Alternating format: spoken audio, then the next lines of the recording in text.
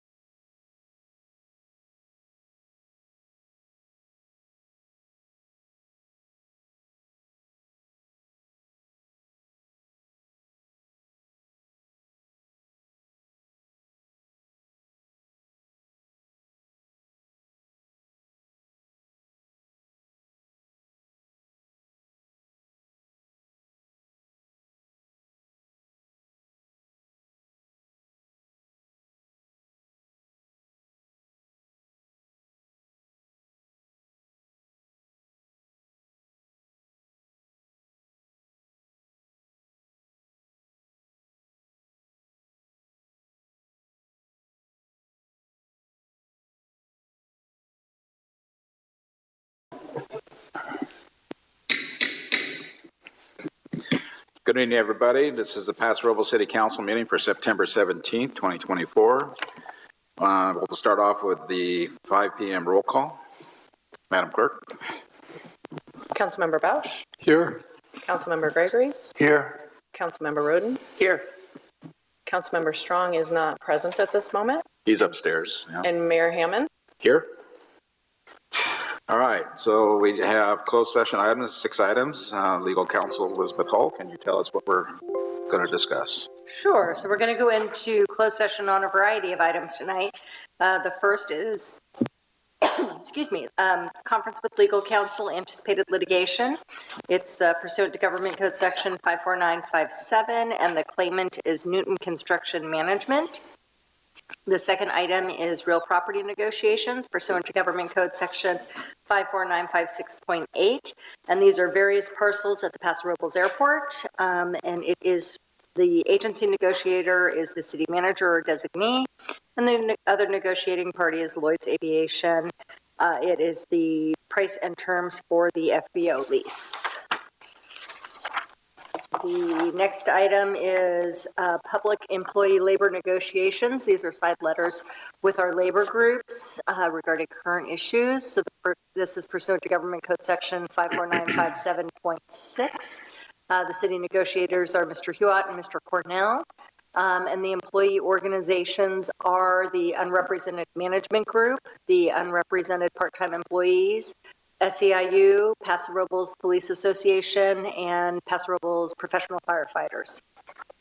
Fourth item is conference with legal counsel, anticipated litigation, pursuant to Government Code Section 54956.92, and that is one case. The fifth item is public employee appointment, pursuant to Government Code Section 54957. The title is interim city manager. Item 6 is public employee labor negotiations pursuant to Government Code Section, again, 54957.6, and this is with the unrepresented employee of the interim city manager. Okay, thank you very much, Elizabeth. Do we have anybody in the audience? Seeing none. Do we have anybody online for public comment? No, sir. Okay, we'll go ahead then and recess to closed session. Returns soon.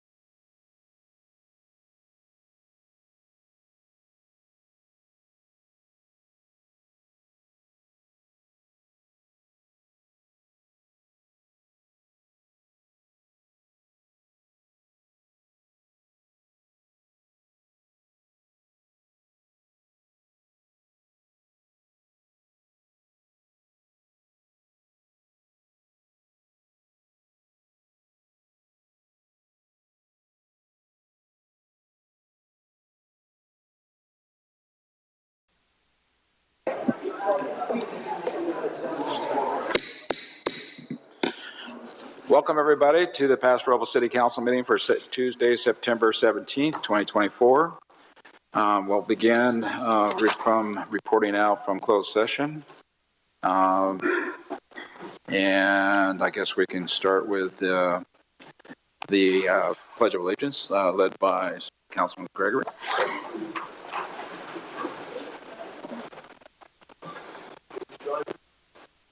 Pledge allegiance to the flag of the United States of America and to the republic for which it stands, one nation, under God, indivisible, with liberty and justice for all.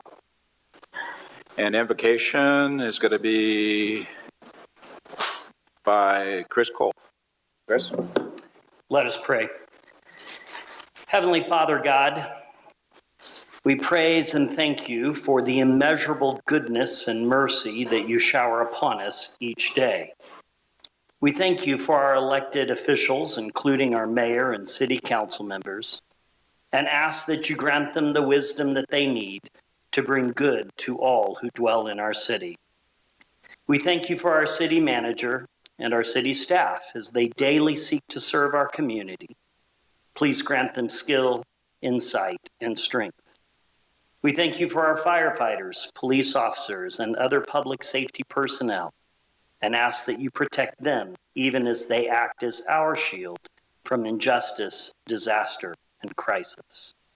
Our world too often seems full of division, bitterness, violence, frustration, and injustice. Remind each of us daily that you are constantly at work, bringing light into darkness, love into places of fear, and life into places of death. We ask that you invite and encourage each of us to join you in these works of doing good to our neighbors and our community. Where we have failed to do so, grant us the humility to repent and the courage to renew our efforts. We ask that you grant everyone in tonight's meeting a humble spirit that seeks to listen more than to speak, to understand as much as to be understood, and to seek the benefit of others as much as our own. In all these matters, we surrender our will to yours, trusting that your providential hand and purpose is always good.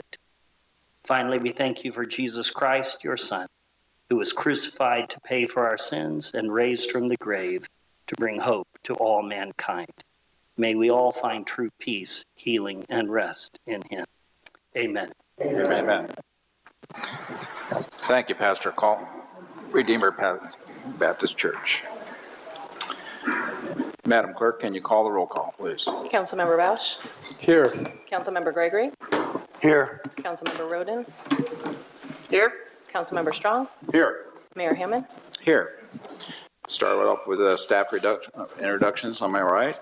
Melissa Boyer, City Clerk, joined by Shauna Hallenstein, Civic Engagement Coordinator, Karen Jackson, IT Technician, and joining us virtually, Fire Chief Jonathan Stornetta. Warren Frace, Community Development Director. Ryan Cornell, Administrative Services Director. Dwayne Brown, Services Superintendent. Eric Lex, the City Librarian.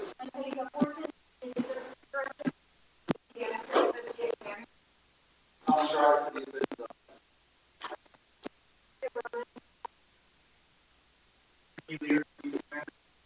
Mark Candell, Airport Technique and Development Review. Rockland Facilities Director.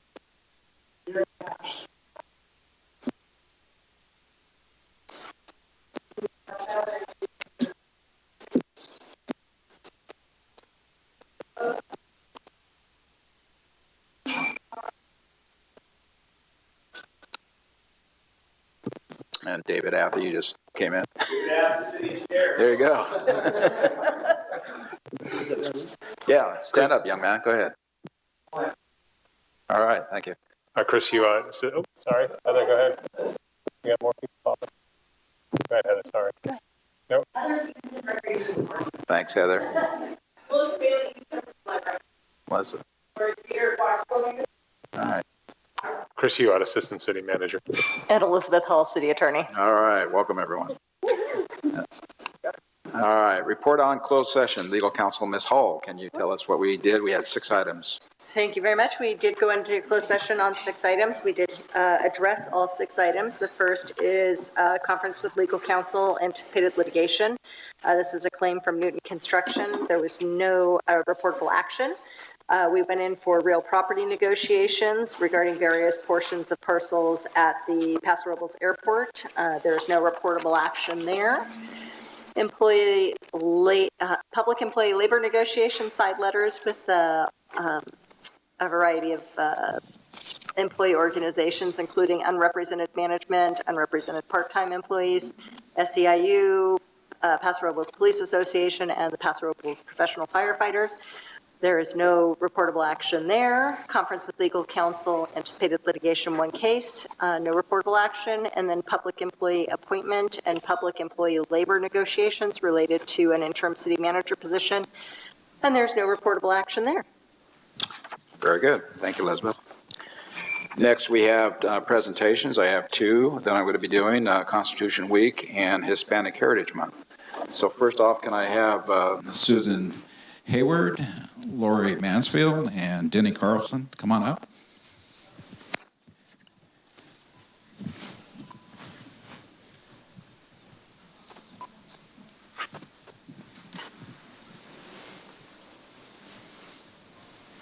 Welcome. Hi. Who would like to hold the proclamation? Okay. Proclamation declaring September 17th through the 23rd as Constitution Week. Whereas September 17th, 2024 marks the 237th anniversary of the drafting of the Constitution of the United States of America by the Constitutional Convention in Philadelphia.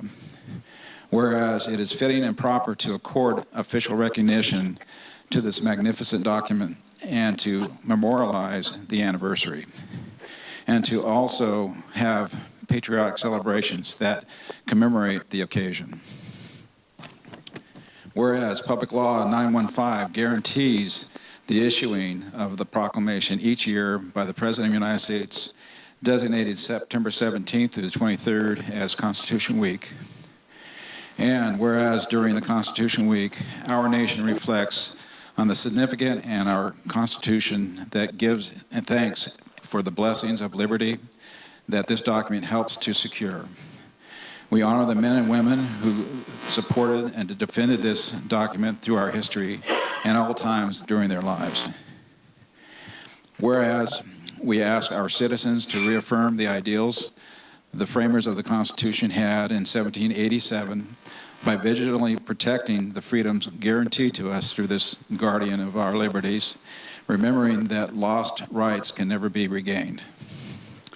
Now, therefore, let it be resolved that I, John Hammond, by virtue of me being mayor of Paso Robles and speaking on behalf of the City Council, do hereby proclaim September 17th through the 23rd as Constitution Week, and urge all citizens to study the Constitution and reflect on the privilege of being an American, with all the rights and privileges and responsibilities that it involves. Thank you for being here.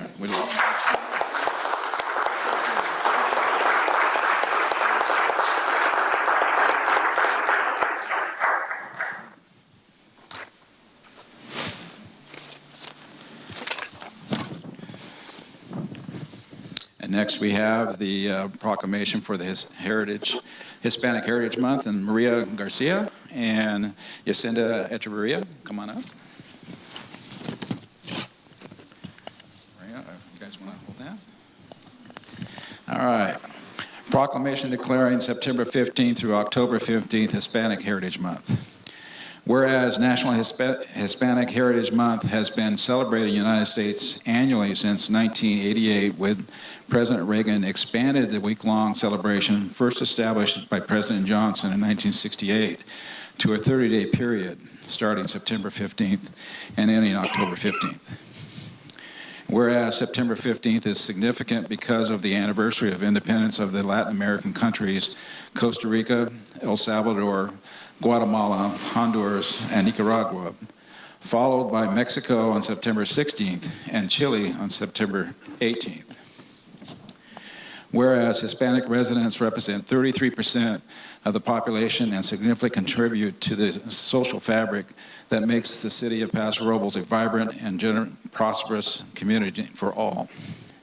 Whereas Hispanic Heritage Month is a time to recognize the invaluable countless ways Hispanic residents contribute to the common goals and to make Paso Robles a better place to live, work, and play. Whereas Mujeres de Acción, women in please. Mujeres de Acción. Yeah, thank you, Maria. Women of Action is what that means. The first Hispanic Heritage Festival downtown in the City Park held last Sunday, and the Downtown Paso Robles Main Street Association, together with the Central Coast Hispanic Business Association, will host its first Dia de los Muertos. Dia de los Muertos. There you go. Day of the Dead, right? Day of the Dead. Yeah. Celebration in the park. This is going to be Saturday, October 26th, providing the community with an opportunity to celebrate Hispanic culture and traditions. Now, therefore, let it be resolved that I, John Hammond, by virtue of me being mayor of the city of Paso Robles, together with the entire city council, do hereby proclaim the 30-day period starting September 15th and ending October 15th, Hispanic Heritage Month, and recommend that all citizens of the city of Paso Robles join in recognizing the importance of this month.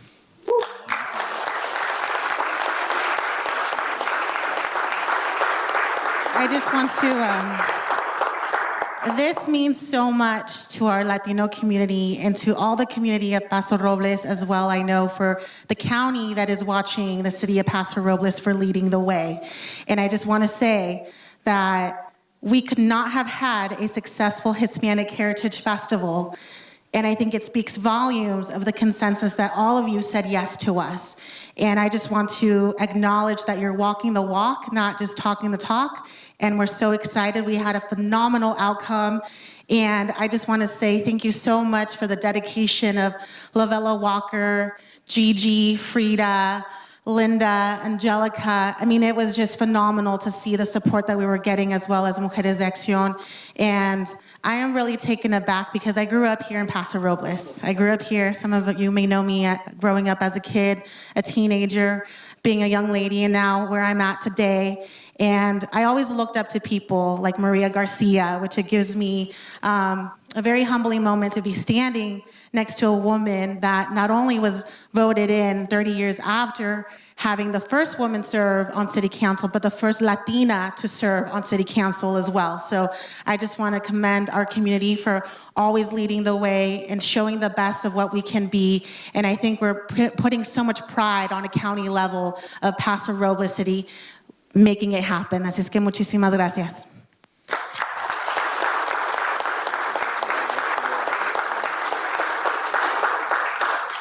Not only are we celebrating today, of course, our first annual celebration that we had on Sunday. It was a great event, but we also celebrated this week our Central Coast Hispanic Business Association had a ribbon cutting, and so we have an official office on 21st Street. So I welcome you guys to come by and see that. We're there to support the businesses and to support the community. We're already getting emails and getting calls, so it's just something that, as Mr. Mayor Hammond just said, there is 30-something% of the Hispanic community here, and we're here to represent them. I also want to welcome you to the Dia de los Muertos event, also here on the park. It's going to be October 26th. Hope to see everyone there. Thank you so much.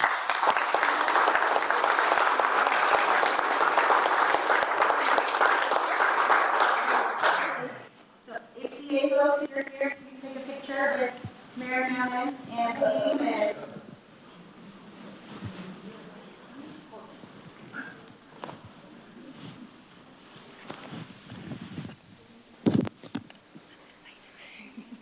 can we have the rest of the council? Let's see, why don't you guys stand?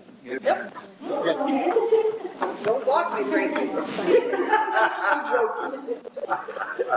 Right up.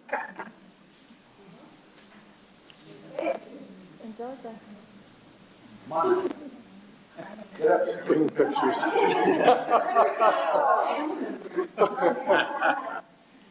I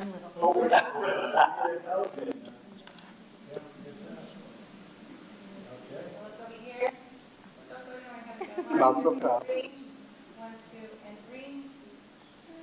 And then we're not going to get it. Come on up. One more.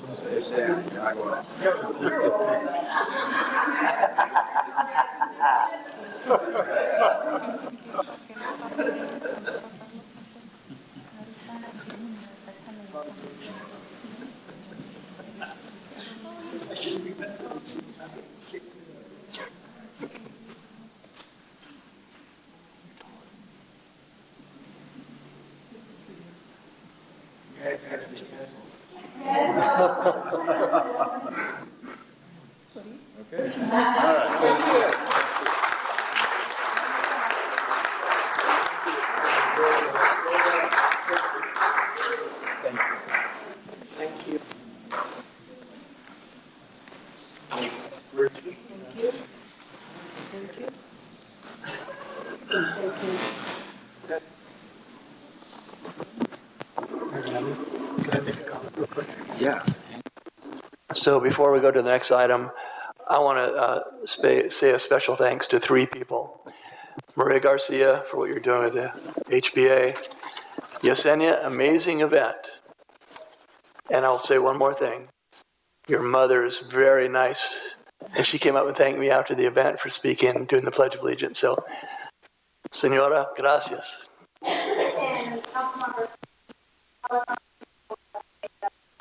Around a little over 4,000 people attended the event, and it was amazing.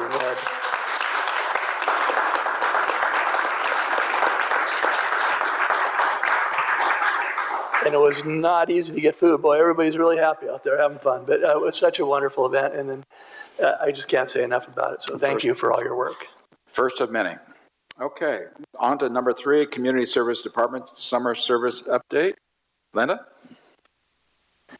Absolutely. Good evening, Council and Mayor Hammond. I'm Linda Plesha, Recreation Services Manager, joined by Eric Lashley, City Librarian. All right. And we're so pleased to be here tonight to provide share our Summer of Gratitude presentation with you this evening, because truly we just experienced the attitude of gratitude all summer long from our participants and attendees through our events and services this summer. So let's kick it off here with what we kicked off summer with, which was our spectacular Super Summer Sign-Up Party held on May 11th at Centennial Park. This is an annual event that we host to support people registering for swim lessons and summer camps and classes throughout the summer. And of course, we couldn't do it without the beautiful Ariel mermaid and all of the free programs and activities and goodies we have for the families. But while all that was going on, our staff processed $47,000 in registrations for swim lessons and camps and classes in 5 hours that day. Wow. We followed that up with the first teen event that we've hosted in 10 years. We partnered with our youth commissioners. 2 of them are here tonight. Thank you so much for coming out and supporting this presentation. We partnered with them to host the first teen movie night event featuring Top Gun Maverick at Centennial Park last summer. And we're already working with them to hopefully plan an event for this fall. And then we all got to attend the biggest event of the summer, 4th of July at Barney Schwartz Park. Our staff hosts the Free Family Fun Zone with so many free fun activities for families on one of the soccer fields, in addition to everything else hosted by the city. It was a hot, hot day, so we brought out the water play. We had all kinds of water games for everybody to keep them cool and refreshed, and staff was having a great time as well, as you can see. And for me, Thursdays, concerts in the park during the summer, that's to me when I know it's summer in Paso. We have been hosting concerts in the park for 24 years in Paso Robles. This year we hosted 9 concerts. with an estimated of attendance of a little over 20,000. We host these concerts in partnership with our nonprofit Paso Robles Rec Foundation, and you can see them right here in the middle of my slide. They put on their crazy hats to raise funds for our recreation scholarship program every concert, and they raised over $12,000 this summer for our recreation scholarship program. And we all want to be that guy, right? The guy that was on the bench. I can't go backwards. We're just going forward, I guess. So I just met, shoot, I don't think I can go backwards. Lots of wonderful camps and classes for us. Thank you so much. I got some tech support over there on this side. And we have this wonderful volleyball program hosted by JC and Janelle Lowen, former Bearcats and current college students, college athletes. They provide volleyball camps for us during the summer and during the holidays, and youth of all ages really enjoy this program. And the slide right next to it is one of my favorite things that happened this summer. Our Shorin Ryu karate class, that is a year-round program, actually got in the pool this summer, wearing their gis, practicing their katas, just as if they were in Okinawa, Japan, which is where Shorin Ryu karate got its originated, and they practice in the shores of Japan over there. So it was a really fun experience for us to support. Some of our wonderful camps and classes include Zookeeper Camp and Lego Camp. We had over 285 camp and class offerings at Centennial this summer, and our attendance was over 3,000 participants, including at this wonderful youth tech camp and crafting classes as well. And speaking of attendance and numbers, wait till you hear these numbers on our aquatics program. This year, we provided 8,000 swim lessons in just 10 weeks. That includes group lessons, private lessons, which was new to us. We provided 612 private lessons. It included adaptive lessons and another new program, which is teen lessons for us this summer. In addition to the swim lessons, we have other programs, including Aqua Jam, which is wildly popular. It more than doubled in attendance this year. We recorded over 2,000 attendees in just the 10-week season, and Public Swim had over 3,000 attendees. So include these programs, in addition to Lap Swim and Aqua Jam, our total attendance at our aquatics program this year 13,350. Wow, that's amazing. A new number, and our aquatics coordinator is here tonight. Big shout out to Tita for that.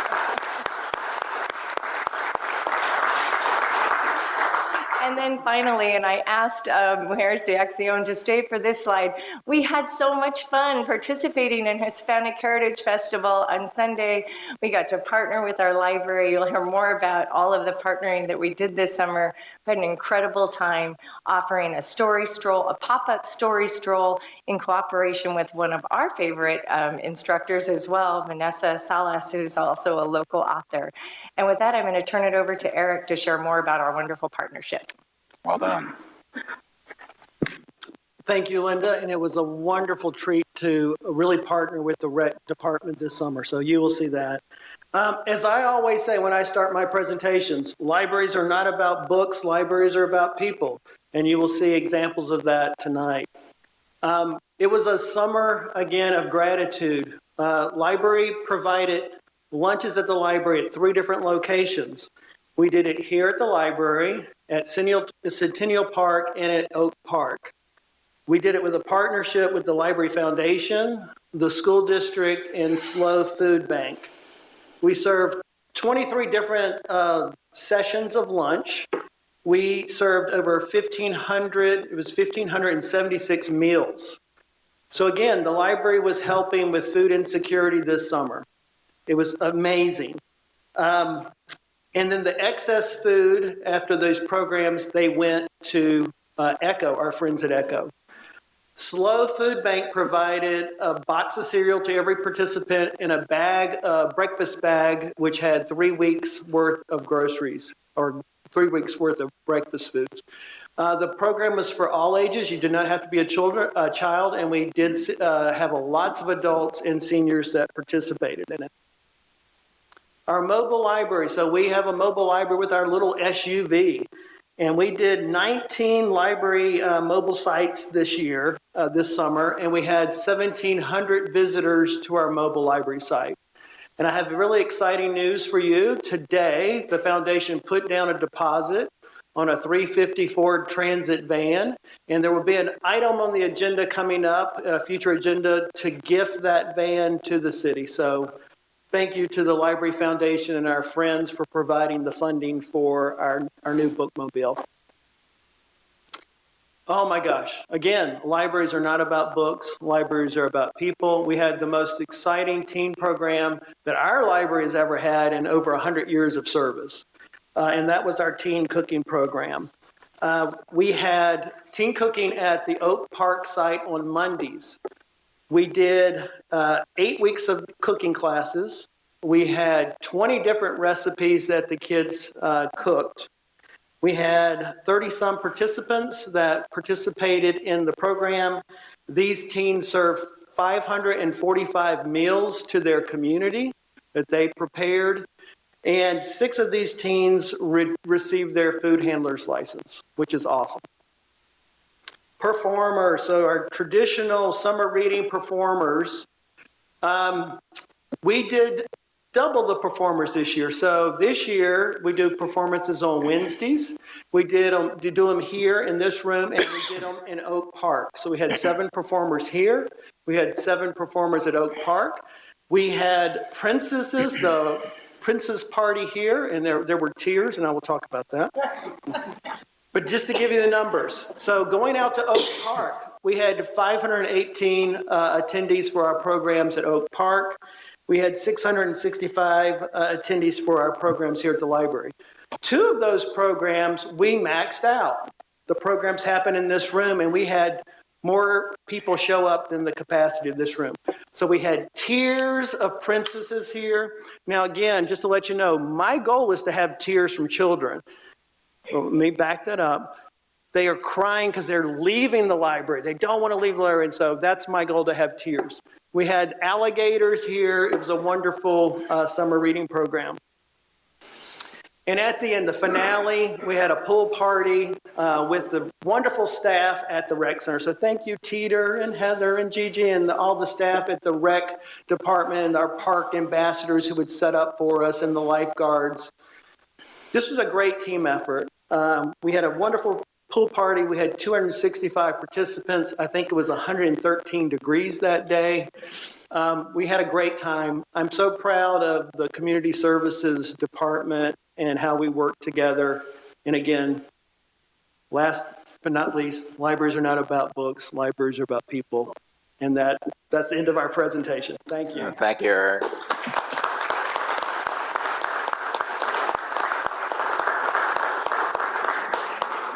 Any questions, council, on the presentation? Thank you, guys. Well done. Thank you. All right, we're going to move on then to general public comments. This is the time that the public may address the council on items within its purview, but not scheduled on tonight's agenda. Council or staff may briefly respond to statements or questions posed by the public. Please fill out a speaker information card and give it to our city clerk before you speak. Speakers will have 3 minutes. Those people wishing to speak on any item scheduled on tonight's agenda will be given the opportunity at the time the agenda item is being heard. First up, we have Dale. Good evening, Dale Guston, 630 13th Street. I got a comment about the recreational department. They also are involved in the seniors and the veterans buildings, and the seniors programs are actually recognized statewide as being the best for the size of city we have anywhere. And of course, our concerts in the park have been copied by the other cities. Believe it or not, we started that, and then the other cities started copying it. But one year I went to Hearst Castle on a presentation involving recreation. And the most outstanding fact I got out of that was a city that has a good recreational program has less crime than any other city. And I think that that's part of the reason our crime is minimal compared to some of the other cities. Thank you for that. I do have one last question. I haven't got my answer on the number of people that got refunds on the parking. Thank you. All right, thanks, Dale. Next. Dana, welcome. Hi. I'm Dana Roden, Paso Robles resident. I just wanted to take a couple of minutes tonight to set the record straight about some false information going around about my wife, Councilmember Sharon Roden. At the last city council meeting, Michael Rivera lied about her. It sounded to me like he was trying to shame her. He publicly chastised her and told lies that have since been repeated and repeated again. He spent his 3 minutes at the microphone during the general public comment portion of the meeting to rant in a way that felt, to me, spiteful, condescending, bullyish, and offensive, and I feel compelled to speak to the truth. And I sincerely hope that the people who heard these lies or repeated them and or believed them over the last couple of weeks are listening now. Councilmember Roden did have an opportunity to respond that night and tell her side of the story, and it should have ended there. And if that had been the end of it, I wouldn't be speaking to it tonight. But that wasn't the end of it. He went on to file a complaint, and in doing so took valuable resources away from our police department to investigate his bogus claim. Other people have been parroting what he said. I've seen it regurgitated and repeated in online news publications and social media. Councilmember Roden didn't remove Michael Rivera's campaign sign. She did not touch his sign. There's no way he could have seen her remove his sign because it did not happen. There's no disputing that his campaign sign was removed. It was removed by the owner of the business who had already promised that spot to Councilmember Roden. The security camera clearly picked that up. But Michael Rivera stood up at the microphone and said, among other things, that he saw her take down his campaign sign. He also said that it reveals a character flaw that the community should be aware of. No, it's Michael Rivera's lies that reveal a character flaw that the community should be aware of. It's his pattern of falsely crying victim that reveals a character flaw that the community should be aware of. He accused her of, and I quote, challenging our election laws and showing complete disrespect for another candidate. He said it was a serious case of election interference by someone who should know better. In my opinion, he needs to take a good long look in the mirror, for he's the one who's guilty of these things, not her. By the very nature of his false accusations, Michael Rivera is the one who committed these violations, and I just feel it's very important to point that out. Thank you for your time. Thank you. Linda. Hi, Linda George. I wasn't actually going to plan to speak with public comments and give you guys a break today. However, after hearing that, Linda George, 3126 Spring Street. You know, I'm glad I don't have signs right now. I have never seen anything so ridiculously petty in my life that you guys would actually take council time to hear the complaint. He has every right to file a complaint, whether he's right or wrong. It's that simple. I have my own complaints with your campaign and your behavior, frankly. But that's not what I'm here for. I am here to represent the people of District 1. I'm a candidate for District 1. I have walked around this district since March of 2024. I've met a lot of people. But all I'm saying is that enough is enough. Signs don't belong on city property. They don't belong on county property, but we see them everywhere.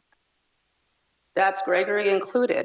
So I am very sad that we're all adults and we're having these situations occur between each other, because I'm going to say this again, Ms. Roden, I respect your campaign 100%. Okay? The only thing you're going to catch me trashing is your voting record. When I get my signs, I don't want to play that game. So I hope that everybody just stops, because I have never seen in my life, and since 2009 of lobbying at the state capitol, every city in this, at least 10 different cities in this state, I've never seen this before. And, you know, dirty politics are dirty politics, but I think the code of civility was very clear to all of us. I remember sitting with Melissa, and she probably had to tell me like 3 times, you know, because I was processing in 114-degree weather. However, I think it's just time to respect each other and each other's campaign. and leave each other's property alone. I mean, Chris Bill's little picture was on a water meter. I didn't care, but it was the resident who called me and asked me if I could call her to remove it. Somewhere along the line, we need to respect each other's campaign. You do you, I'll do me. Leave each other alone. I mean it, Ms. Roden. I've never seen anybody be so arrogant. And I didn't want to come and say that today, but there's something not right here. Thank you. Welcome.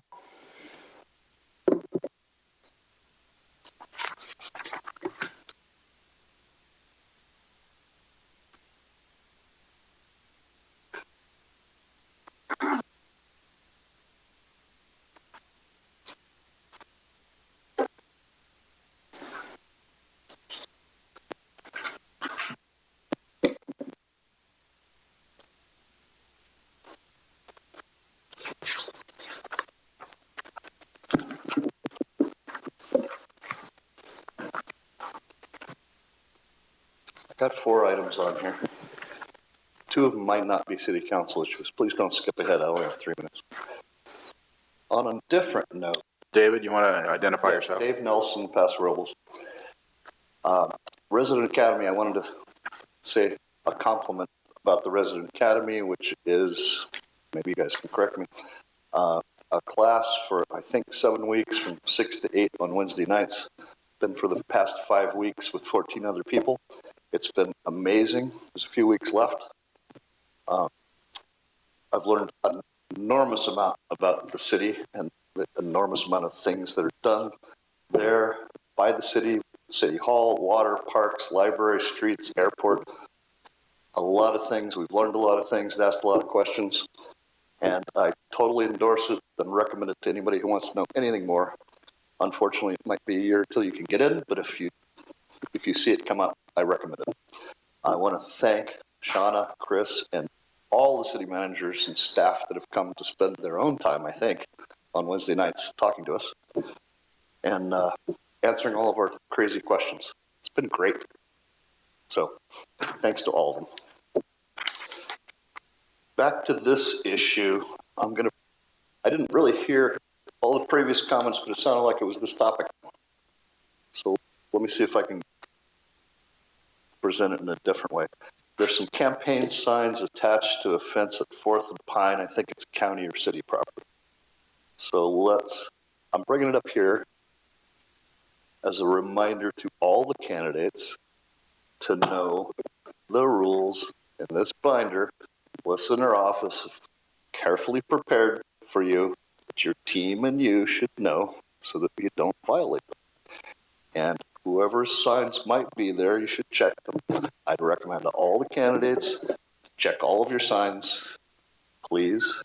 As well, I've heard that there are endorsements on some people's sites that are not actually endorsements, and I'd recommend to all the candidates to verify your endorsers, please.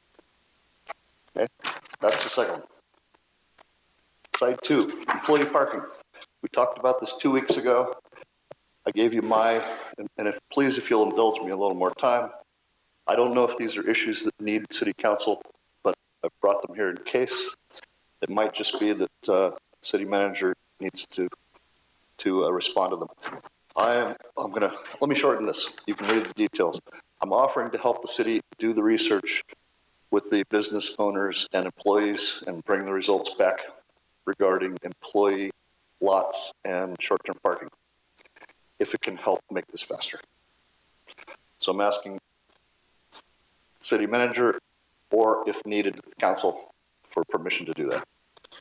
Lastly, employee lot permits.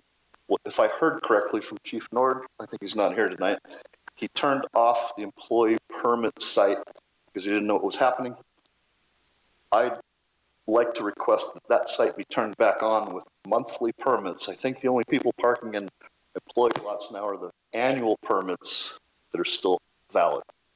I think it's in our best interest to get as many employees to park in those as possible, to get them out of public retail spaces for now on a monthly basis until we decide what to do. So I'm requesting that either it's in the hands of city staff or the police department. I don't know if it needs council. So that's my request. Thanks. Thank you, sir. Michael?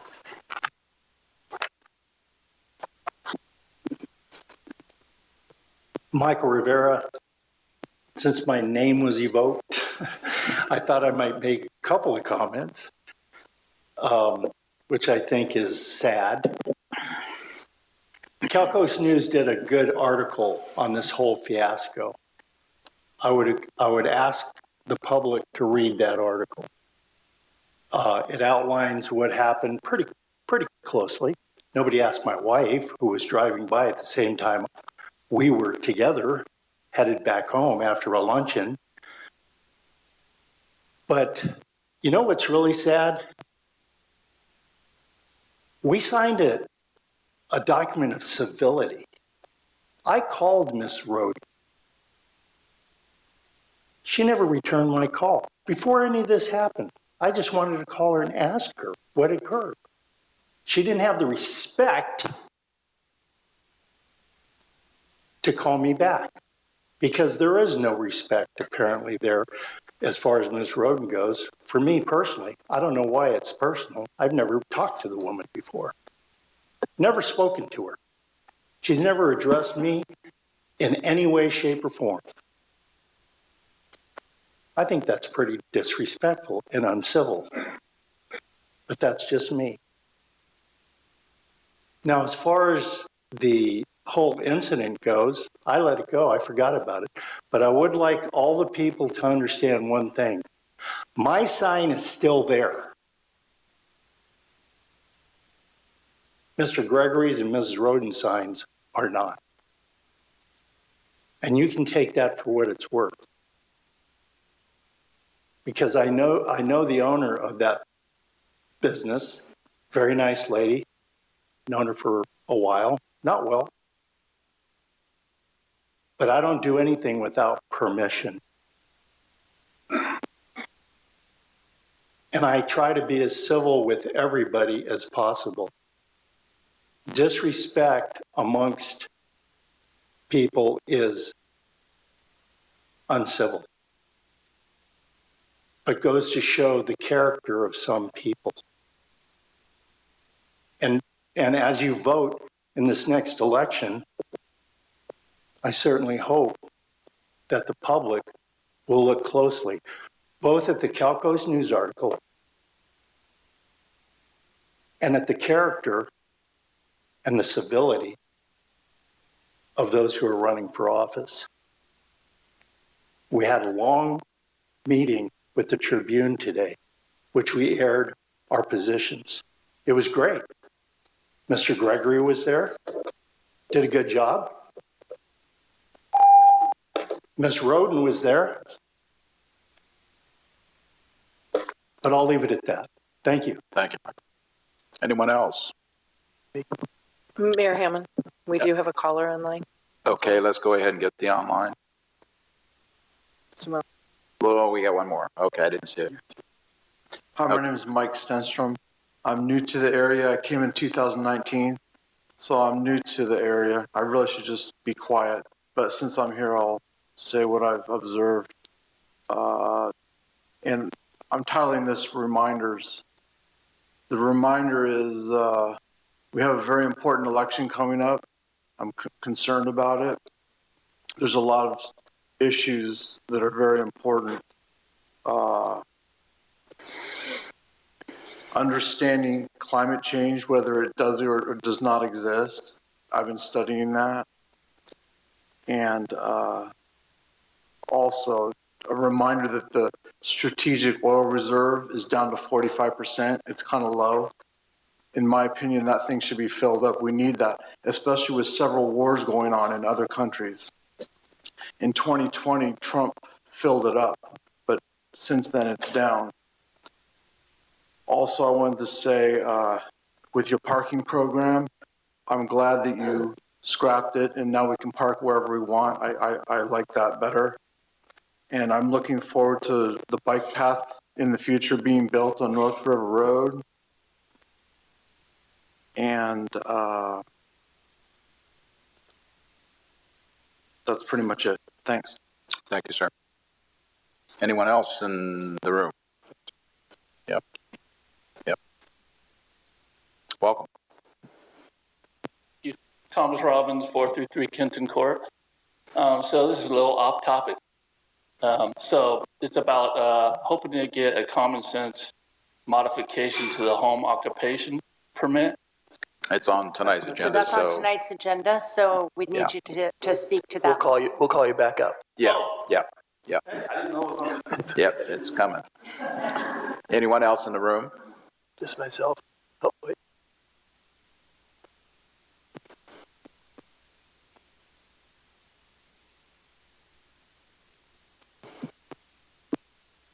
I just have two quick comments. Gary. Gary Lair, 1472 Whippoorwill Lane, Templeton. I have been accused of having a conflict of interest on certain issues. I'm not managing anybody's campaign this year. 2 years ago, I was involved in anywhere from 7 to 10 campaigns. I was involved in school board campaigns and supervisor. My experience was that if there was a problem with the campaign sign, we would just, either myself or the candidate would call the other candidate or their campaign manager and say, look, you've got a sign, you may not even be aware of it, just, please take it down.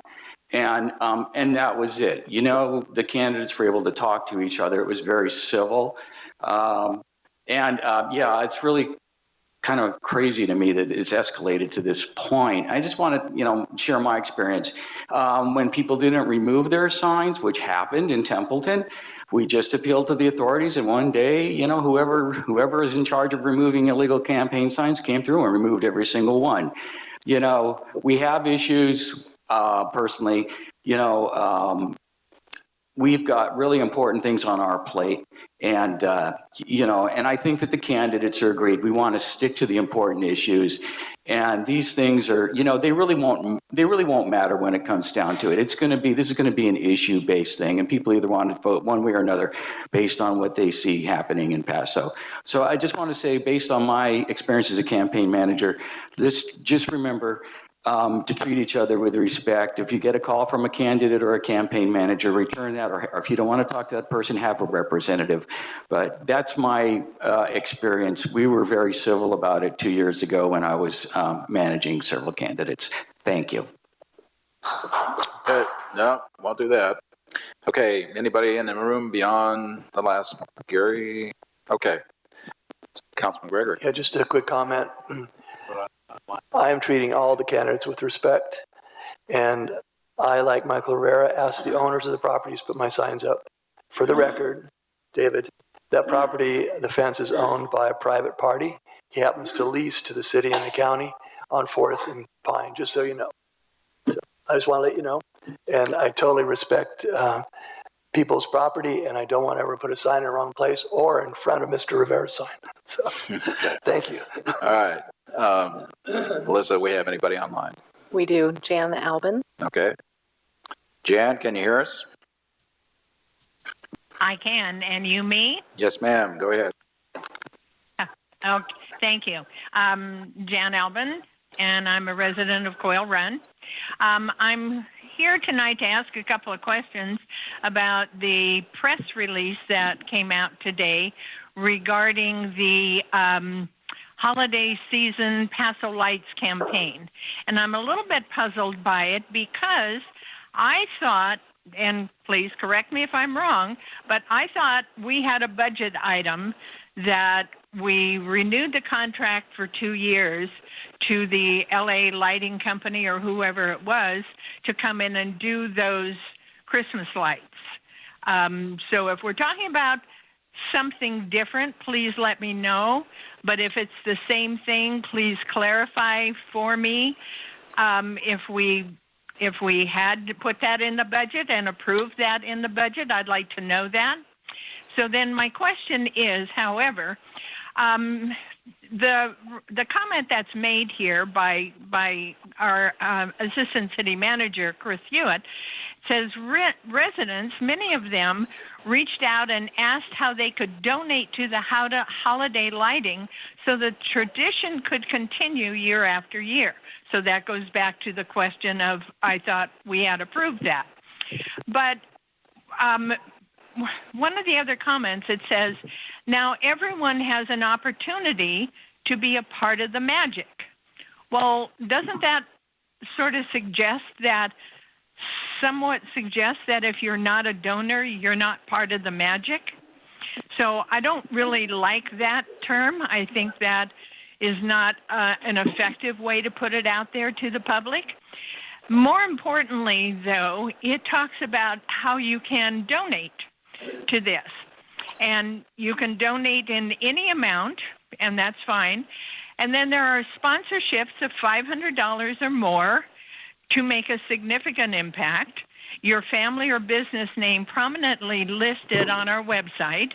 A sponsor of $3,000 or more, become a major contributor, family or business name prominently listed on our website, and enjoy access to the new Paso Lights Lounge at the New Year's Eve bonfire and concert.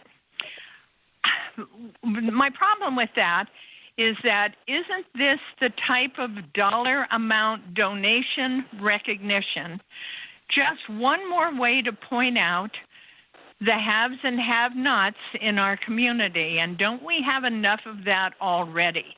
Shouldn't a donation be a donation and not be specifically recognized for the amount of money? And don't we have more people with significant amounts of money who can donate it? And why should that be more important than the family who donates $25? So thank you. That's my issue. I don't like how they have the donation page set up. I don't like the way this would work. Thank you very much. Thank you. We have one more person in the room. Go ahead. Okay. Your name? What? Your name, go ahead. My name is Gloria Fema. I'm the liaison of the Paso Robles Democratic Club to the City Council.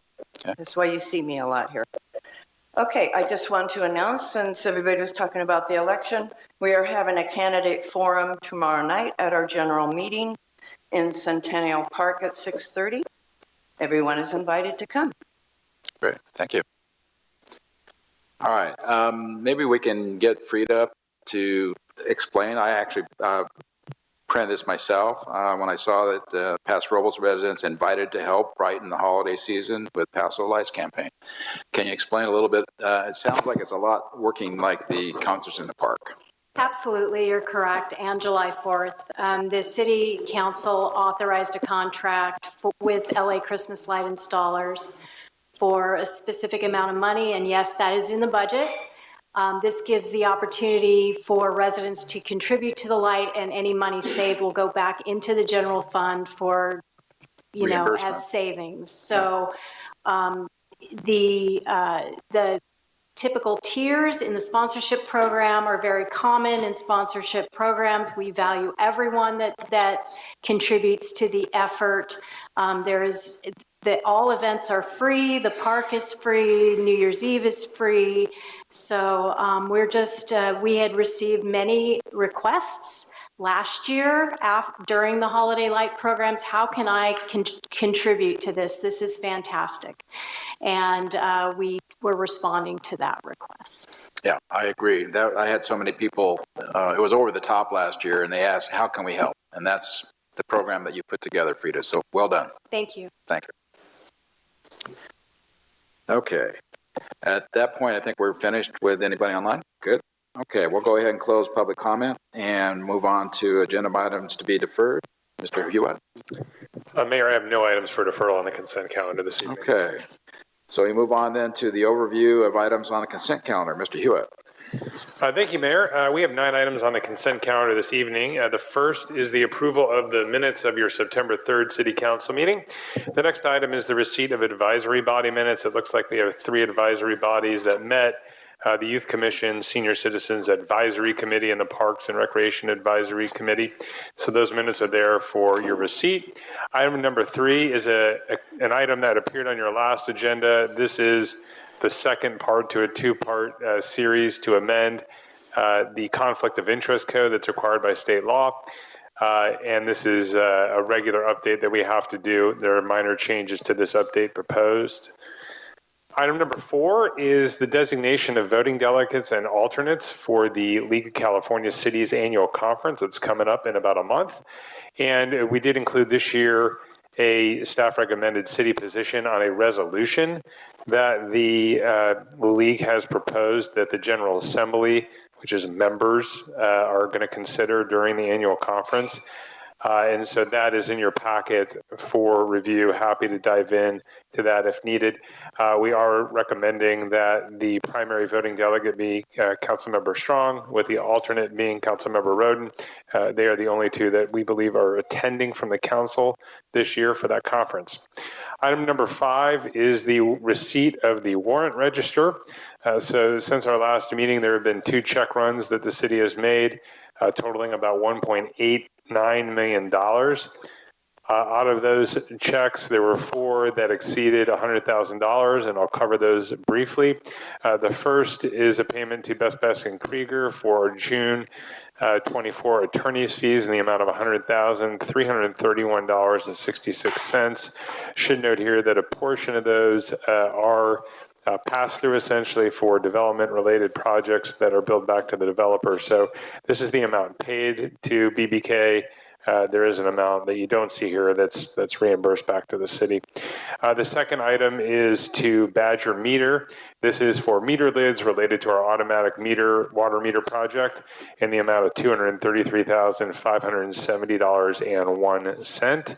The next item is to Specialized Pavement Markings, and this is for our annual pavement striping refresh. I believe we had a couple of projects, one on Dollins, one on Theater. There may have been another one out there, but those are the 2 big ones, totaling $110,988.12. And then lastly, a payment to JJ Fisher Construction for construction of Right Way, which is out at the airport. This is paid out of the airport fund in the amount of $459,680.25.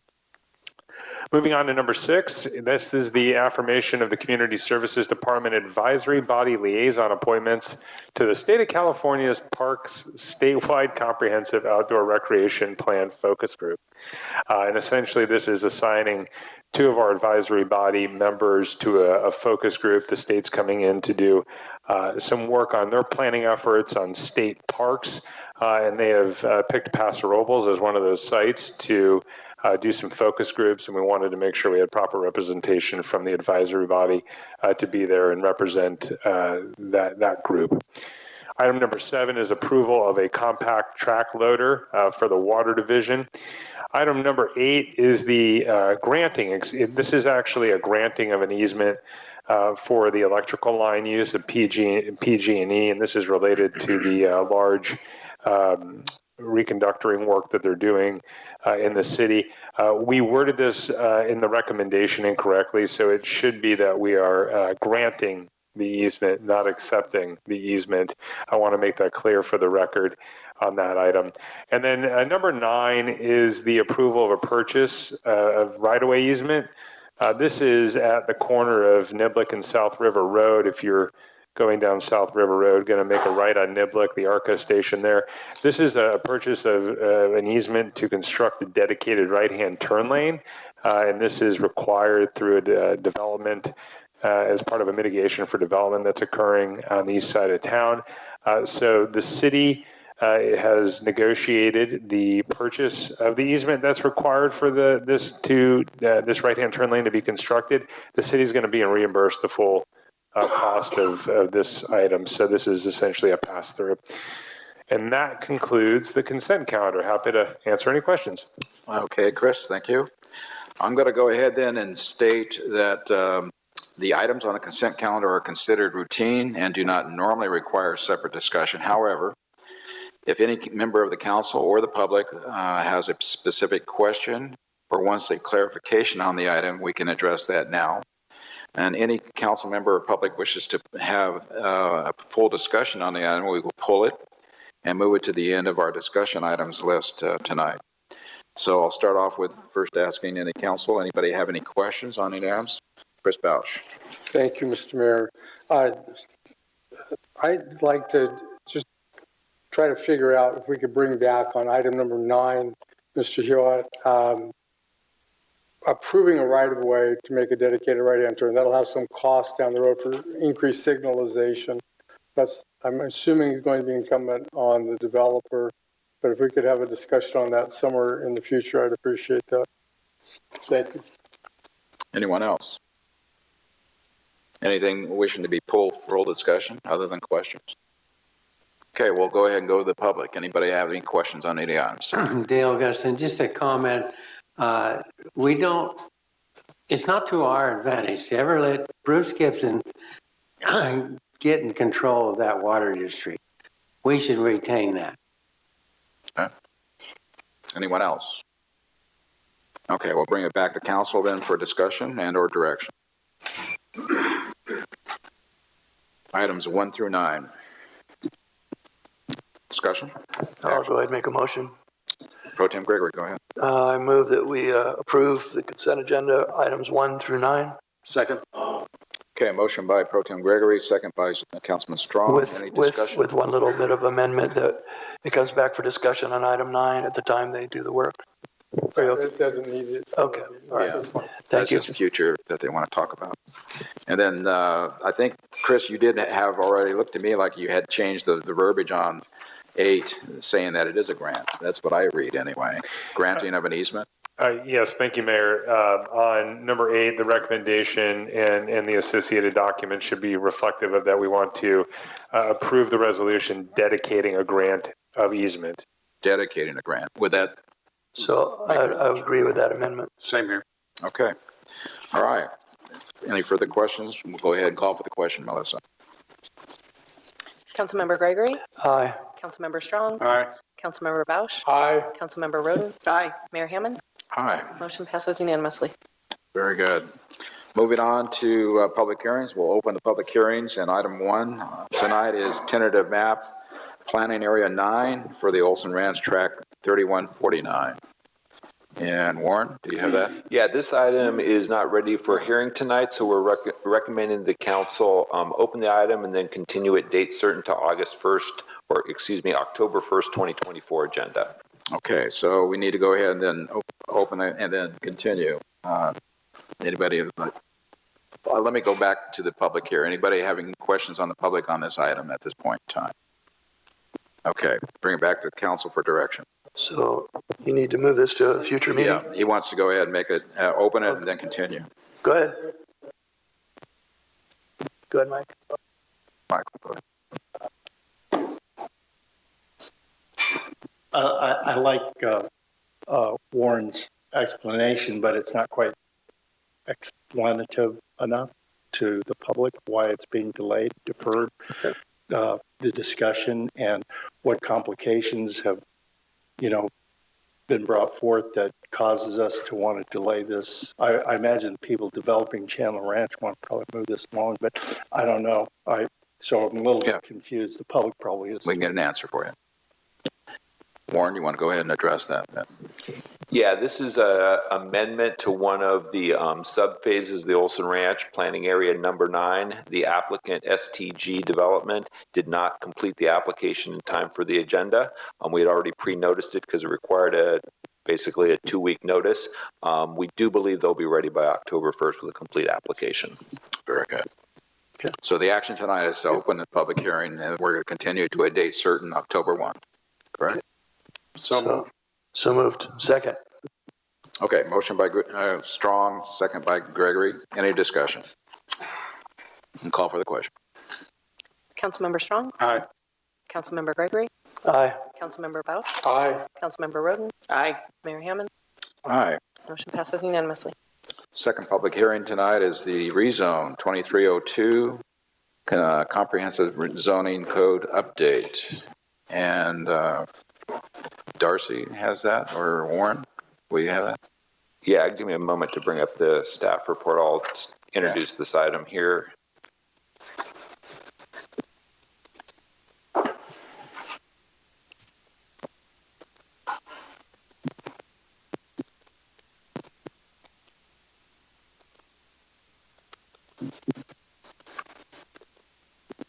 All right. Thank you, Mr. Mayor, members of the council. Tonight, we have a recommendation from the Planning Commission. This is regarding a comprehensive update of the city's zoning code.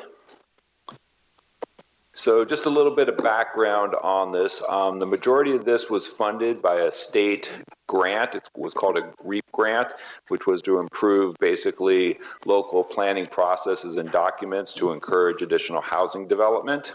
The city contracted with MIG Incorporated to prepare the update. They're the same consultants that successfully updated the city's housing element in 2019. So Genevieve Charo was the lead. She's on the team's call if there's any technical questions. And then she worked very closely with the city planning staff. So Darren Nash, our city planner, and Darcy Delgado and Katie Bannister, our associate planners, basically spent the last 3 years working on this to get it to this point tonight. So just want to thank them for their effort.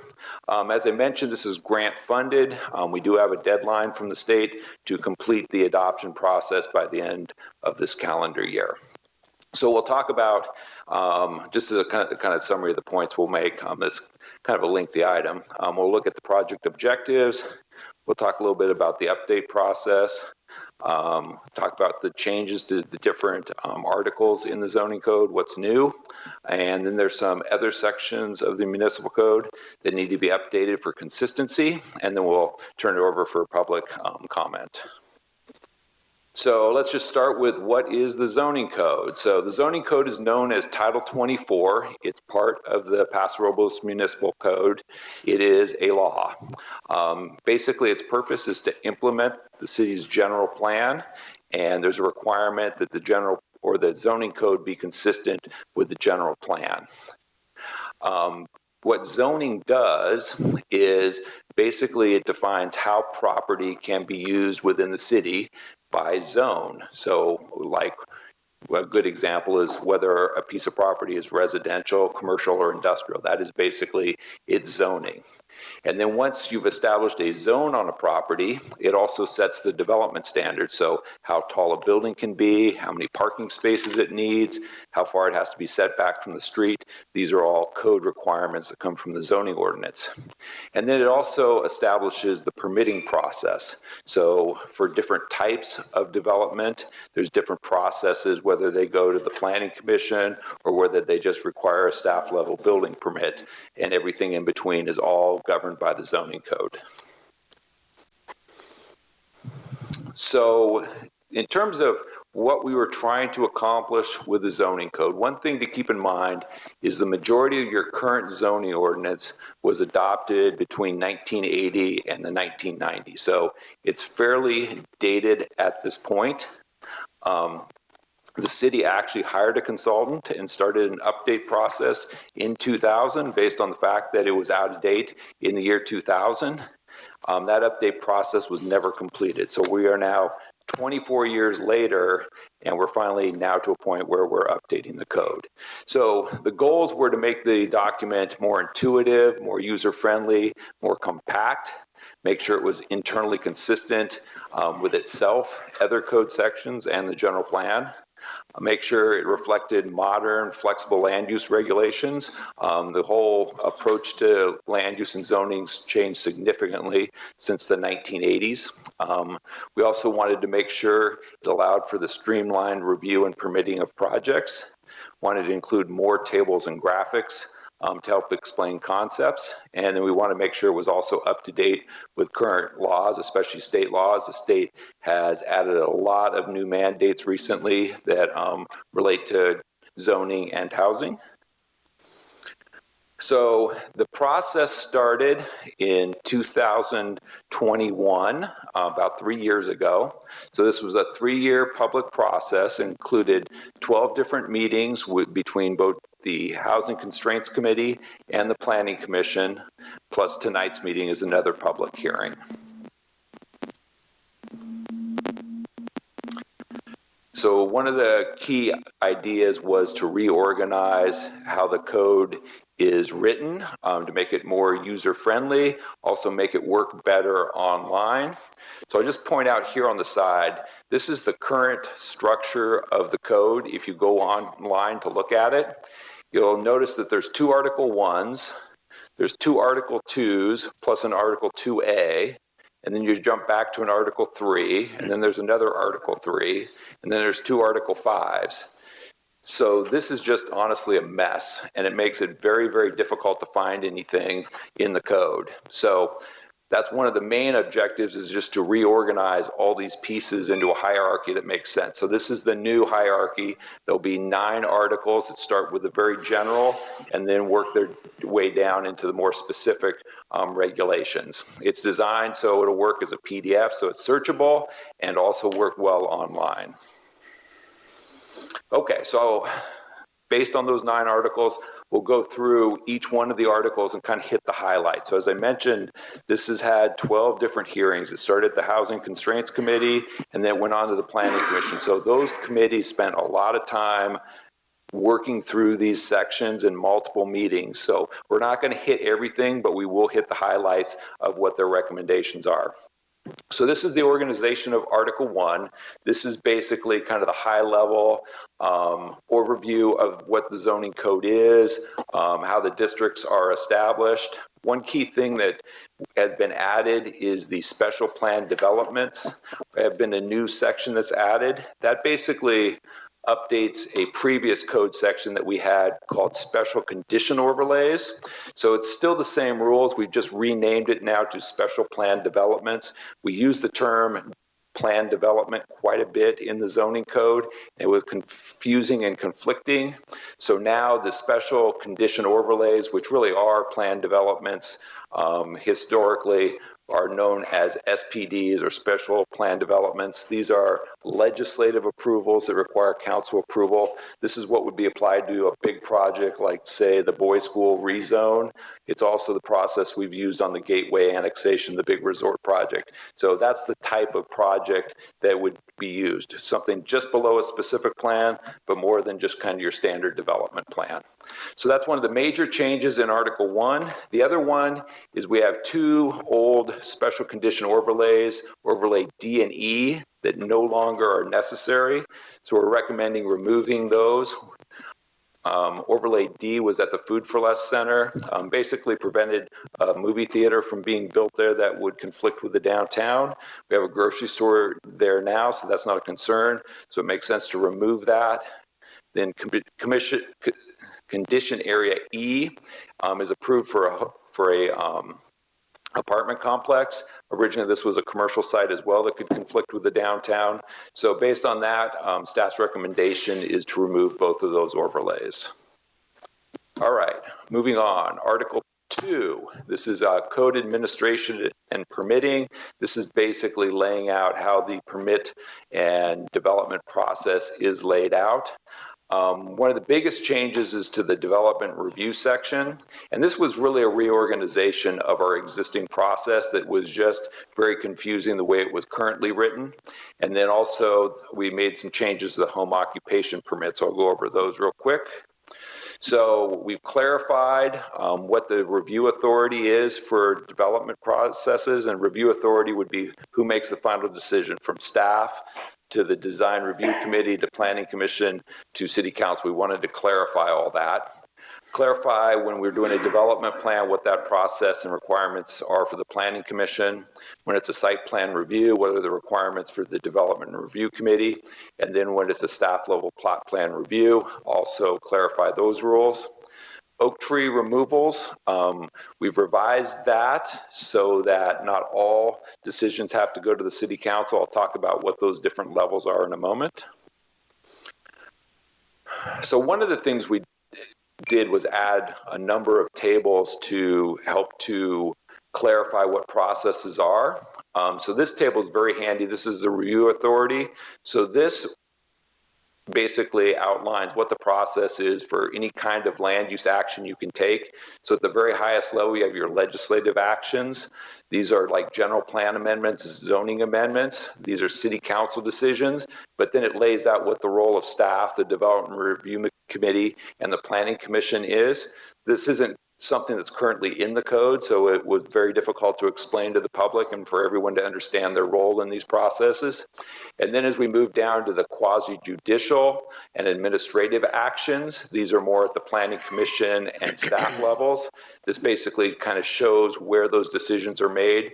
The majority of what we do is the development review process, which would be the plot plans, which are staff level reviews of building permits, the site plan reviews, which go to the DRC, and then the development plan process is the process that goes to the Planning Commission.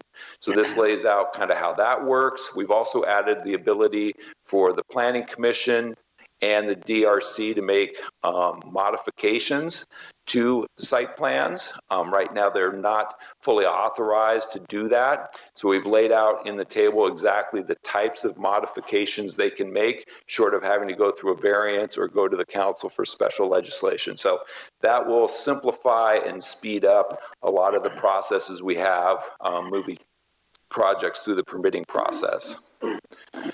Oak tree removals. So currently, the rule is that all oak tree removals require council action. There's typically one or two of those on each council agenda.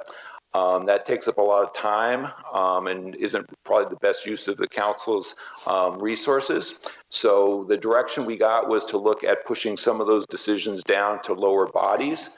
So the recommendation that came out of Planning Commission was that the Development Review Committee, which is a subcommittee of the Planning Commission, would have the authority to remove one tree that wasn't subject to development.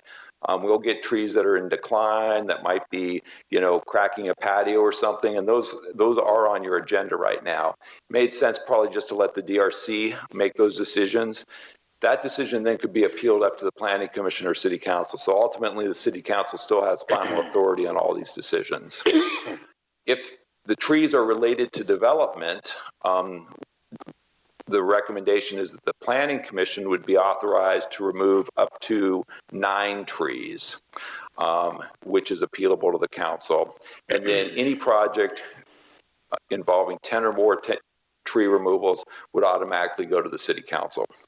So this is a recommendation from the Planning Commission, but the council has full discretion to set these numbers however you see. And if you like your existing process, we can leave it as is. Okay, home occupation permits. I know this has been an issue of a lot of discussion in the community. So we've made some changes based on some of the input that's come in. I know one of the issues was at Planning Commission, we had a prohibition of pet sitting. We looked at that issue and realized that it wasn't really pet sitting that should be prohibited. It should be kennels that should be prohibited, and that pet sitting should be an allowed home occupation. So these are the allowed home occupations here. These are the prohibited businesses here. Right now, pet sitting would be subject to the same rules as just residential dog keeping, which is 3 dogs. More than 3 dogs, which is 4 dogs or more, would fit under the definition of a kennel. So that's the recommendation that we're forwarding. The council does have the authority to adjust these numbers. Keep in mind, these numbers are consistently used by all the other cities in the county, that 3 is a residential use and 4 is a commercial kennel use. We've also included the current code here, just for example, that all these highlighted orange prohibited businesses are currently straight out of your existing code. So the only ones that have been added is medical services, massage, mobile tire and oil changing, and then auto dealerships. But the orange ones are just carryovers from your current code. Another question that's come up is, what are the allowable parking, or what are the parking requirements for commercial vehicles related to a home occupation? So this was an issue that the Planning Commission spent a lot of time on. They were worried about how these vehicles affected the character of neighborhoods. So what they recommended is basically option A, which is that you can, with a commercial home occupation, have a commercial truck, which would be like a Sprinter van or a heavy-duty pickup, and some sort of service trailer parked on site, but it would have to be behind the setback, which is like the front of the house, and behind a fence. So that's what's shown here. So that's option A. That's what's currently in the code under D and E. We know this was a concern for some folks, so we wanted to give the council some other options. The second option would be you could allow those vehicles, the truck and the trailer, to be parked in the front setback, basically on the driveway or a similar paved surface. So that would be option B. And then the most lenient option would be C, where they could just park in the street right away, which we're not recommending. We do think B, you could definitely entertain B if you want. You could do C if you want as well. Okay, moving on. Article 3, this is the zoning districts. This is actually where we establish and codify the different zones that apply throughout the city. This is basically the zoning map section. So that's this table here. So along the top of the table, these are all the established zones. The R zones are your residential, the C zones are commercial, and then you move on to the industrial zones. And this table basically tells you within each zone whether you can have a restaurant or whether you can have some sort of commercial animal keeping as examples. And this shows, whether it's permitted or whether it requires a conditional use permit, or if it's just a dash, it's not permitted at all. So this is basically what goes with the zoning code. This is what the majority of people and applicants are interested in, and this is where pretty much all your permitting processes start. So this table has been tightened up. We've updated the uses to reflect more modern uses and made sure that we had as much consistency as possible between the different zones. So just some highlights in the single-family residential zones. There were some setback and height inconsistencies that have been updated. We also added some objective standards. Multifamily zones, same thing. Reduced some of the requirements for setbacks and separations between buildings, basically to allow more flexibility in terms of developing sites. There was this R3-O zone on Creston Road. It just applied to 2 parcels that really didn't fit anything else within the city. So we did some cleanup there so that it actually allows residential and office together, because first it didn't actually do that, even though that's what it implied by the name. Commercial zones made height limits consistent, added some buffering requirements. The office professional zones have been a little out of sync with the other districts, so that's been updated. These were all reviewed multiple times by your planning commission. And then the mixed use overlay, which we've used quite a bit recently, that new apartment project at the Walmart Center, the affordable senior project, was done with a mixed use overlay. So we basically simplified that process so it's easier to use in the future.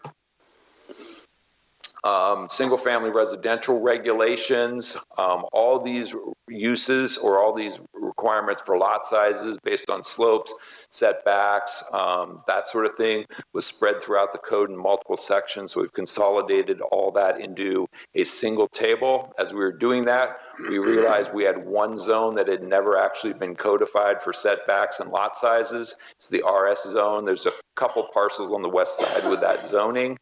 So we've added that. So that just helped to clarify what the rules are and make sure everything's treated equally. Article 4, these are basically kind of regulations for development of kind of smaller items throughout the development areas. So things like walls, fences, landscaping, parking, that's where these sections are.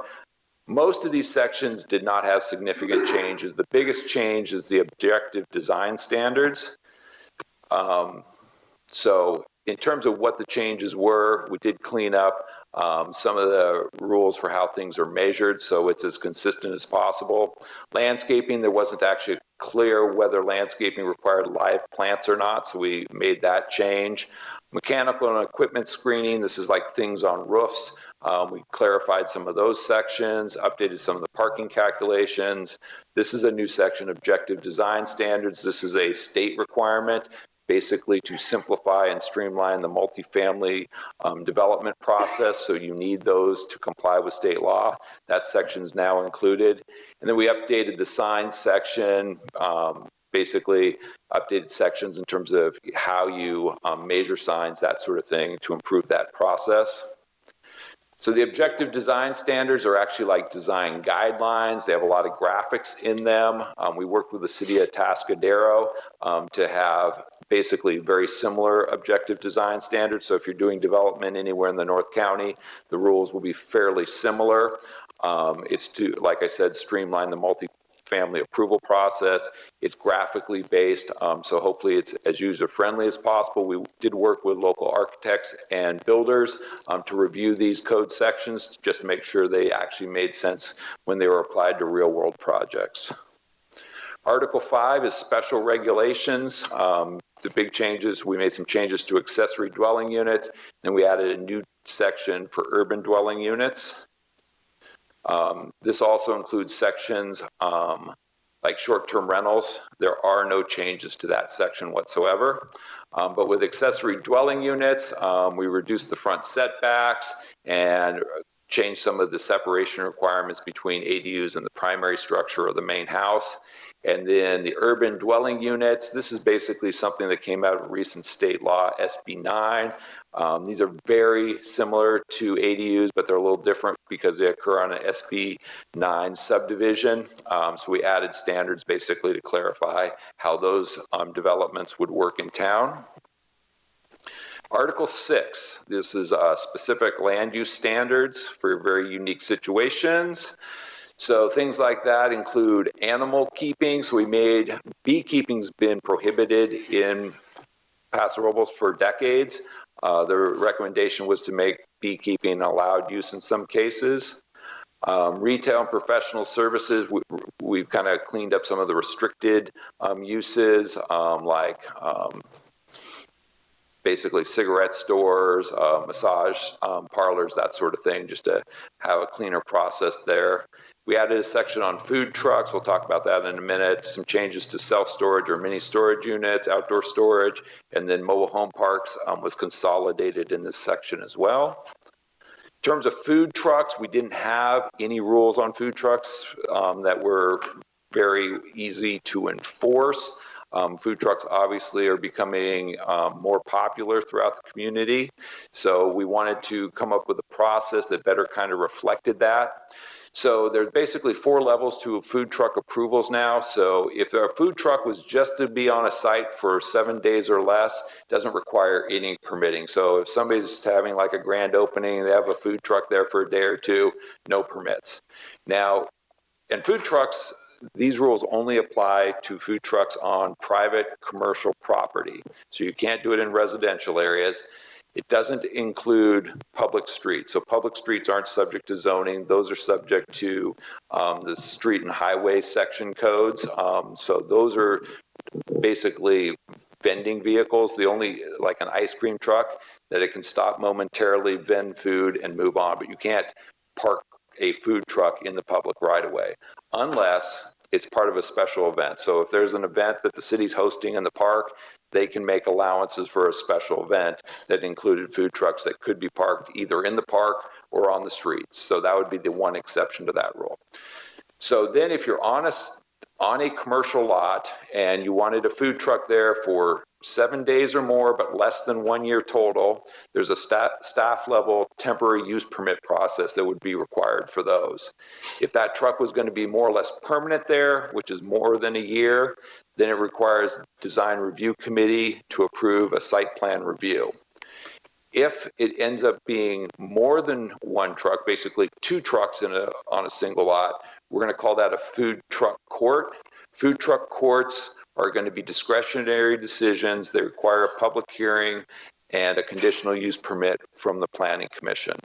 So that's the recommendation from Planning Commission on how to regulate food trucks. Okay, mobile home parks.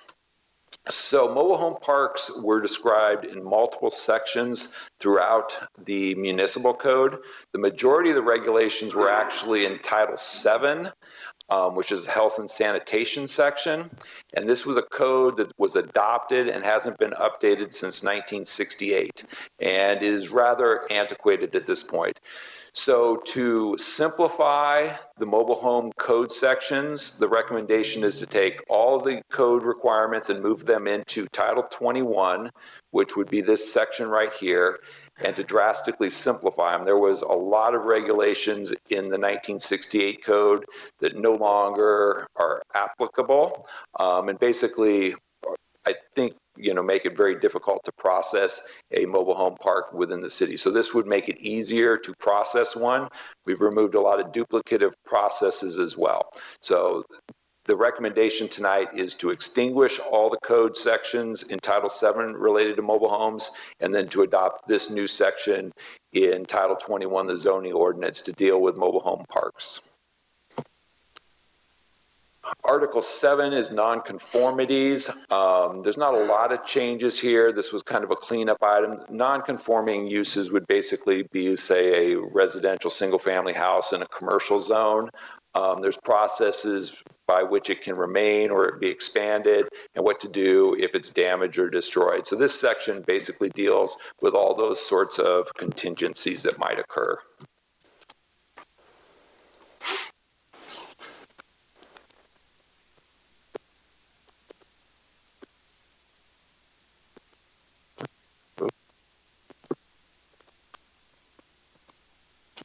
Okay, there's your quick overview of Article 7. All right, Article 8, environmental standards. This was a consolidated effort. There was a lot of, these sections all existed in different parts of the zoning ordinance. They deal with things like floodplain, hillsides, lighting, noise, oak trees. We decided it was best to put them all under a single title, so these are all now under Article 8, known as environmental standards. So the big changes were to hillsides and lighting. So we did have hillside overlay zones that covered about a third of the city. Most of those areas have been developed. It made sense to have those zones back in the 80s when we were doing lots of subdivisions on the hills. Those sections don't really make sense anymore, where we just may have one lot left that hasn't been developed. So rather than having these huge blanket hillside zones, we've basically just clarified that there's just special standards when you're grading over 10%. And we've deferred a lot of these decisions to the design review committee so they can look at hillside grading on a very kind of granular case-by-case basis. And then lighting standards, the Planning Commission got comments about the need to protect the night sky from glare, basically kind of dark skies type standards. So those have been incorporated into the Article 8 as well. This is the overlay map. The pink areas were that historic hillside overlay zone that we're recommending we remove tonight, and then just apply the 10% or greater slope review process where there's still vacant lots in these areas. And then finally, Article 9, terms and definitions. So this is a good example. Definitions is a very lengthy section. This was literally the first thing in the zoning ordinance, in the current zoning ordinance. So you had to wade through all that before you got to anything. So now we've taken all that, added a lot more clarity to it, added a lot more definitions, but we've also put it at the very end. Okay, so that's kind of the overview. One thing to acknowledge is this update's not perfect. This is a total replacement of the existing code. It's a repeal and replace action, basically, is what we're doing. The city did a similar major update to the Uptown Town Center in 2011 when we updated that form-based code. And the same thing, there was a lot of questions and concerns about exactly how that was going to work and was it, really going to fit the downtown right. So I think the council made a really good decision back then when they approved that, is they basically tasked the planning commission with doing a review every 6 months because they knew there was going to be things that needed to be updated and changed and tweaked. And that basically they were tasked with every 6 months coming back with a recommendation to council to changes that needed to be made. We're recommending we do the same thing with the zoning code update, that we have the planning commission and the staff work on issues that are coming up, come back to the city council with a recommendation of any changes and cleanup items on a 6-month interval. Basically, after about 2 years or about 4 cycles, we were able to address most of the things in the Uptown specific plan. So, we'll start that process, if that's the direction tonight, and then hopefully within a year or two, we'll have it, pretty well fine-tuned. Okay, so that was Title 21, but that's not the only thing we need to change. So the municipal code has a lot of other sections that overlap and refer to the zoning ordinance. So specifically titles 2, 3, 5, 8, 12, 14, and 22, as well as 7 is missing. 7 all need to be updated to basically match. Most of the changes are just code sections so that they refer to the new code sections since we've moved some things around. But in case of like Title 7, that's the mobile home section, we're going to replace or delete that whole section. And then Title 10 is the section that actually deals with oak trees. So that's where all those new changes in terms of authorities to remove trees, that change is made to Title 10. Okay, so that gets us to options. So this is a legislative, which means the council doesn't actually have to take any actions, which is option 1. The recommended action is to approve the zoning code updates to the zoning code, the zoning map, and then titles 2, 3, 5, 7, 8, 9, 10, 12, 14, 19, and 22. You can also basically approve or basically introduce for first reading all those changes with amendments as you see fit. You also have the option to refer that back, any one of these items, back to staff or the Planning Commission for additional analysis. The recommendation from the Planning Commission and staff is option 2, which is to introduce for first reading by title only ordinances A, B, C, D, E, F, and G, which cover all the actions that we've referred to. So that will conclude staff's report. Like I said, we have technical planning staff here to answer technical questions, and I will attempt to organize that as much as possible. Thank you. Okay. Quite a lot to get into. How would you like to start off, Warren? I mean, questions of specific areas from council, maybe get into that. Everybody go to that one section, and then we can move on to the next one once we get that done. So who would like to start? Sharon? You guys did an amazing job. This was a huge feat. And I know you even admit it's probably not perfect, but most of us aren't. There are 3 items that I wanted to discuss. One of them I brought up at the Planning Commission meeting a couple of months ago when I attended, when you were talking about how many parking places for hotel rooms. I'd like to, personally, I'd like to see it consistent with the STRs that require 1 per 2 people. Whether that's accentuated as 1 per bedroom. So if you had a 2-bedroom suite, you would have to have 2. I guess if you had a couch there that made out into a bed, you could, just like with vacation rentals, you would have to have 3 parking places. But I'm wishy-washy on that. But at least 2-bedroom suites would require 2 parking places, 3, and so on. The next one was the parking commercial vehicles. I'm like most people, I don't want everything left out on the street, although I think with the reduction in a lot of the setbacks that we now have, it may be difficult to park a vehicle in your backyard or in the side yard. So I'm not bothered by the fact of option B, as long as trailers or pickups or anything are not just parked there with trash in the back and left for a long period of time. The next is the food truck. I have a question because you say if it's there for a year, it's under 1 permitting process, and if it's more than a year, and I think I asked this before, how long do you have to be gone for another year to start? You know, can you be gone a day and then another year starts, or am I making too big a deal out of that? But there may be a lot of work that has to be done between a year and a permanent. So I just want to make sure that. So we'll check and see if that's in there, if there's a time trigger Okay. in terms of when a use expires and you can start counting again. We'll find that out. Okay. And back to vacation rentals. I don't know if it's actually in the code or where it is, where we have fines for people who are not paying TOT. I think right now it's a pretty minimal fine of like $100.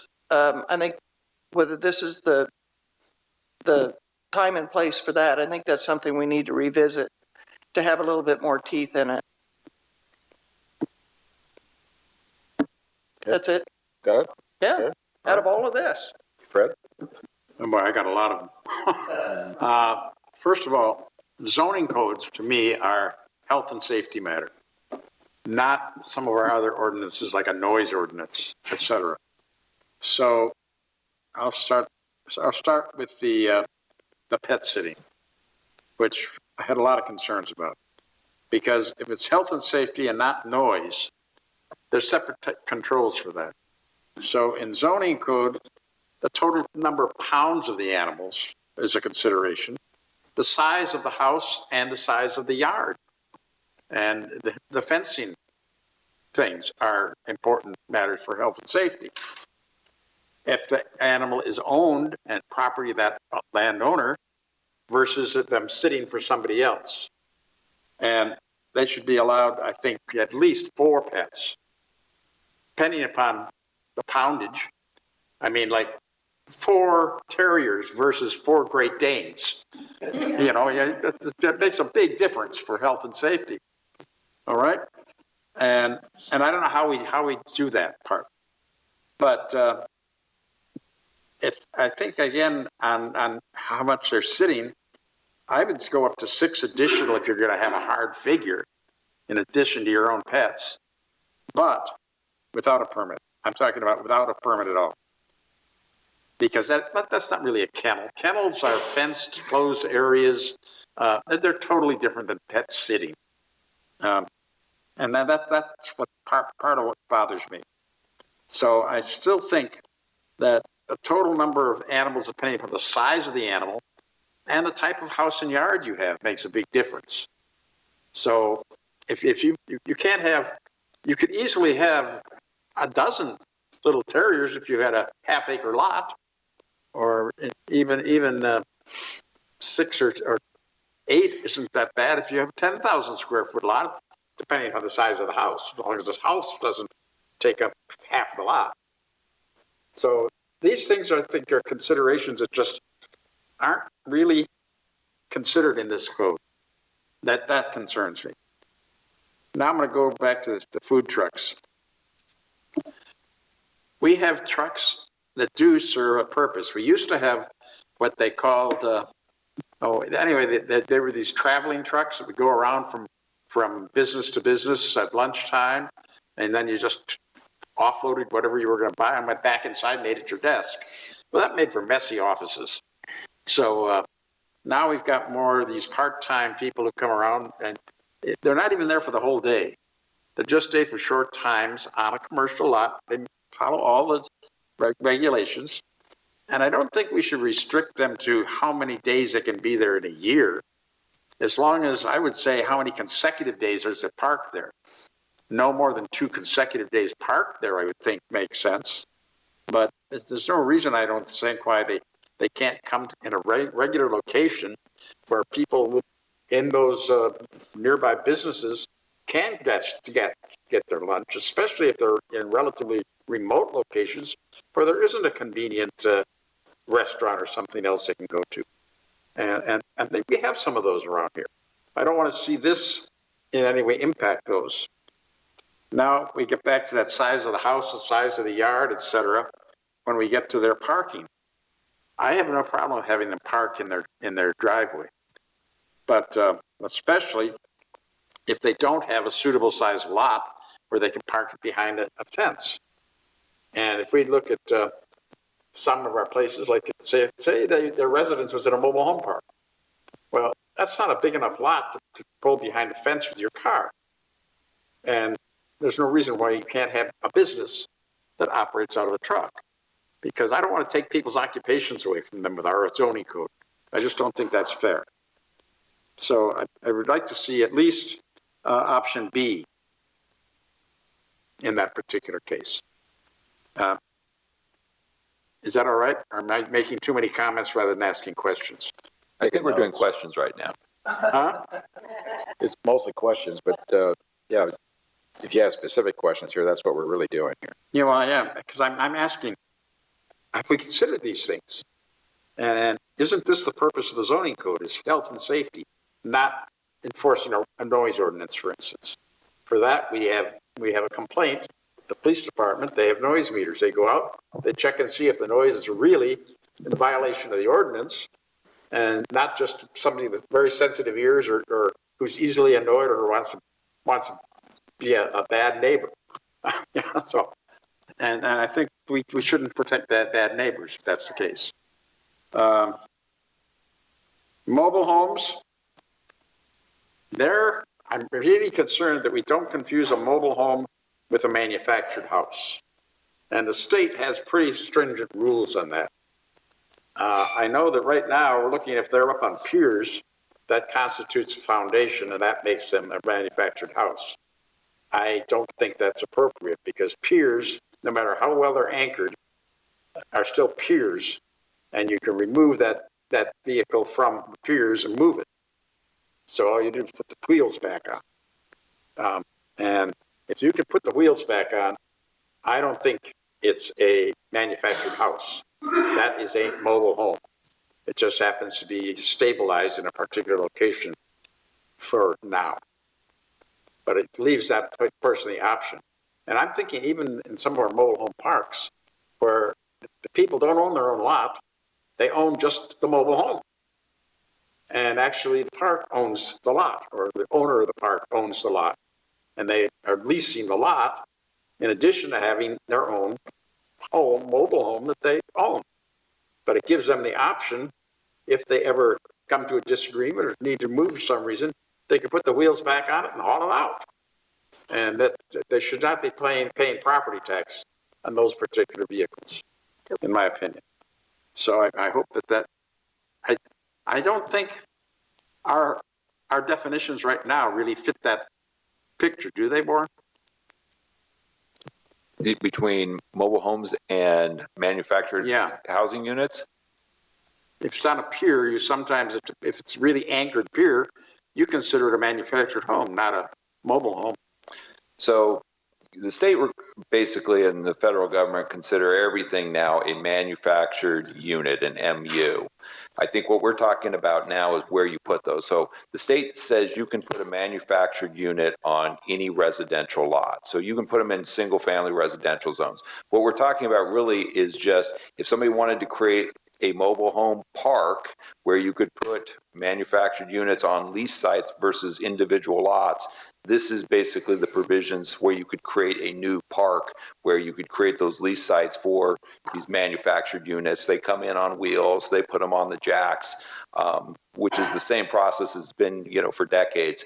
But that's something we haven't seen in any new parks, and this would be the code section that would allow new parks to be established. Okay, well, I have no objection of it about new parks because that's a really good solution to low-income housing. But what I don't want to see happen, because I know, for instance, in Quail Run, they have units that are up on piers, and they still have landscaping. They still have a lot of other stuff that makes them look almost like just a regular on foundation house.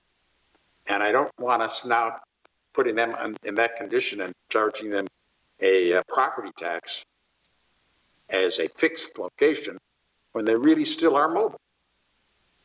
That's part of my concern. All right. Cannabis. I would like to see us comply with state and federal law for cannabis. And when it comes to the design of the building, there I have absolutely no problem with that being based on our local rules. And I'm wondering, the way it's sitting now, doesn't our code do a lot more than that, restrict them far further than the state? So the city adopted years ago cannabis regulations for like the mobile delivery uses. There are no changes to the cannabis regulations in this code. We're just rolling over our current codes, and those are just for delivery services. Okay, so we have no consideration for any other type of cannabis Right, so our cannabis discussion is outside of the zoning code. The council. But we've got it in the zoning code. Right, if I can finish, the council directed staff to go back and look at our cannabis regulations, and we're going to be coming back with that separately. We will, all right, and even if we make amendments to this code, then. We're making general amendments as described by Mr. All right, Grace. I'll remove that question then. And that pretty much covers it. If you have any answers to what I've been saying. So, you mentioned how we're going to calculate, or how we could calculate animals in the pet sitting situation. You have flexibility. If you want to set that number higher than 3, you can do that.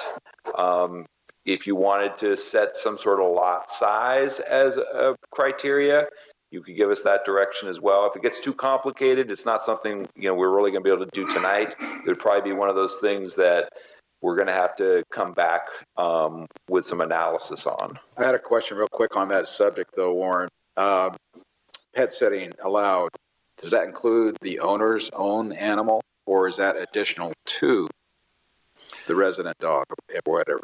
So right now, your code, which is similar to every other code, says you can have 3 dogs in a single family zone. Total. So right now, we're interpreting that that's either your dogs or a dog you're pet sitting for. If you want to say that it's your 3 personal dogs plus X number of, pet sitted dogs, you could do that. I see. Okay. Is that all you have, Brett? That's it. Okay. I'll go on. Chris? Oh, wait, no, one more. Shed color. In your code, I think there's a regulation that sheds now have to be painted the same color as the house. Is that true? I think it's that they have to be consistent color-wise. So typically we're talking about some sort of neutral earth tone so we don't end up with bright reflective colors is what the intent there is with these accessory structures in backyards. Okay, but we're not ruling out where they buy their shed or some manufactured product that they're not allowed to buy, are we? I think anything you typically would buy, like at a home store, a hardware store, typically they're already kind of earth tone colors. If you had a special need for a certain color, that's kind of what the modification process is. So that would be something that the DRC could easily approve if somebody really needed a bright red shed. Oh, all right, thank you. Councilman Bausch, you have questions? Okay. Thank you, Chris. So I have a question, actually. So I like the idea of bringing the zoning code or leaving it out there for 2 years, revisitation every 6 months. If you're seeing too much intensity on the code, that's something we could always extend. Is that correct? To 3 years instead of 2 years? Yeah, there wouldn't be an actual sunset date. You guys would hopefully let us know when we've done enough of it. And then I just have a couple comments, but I'll wait till after we hear from the public. Thank you. Okay. Chris? Thank you, Mr. Mayor. The comments that I'm hearing back, not surprisingly, refer to oak trees, pet sitting, and commercial vehicles parked in neighborhoods. After we had our 221s, I walk our dog every morning. Well, truth be told, most mornings. And it's a fairly working class neighborhood, and I started counting commercial trucks.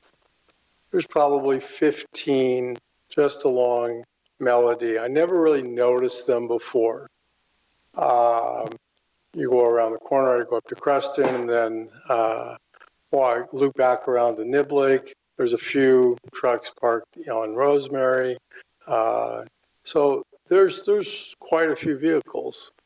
I see the restriction to have commercial trucks having to find another place to park is going to be very onerous, even if we have a appeals process, a variance process. I would like to table that part or review that part before we bring it back I think we're going to be very disruptive to the working class of our town. I'm sure if I was more ambitious and I walked farther, I would find more trucks. So I would hope we could table that or have a separate discussion on that. Seemed to be very popular. That was the most popular. Next most popular, pet sitting. And I would have to agree with Mr. Strong's observations that and Mr. Hammond's. I think being able to have your own animals in addition to whatever you're making or how you're making your livelihood. I think there's a reasonable number. I'm not sure 3 is reasonable. If we have a holiday weekend and a hotel calls and says, I need some pet sitters. Can you help me out for their guests? I think we need to take that into consideration. And then the oak trees, do you have any comment on how Planning Commission got to 9 trees? I didn't think that would be a big topic, but apparently it has become a big topic. I think, there was a lot of discussion and debate. I'm not exactly sure. I think 10 was kind of a round number, so I think they assigned that to council and figured anything less than 10 would go to commission. But like I said, those numbers are totally discretionary. You can set them however you see fit. At the risk of being a comment here, the one point of view that seemed to make sense, planning commissioners are appointed by city council. They're not elected. If they start removing 9 oak trees at one fell swoop, there could be a lot of missing oak trees here, not too distant future. I think the concept is a sound one to give DRC removal authority for one, especially if it's diseased or distressed. But I think when we come back, maybe revise that number from 9 down to 4. Anything more than 4 would come directly to council. Those are my comments, Mr. Mayor. Questions? Okay. Can I make one? Yeah, go ahead. So Warren, on that note, so any removal of oak trees is appealable to the council, correct? Mm-hmm. Correct. Yeah, and I think I agree with Mr. Bosch on the quantity. Yeah. I think we have to make it a smaller amount, but not to create more work for the council. But if we're removing 9 oak trees, we're probably looking at a pretty serious project that would probably come to us anyway, but we could talk about that. So thank you. I'll follow up on that a little bit more with regard to the tree size. In other words, you could have a couple heritage oaks that are huge calibers versus, oak trees that don't even qualify as a tree technically, right? And so when we get these reports from the arborist, they essentially have that data in there that would trigger a certain level of discretion at that point on how they would be handled, correct? Versus just the number. So arborist reports would be required for all these removals just the same.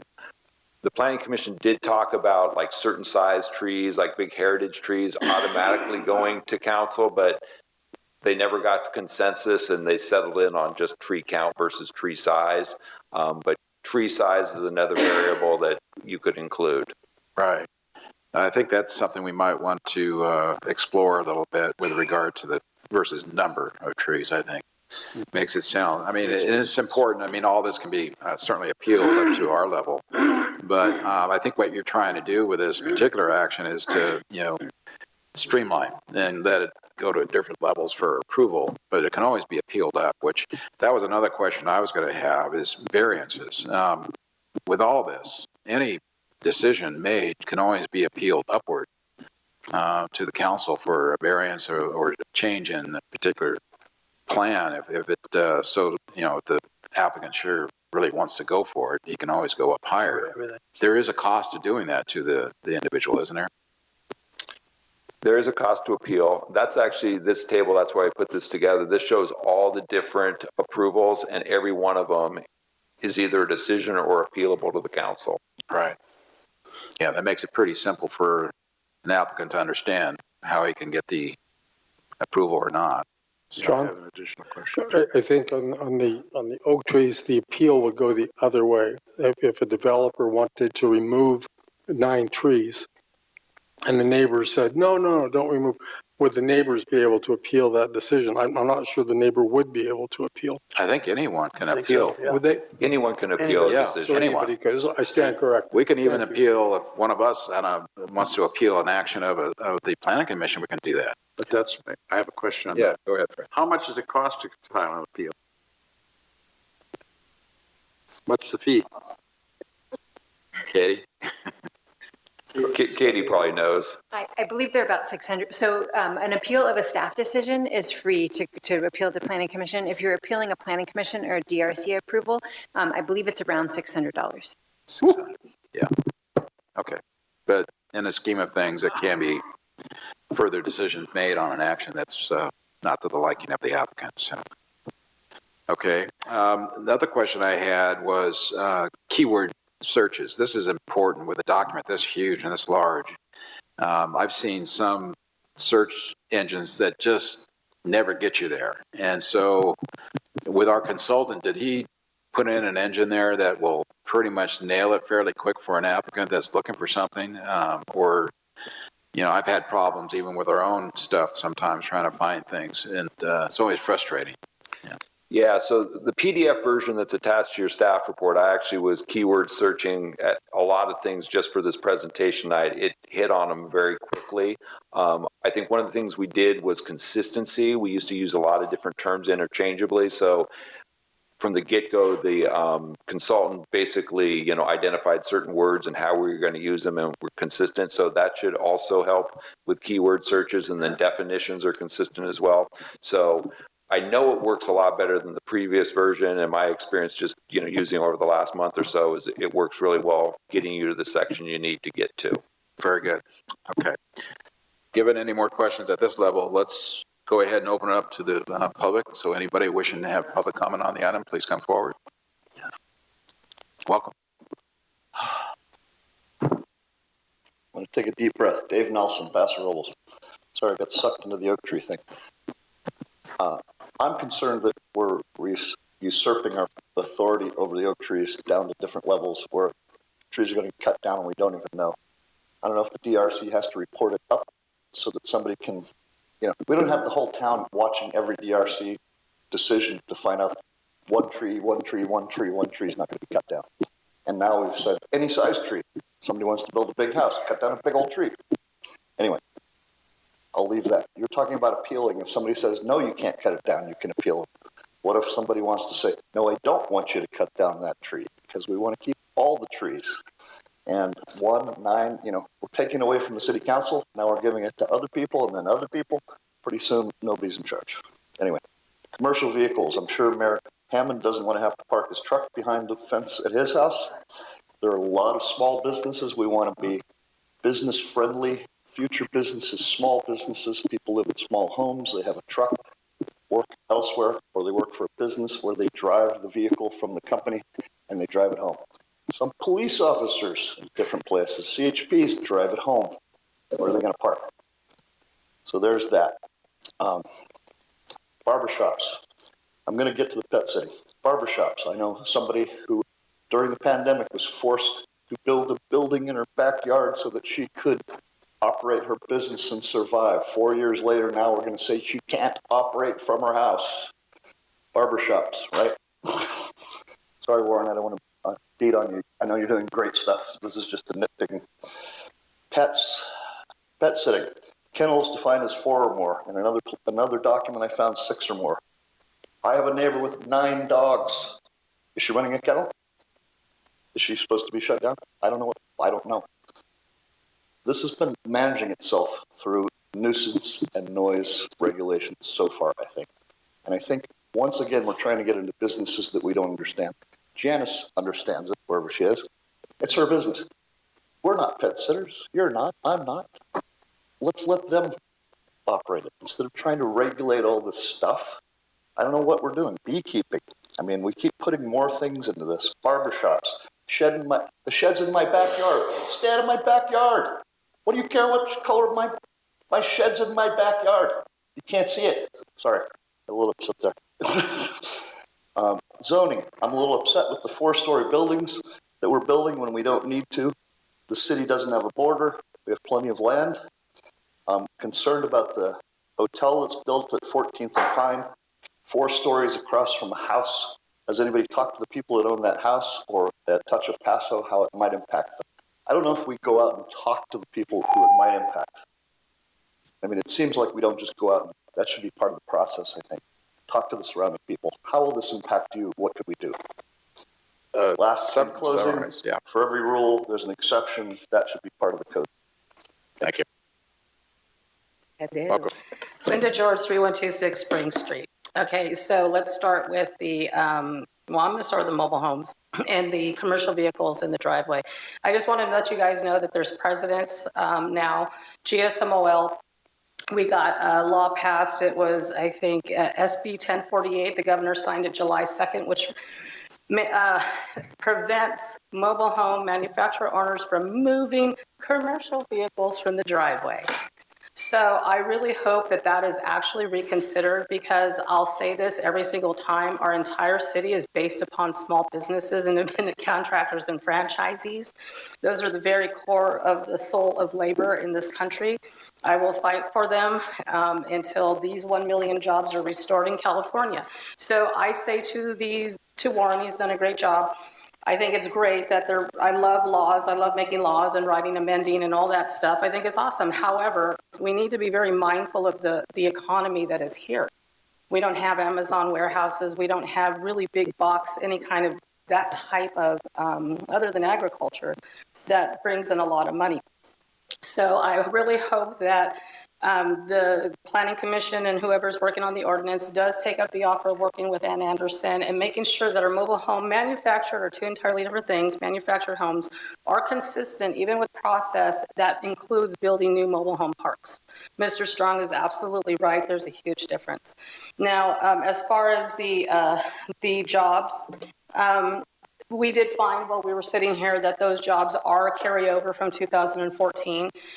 It's understandable if you just want to continue something. However, there are just some things that should not be done, which is telling people how to make their money and how to make a living.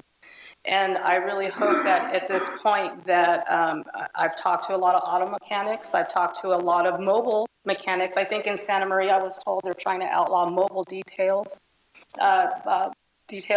and they picketed in Santa Maria, and they won that. I think it's important that we always remember that we are an economy of small businesses, and our goal as the council and or even the citizens is to make sure that we make it the easiest for them to operate, not make it harder. And so I think as far as the mobile home codes go, I could go through all of these. And I just have one question. Was I the only one who checked out after the second ordinance? That is a lot to do in one night. Okay, even if it was done by the Planning Commission, DRC, and I was there at the Planning Commission, and they had more questions, identical questions to yours, and they just went ahead and passed them on to you guys. So I hope that we can take no action tonight, because there are a lot of ordinances that need fixing. Last I heard, the mobile homes one were with Ms. Hall, and I have not heard back from her since. So I hope that you guys take up the fact that GSMOL is willing to help write those.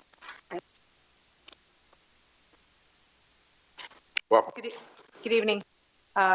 Yes, my name is Janice Awald at 245 Via Promesa, Paso Robles. I own a pet nanny Paso, of course. I've been here on a couple occasions of different. I agree totally with Fred Strong. I don't think that the amount of 3 dogs would be appropriate. Through my experiences, I also foster dogs. I foster dogs. So, let's say, for example, the shelters are full. Everybody knows there's an overflow of shelters. So if I were to consider to foster a dog or 2, that would take 2, not to mention the dog that I already have, which would be 3. So that would be my capacity right there. And that would not even allow me to run my own business. Not to mention, like has already been mentioned, that the service is needed. I have clients that will call me same day. You know, I have a doctor's appointment. can you watch my dog? So it's very inconsistent. I think it needs to be not so regulated, because I only take in what I feel I can handle. And I feel like if there's an issue in my home with dogs, then of course it needs to be, brought to my attention. There's no noise. I don't have a noise ordinance. I've never had problems with the noise ordinance. I've never had any complaints. I've been, dealing with pets for 15, 16 years. That's a long time not to have a complaint. So I just think that it needs to be case by case. I totally agree with the space. If I felt that I had a small area, I wouldn't take in that many dogs. Like I told everyone here before, I want to sleep just as much as you do. So I'm not going to take in more than I feel I can handle. And I take that in consideration when I set up my appointments. Is it a large dog? Is it a small dog? Do I know the dog? Do I not know the dog? Do I know the temperament of the dog? I'm not going to take in 2, 3 big dogs that I've never even met, because I'm not going to take the chance of something happening for safety reasons. I don't build a reputation on accidents. That's why I try to avoid them. So safety is my number one concern, always. It's not about the money. It's not about the space. It's about each individual dog and their personality. And that's something that you have to take into consideration. So just one thing, like I said, that needs to be considered. Okay. Thank you. Thank you. Welcome. Try this again. You're up now. Thomas Robbins, 4333 Kitten Court. I own a carpet cleaning business in Paso. I have 2 vehicles, standard size vans for carpet cleaning. Recently, I got a call from the police department that I have to remove my vans from my property. I've been running my business for 6 years now. I don't know if I said that already, but because I got a complaint, and it's just happened. So they told me I have to move it, and it's going to cost me about $1,000 out of my pocket to store my vehicles, because they have expensive equipment and I can't just put them behind, just park them somewhere. So it's really going to cause a damper financially for me. And then I also think that, I've been told if I had an office downtown and I operated my business from there, I'd be able to bring my work vehicles home and park, and go back to work the next day. So visually, it wouldn't be any different from what that scenario is with mine. So the only difference is somebody knows I answer the phone inside my house. And that's basically all I do. So I'm hoping we can modify what's there to maybe a maximum number of vehicles and maximum size, obviously. And because really, as an entrepreneur, it's really hard to start out and start your own business. Money is a big issue, and having too harsh of restrictions will not allow people to actually be able to do what they want to do. They won't be able to afford it. So if, at the beginning, when I started my own business, if I knew I had to rent a place for $1,000, there's no way I could have did it. I would never start on my own business. I've still been working for somebody. So I think that just having a little bit more flexibility on number of cars and like the place I live, there's nowhere to park in the back. I don't have any side, anything like that. So I think everybody here kind of agrees with me already. So I'm like, I should go already, but I figure I would just go ahead and say that. Yeah, that's it. Quick Thanks question. for listening to me. Question though, the officer asked you to remove it from your property, or was it from the street? Both. Okay. Just for the record, I spoke to this gentleman. I inspected his vehicles, and they're beautiful. Thank you. All right. Thank you. Thank you. Thank you. You bet. Hello, Jeff Carr, Paso Robles. Yeah, I've been following this, I guess, for years now. I've probably been to most of the meetings.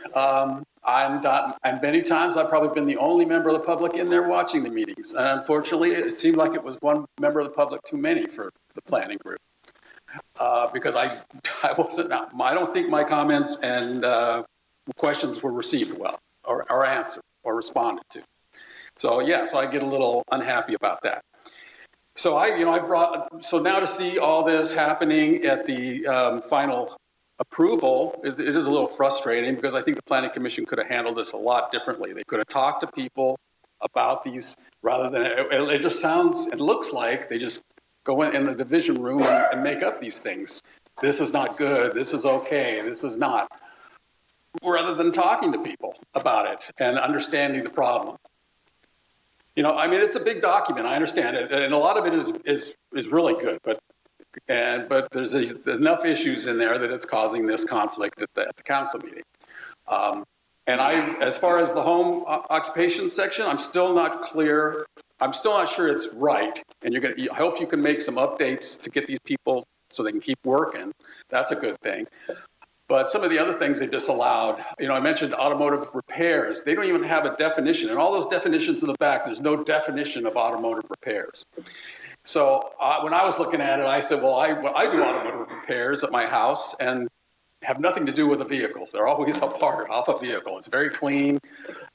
I don't like getting my hands dirty any more than anybody else. So I have my parts clean, and they're taken apart clean and put back together clean and put back on the vehicle clean. So that is not just, some of these discussions, I think, all have these connotations when they hear automotive repairs of some guy that's got his car jacked up in the middle of the lawn out for weeks.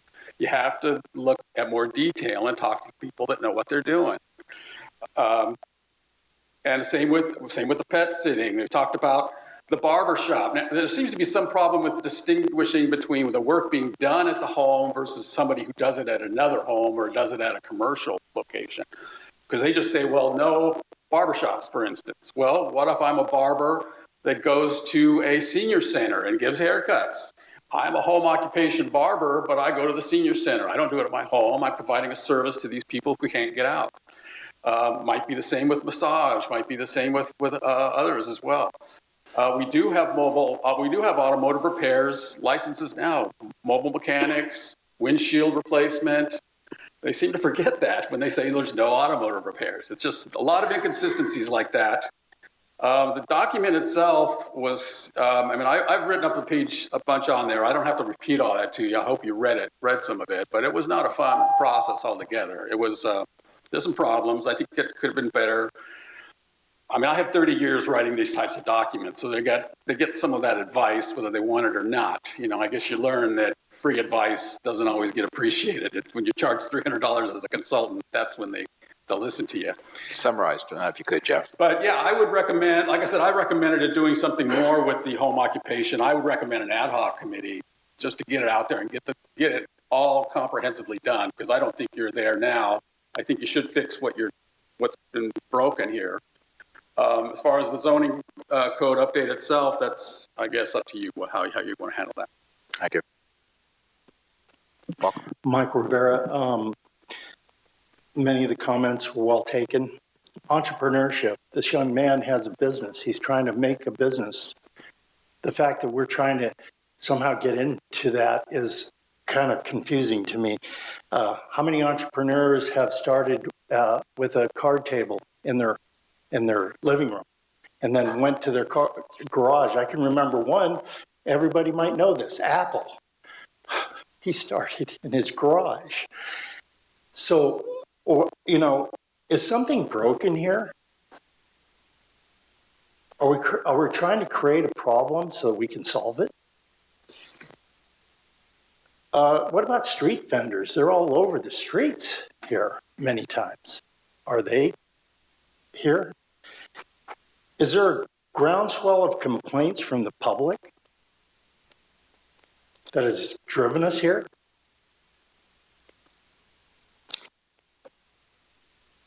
There's way too much power you're giving to the Planning Commission. This Planning Commission needs to be reined in. I sat at a Planning Commission meeting, heard one of their commissioners call the people of Paso Robles crybabies. I didn't appreciate that. I'm sorry, some may not like that, but that's a fact. There's way too much power given to the Planning Commission. They're appointed, they're not elected from the people. Home occupations. I mean, again, entrepreneurship, isn't that what we want as we grow our economy and create more opportunities for young people, for people in general? This economy is very dynamic. Look at what happened in COVID. It completely upended the way we did business in a lot of different ways. A lot of things very bad, some good, because we learned we could work remotely. What about all those people? We keep them off the roads, that would be great. Less traffic on our really bad roadways, which everybody complains about. As Mr. Gregory knows, my opponent, the economy changes dynamically. Are we going to put ourselves in a box where we can't really move? This is way, way over the top. Control, and we need to open people up to be more entrepreneurial, to be more dynamic, especially in a small city like this. We can't restrict them. We have to say, go for it. Give us your best. You might be surprised what you get out of that. Welcome.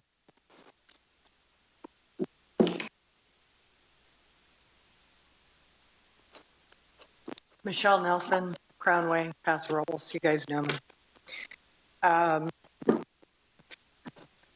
Since this is about asking questions, I'm going to ask everything I have to say in the form of a question. Why? No, you can comments. It's your comment. Good. Okay, great. Yeah, I have. First, I want to talk about the trees. It's great that that we have an appeal process. And I heard all of you. Congrats on saying 9 is too many. I do believe 9 is too many. Cut down 9 trees and then we appeal. Well, they're already gone. So I definitely think we need to visit numbers in this. And this is a fantastic rewrite. They did really well in rewriting a document that's really old, 40-ish years, right? So business trucks and parking, street versus driveway versus behind the setback. I've seen a number of businesses that have their own vehicles, and there are some that are they're on their driveway, it's fine, it's no problem, who cares? Leave those alone. Why don't we leave this to when it's a problem? And like everybody else is saying, it's a problem, let's use the complaint process that's already in place. I've seen businesses that have overtaken with multiple vehicles for the one business, and it's really easy to distinguish who they are because their logo's on the side. And it's not just 1 or 2 trucks, it's a whole fleet taking up all the street parking, making streets narrowly impossible to pass. And those are the things that, yep, we need to call the police department, file a complaint, go through the complaint process that we already have in place. Massage, chiropractic, dog sitting, these are all things that I think, are you going to say I can't have my masseuse come and give me a massage in my own living room? I mean, I think we're overstepping a lot. Let's dial it back to Fred's comments. Let's regulate what we need to regulate and let people be entrepreneurs, make their livings, be discreet about their parking, let the neighbors come to the neighbor and say, hey, look, can you park somewhere else? It's kind of a problem. Kind of come to some kind of agreements, because I think it's an expense that I don't think is worthy, and it's going to be limiting on people who are trying to run a business. And I think that's about all I got today. Thank you. Thank you. Dale. Good evening again, Dale Guston, 630 13th Street. I'm not going to just roll over on that oak tree ordinance. How many times I come in and complain about the ones that come before you as being too in contrast to the name of our city. We're just cleaning up and taking them out to make more development. And instead of really making the developer work around these oak trees. I don't want to change that ordinance. See, like somebody said, you've given too much power to the planning commission. I remember when that power was given to them. It used to be a bunch of things had to come to you anyway. But then you said, well, let's give it to the planning commission, and then if they don't like it, the public can come in and appeal. Well, appeals are expensive and timely. So let's not keep giving everything to the planning commission. You guys are responsible for our city, how it looks, and how it fits with the citizens' desires. How long did it take us to get the parking ordinance thrown out? You knew we didn't like it, but you kept trying to cram it down our throats. Well, vacation rentals was the same way. They didn't want them in R1, and they brought in a petition, and you said none in R1. And what do we have now? We have an ordinance instead of a zoning thing, and we got too many vacation rentals. And you're looking, oh, well, we get TOT on top of property tax. We can't get rid of all those. Well, how about what the people want? They didn't want so many vacation rentals in all the neighborhoods. It's time you guys be responsible and listen to the public and what you heard tonight from these people. Thank you. Thank you. Anyone else? Do we have anyone online? Okay. Yeah, I was going to say the same thing. Let's take about a 7 or 8 minute break. Trying to get back here a little after 9 o'clock. Okay. Sounds good to me.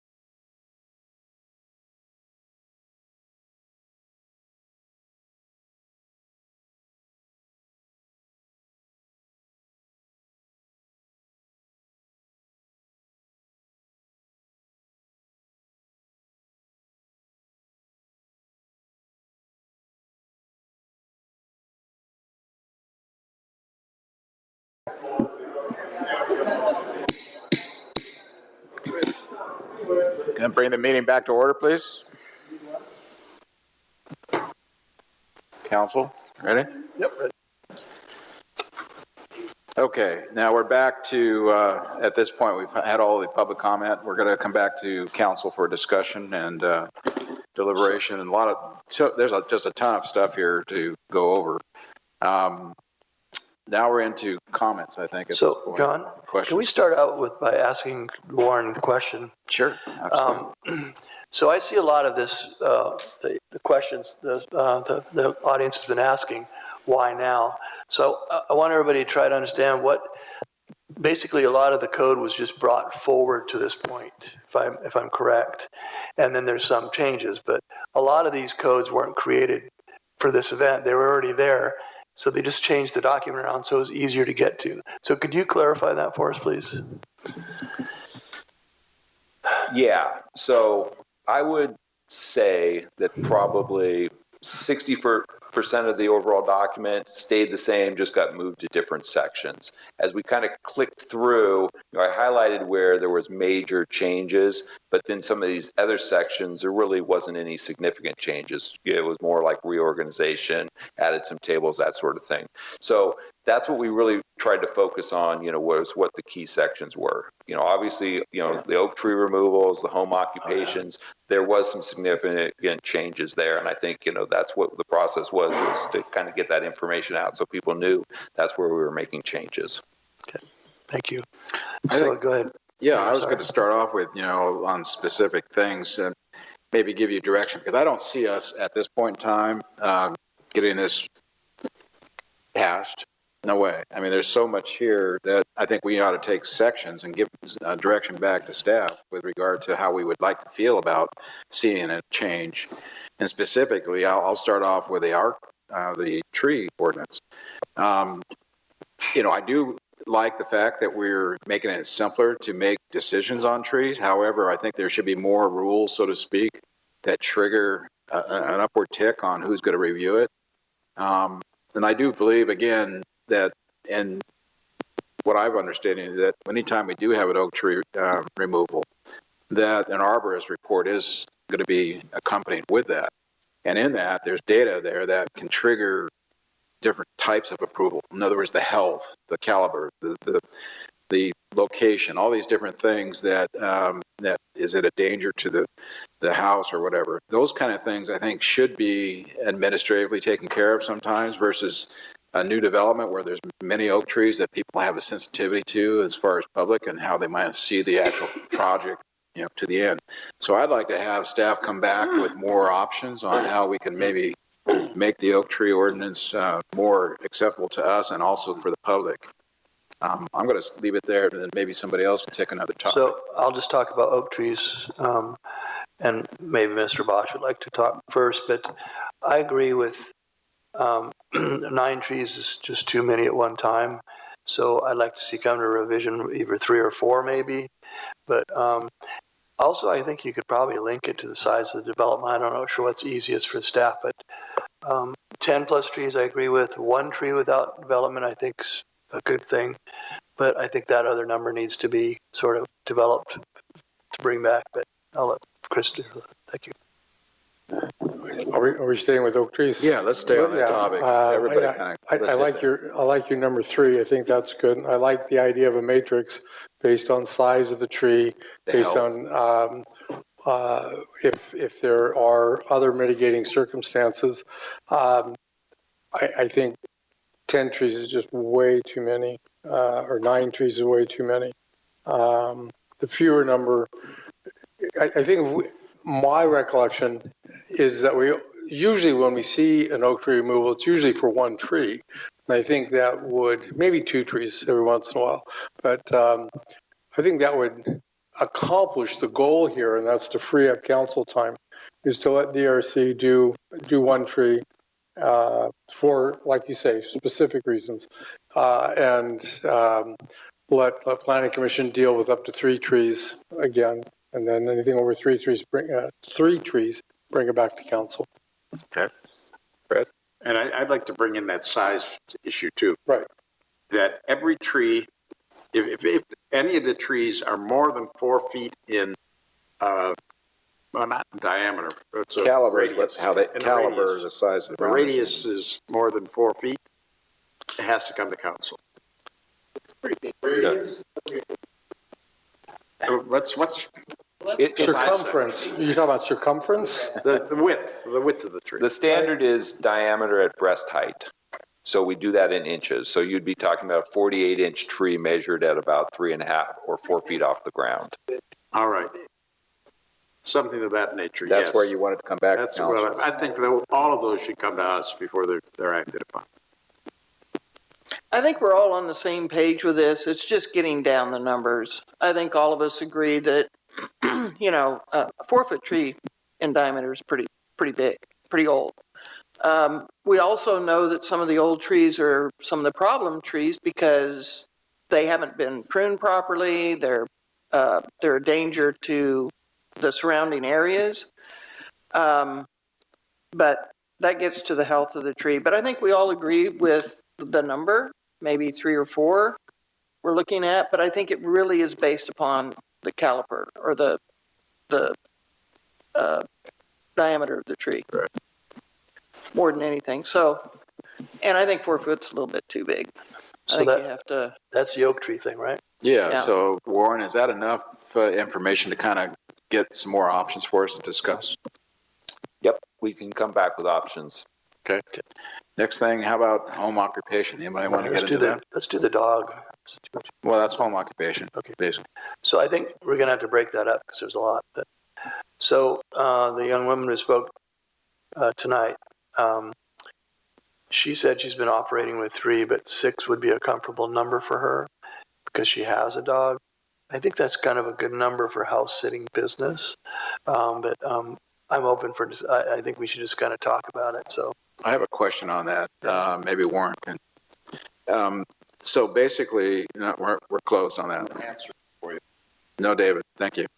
So what I would like to ask is how does, in other words, all these ordinances, everything pretty much on the zoning code is dependent upon neighbors and how they,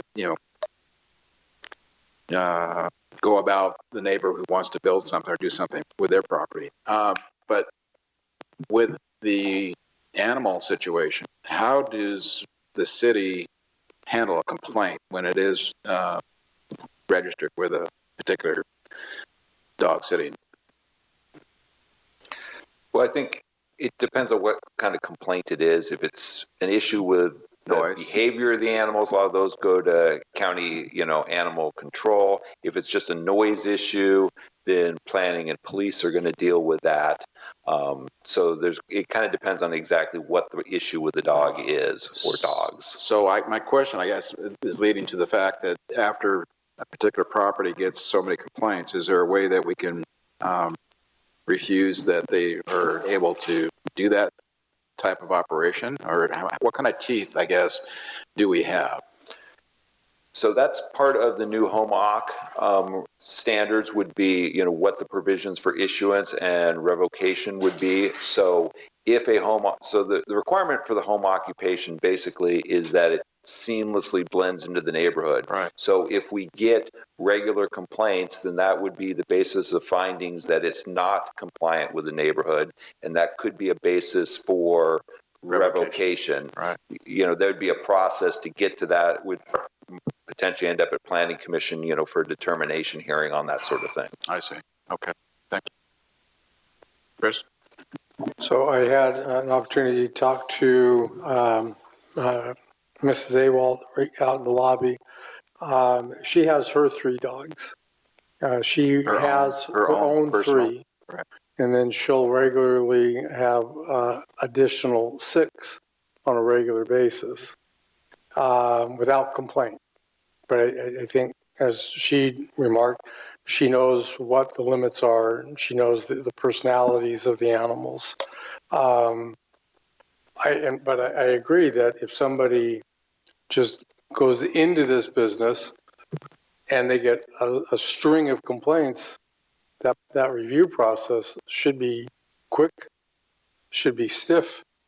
And I don't know, we don't have really time to talk about how to enforce that tonight. But that's a great thing to bring back. And that's what I think this is all about, is giving the staff tools to be able to deal with an issue. Right. Yeah. So I don't know. I could not handle 9 dogs at one time. But I think the right professional probably could. So I think we need to keep our options open. Okay.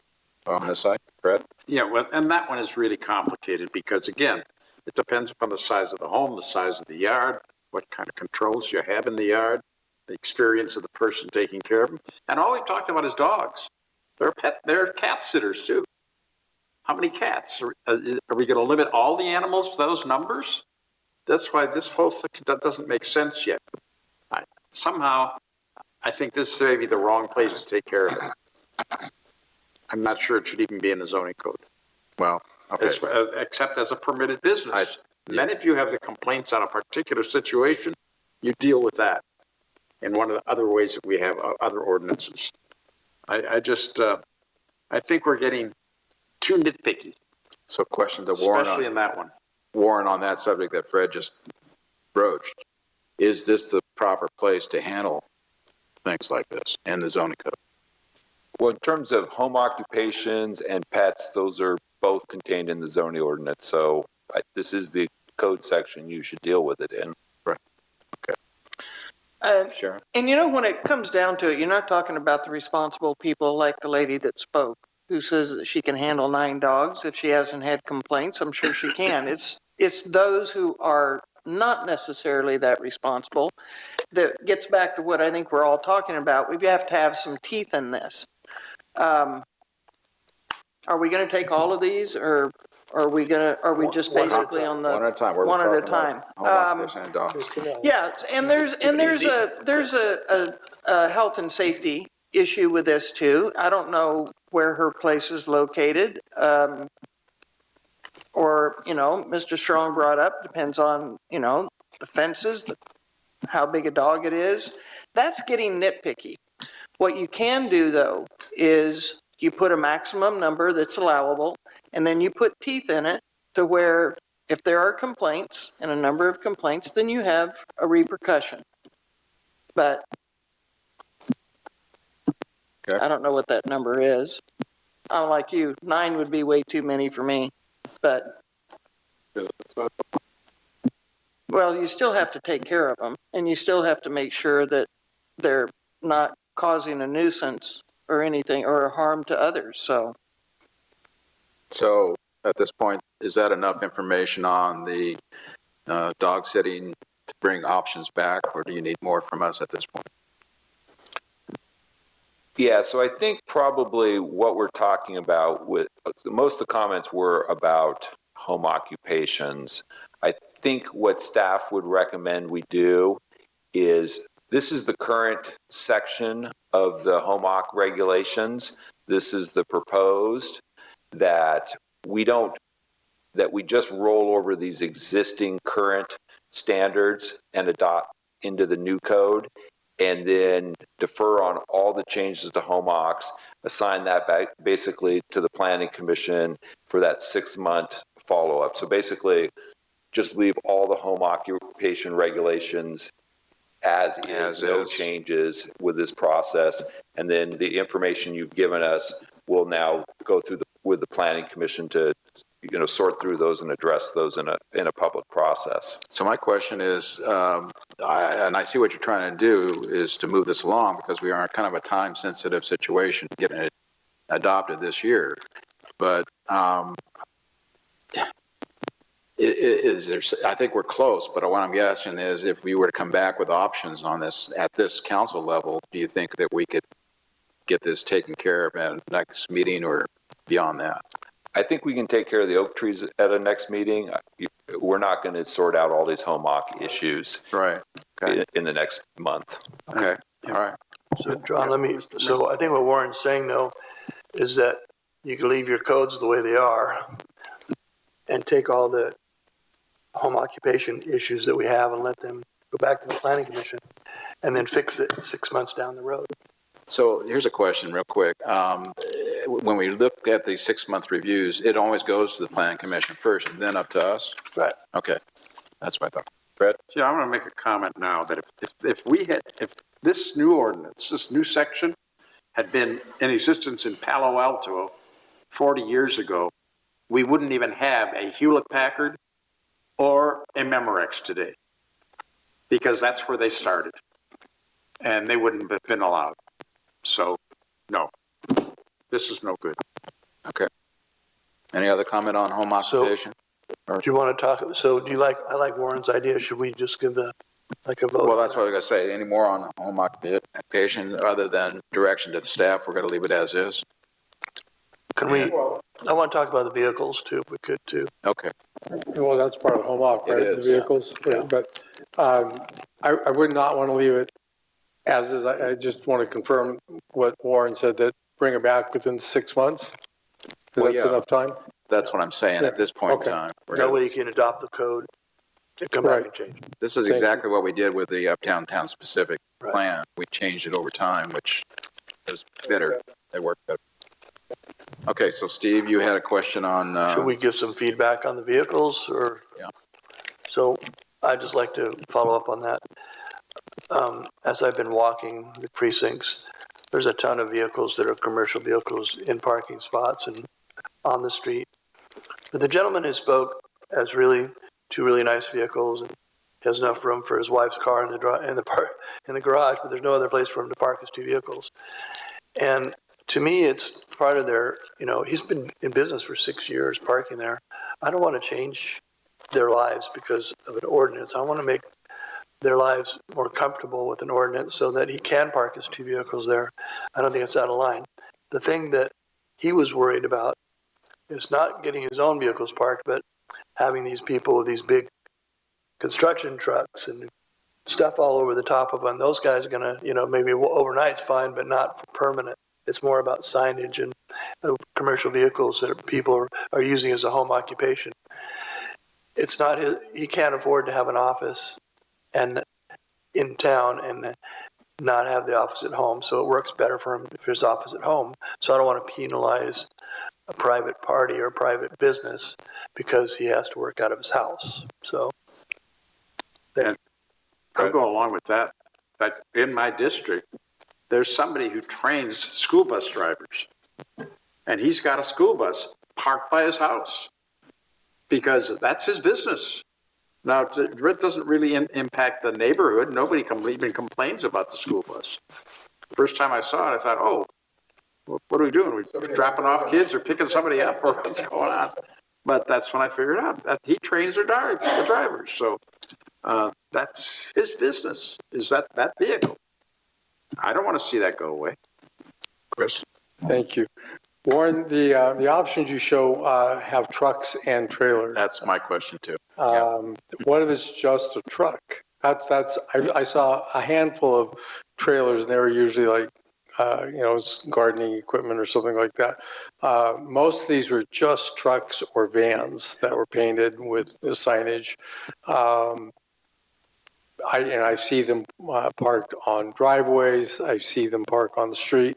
I don't see that as being, horrible. I think that is something that encourages our entrepreneurs and our small businesses. Yeah, that's why we put this together. So the code's not really clear on commercial vehicles. It can be read different ways. Right now, and that's why we had this testimony about that, case of an enforcement with somebody, having the vehicle, in the driveway being told it can't be there. So the interpretation is the code currently says this is your only option. So I think it would be very good for the council to give us direction. If you think that the vehicle parking in the driveway is okay, if we can clarify that tonight, that'd be very useful.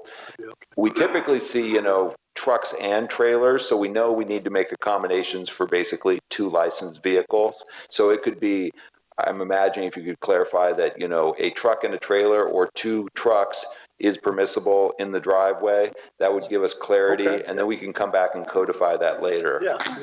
That's what I think too. Well, I think we could actually limit the amount of vehicles that are allowed to park, and if there is off-street parking, that be utilized first. But there'll be, no more than 2 vehicles parked 2 on the trucks city. or a truck and a trailer. Yeah. No. Yeah. You'd be comfortable with that? Right. I would I'm too. sorry? You'd be like, two vehicles, you said, so like two trucks or a truck with a trailer. Yes. Yeah, I think that's reasonable direction. You could almost bring that back next time with the code if you want. Well, I'm going to disagree because there are many places that have long driveways or have big curved driveways that will accommodate 3 or 4 vehicles without any problem at all. They're not even on the street. No, I'm talking about on the street though, limited to on 2 the street, vehicles on the that's street. different. Because we do have, and as long as we have some street areas, like we have Commerce Way. Commerce Way is currently used for the trailers of the semis. So they have a great big semi, they can park their truck at home, but they have to leave the trailer there on Commerce Way. And I think we're doing the same thing on parts of Golden Hill, where we were. I'm not sure if we're allowing it on Golden Hill anymore. But we've got to have some places, even for them to exist, so that truck drivers can live here. Yeah, I think that's when I was a lot more active in real estate. That was like my number one commercial request. I just need a 1 acre lot in town so I can park my trucks. I've got a business, and it's like, yeah, well, that's like hen's teeth. You're just not going to find it there. They've been gone for a long time. You're right, but there is a need for people to be able to park a set of doubles that are passing through town and take their tractor home. You're right.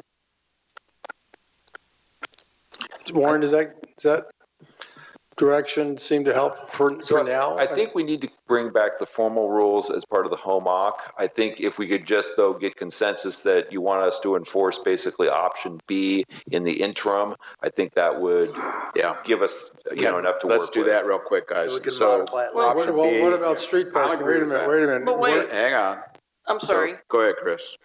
Where street parking is available, because that's where I see a lot of it, where it's available. Where off-street is not available. Correct. Is my concern. Right, because there are some places where the housing is too close. The setbacks are not far enough back to allow this. And so and sometimes it's a city vehicle. City vehicles go home at night. And sometimes they get parked on the street. Sometimes they get parked in a driveway. Well, so we have to be very careful this doesn't come back to haunt our own self. Other cities have used another method, and that is having an overnight parking permit. And you can buy a permit for a month at a time where you can park your vehicle on the street overnight.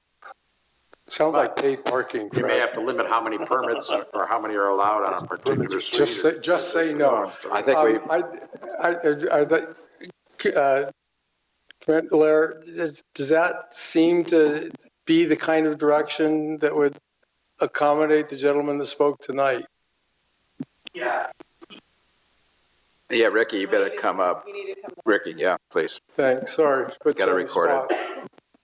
Commander Lear. The complaint was for the ordinance for the signage. A neighbor had complained because he was parking his vehicles that had his signs in the neighborhood, and they didn't like that, and it went against the ordinance. To me, just the company sign on the door? Yeah. See, I don't have a problem with that at all because it's a registered vehicle and it can park there just like anybody else. But quantity and number of company vehicles in front of a particular residence, I think there would be a problem if it's on the street. So, but if it's on their property, that's why I questioned the individual who spoke. I go, is that on your property that we asked you to move it? And that's a little overboard. And it is, and that's per the ordinance. And I think, if you want my opinion, I think that would help if we allowed them to park in their driveway. So that's what Warren's asking us right now to go with option B, which means on the driveway. Yeah. So can we all agree on that at this point? I'd like to see I think some of these streets you're going to have to allow them to park on the street, at least one vehicle on the street. How about that for a compromise? Yeah, no, I agree. Two on the driveway if it's and I just said, again, if it's a registered vehicle in the state of California, you can park it there. But quantity of, I guess, is what I'm saying. If Don't limit the number in the driveway because there are different sized driveways. Yeah. Again, what I'm trying to say is that for staff's purposes, putting them in the driveway, I think is certainly okay, and we should not restrict that. I got you. And then on a complaint basis, on the street, if they have 2 or 3 trucks out there, that might be something we can get into with an option for enforcement. Does the signage have to be discussed tonight? Well, that is the definition of the commercial truck, is it has signage. If it's Okay. just a white truck, it's just a white truck. It's when it has the signs on it and it's a home occ that these rules kick in. But then if it's just a work truck that you brought home, then it doesn't apply, and that's where everything's a little bit unclear, and that's what we're trying to clarify here. And that's why I think we need to bring this item back. But I think if we got direction that you don't want us to enforce just option A in the interim, that would probably, buy us some space to sort through this. Just throwing it out with our company, it's a perk actually to have an employee take a truck home because he doesn't have to bring his own to work all the time. But the problem is a lot of the employees sometimes live in apartments where they don't have a driveway. And that sometimes, we've had complaints about that in our company. So, there's so many, but again, it's the same thing. And I think, Warren, isn't a commercial truck licensed with a plate that is a commercial plate versus like a van, maybe I think there's a vehicle code with regard to weight and everything else with a commercial truck. There are those, we're defining them a little bit differently. Yeah. And we're just defining them as, a truck, not a passenger vehicle with some sort of commercial signage on it. Company truck, yeah. And then it's under 10,000 pounds, and anything above 10,000 pounds wouldn't be permitted, which would be the heavy trucks. So, I keep thinking of Vine Street. There's several people that have, commercial trucks on Vine parked overnight. Of course, they're gone during the day, but that's what I'm kind of asking about is timing. In other words, if you see a commercial truck parked there for weeks, not moving, we also have codes for that as well, don't we? Yes. Yeah, to be able to make them move or change. Okay. So I would say as a council here, we're giving you option B to go ahead and enforce and bring that. Yeah. Next topic. Anybody want to get into anything else? Mobile home parks or mobile homes? I don't know. What is the issue on the mobile home? Well, some of the people feel that mobile homes are residents. They're residents, but they're mobile. You can actually hook them up to a truck and you can take them somewhere else. But I think, don't we have to go by what the state demands and tells us? Well, that's how the state defines it. So right now, though, the way we're writing the code, we're being much more stringent than the state. Can you address that, Warren? We don't believe that we're in violation of any state rules. We're just trying to consolidate the rules for creating a new mobile home park where you could then put modular units, all those sections going into Title 21, the zoning ordinance, and then just taking everything out of Title 7, which is a 1968 code that really isn't fit anymore. Relevant anymore. But the only concern that the mobile home owners are having is if they're paying a vehicle fee to the state, that money is split between local jurisdictions. But oddly enough, in that case, the city doesn't get any. However, if we define it that it's a fixed location subject to property tax, and they're already paying a license fee, and then we charge them property tax too, that's not fair. Then they're being taxed more heavily than anybody else who owns their own home. Regular home. Is that being changed? Or is that does this pertain to anything that is Mr. Strong's concerns? I mean, I'm looking at building site, fences and walls, landscaping, minimum setbacks. Where is your concern with? Well, I was told by somebody in the department that if it's up on permanent foundation, they call it piers. Even if it's on just those metal piers, if they're strapped down, so that they aren't going to fall on an earthquake, that's a foundation. Correct. That's a permanent foundation. Correct. Not correct. It is correct. From a real estate standpoint, from a lender standpoint, it is correct. That's what I was trying to get So at. they take off the decals of the plates and they stop paying taxes to, or tag fees to the DMV, and they start paying property tax. Yeah.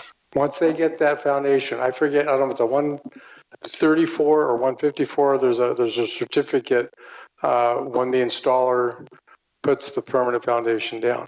That's how most of these are sold. Typically not within city limits, I'll grant you that. Most of these are up at Heritage Ranch or someplace.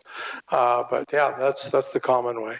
But are we addressing any of that in this code change or anything? I don't think it really applies. I think That's my question. If right, if it Warren's on a whole different page than we are. You know, and he's right to be concerned about mobile home parks. All right. If we can develop mobile home parks within city limits, I don't know that we can, but I think it gives somebody the opportunity to do so. Okay, fine. I remove my objection. I don't have any problem personally with this, the way it's written right now. I don't agree good the way it is. Okay. Next question I thought we might want to hit is the food trucks. That was brought up quite often. Warren, can you bring that up to kind of give us a review?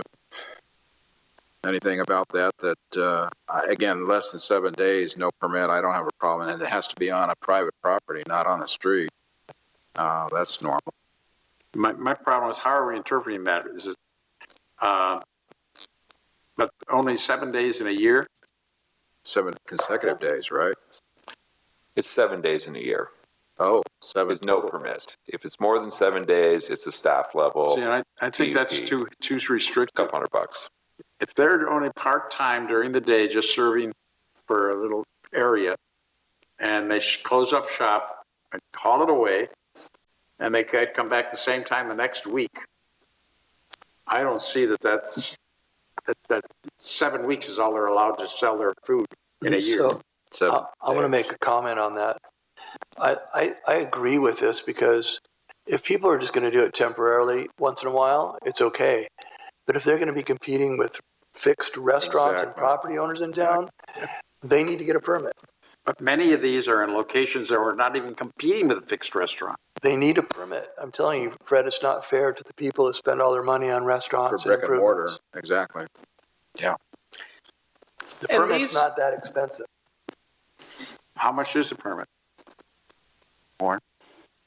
I think the TUP is around $300. That's nothing for a year. Okay, but they have to go through the PUD process and get approved by the commission? No, the TUP is a temporary use permit. That's just staff level. Okay. So that's just planning staff will take in the application, review it, make sure we understand the site plan, that they have sanitation, that sort of thing, that's adequately parked, then they're good for a year. Okay, on a regular basis in that location, even if they break down that night and pull it away and come back the next day. All right. Sharon, you got a question? This is on private property, correct? With owner's permission. Yes. And I guess I just had the 1 or more year versus the less than a year question, but you already got that. No, nothing besides that. Steve, Chris? Yeah, Chris. We have on the Parks and Rec, we're planning new venues that are going to accommodate food trucks. That those will be near the park. How will that be defined? Is that private? Is that public property? What kind of a permit is that poor guy going to have? So all the parks are basically under the supervision of the Parks and Recreation Committee and City Council. Right. So none of this applies to parks. So it's whatever the Parks Department decides they want to do with food trucks. As an event, right? Event, meaning that a particular event that they're doing, and they can allow. They can do whatever they want. So if they want to allow food trucks, every weekend for sports events, they can, or they can prohibit them altogether. They'll make the rules however they see fit for parks. And they'll, okay, so if somebody had a permit to be, a number 3 permit, we'll say, will that qualify for a parks permit? Or will they have to get a second permit for the parks? So these permits won't apply to parks. So he'll need a second permit. Well, they have to have their county health permit no matter what. It'll depend whatever the Parks Department requirements are. So if they require a permit, they'll need one. If they don't require a permit, they won't need one. It'll be completely up to the Parks Department. So if they, at their discretion, they could say, well, if you already have one of these other valid permits. Yeah, they could decide they want to accept them. Okay, thanks. Okay, I think we got that pretty much resolved. So we're good with food trucks, right? Yeah, unless somebody has more to talk about there. Good with food trucks, Warren. Warren, was there any other hot spots?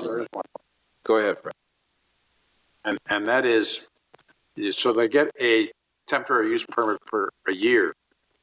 But what about if they're staying that same location only like once or twice a week for longer than a year on an ongoing basis? Do they then have to come back for a DRC meeting and get it? And if they're only there for like a few hours of the day, are they going to have to build a restroom too?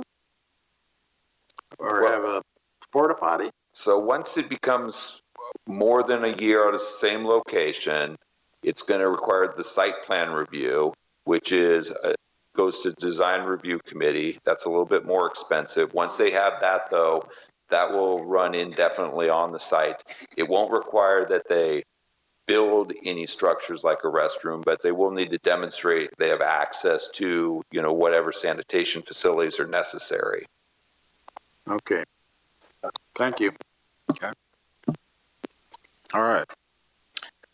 As I said a minute ago, any other hot spots that you would like to have us kind of get into? I think I have just one because it keeps coming up with mobile repair, which is different than working on vehicles in your own front yard.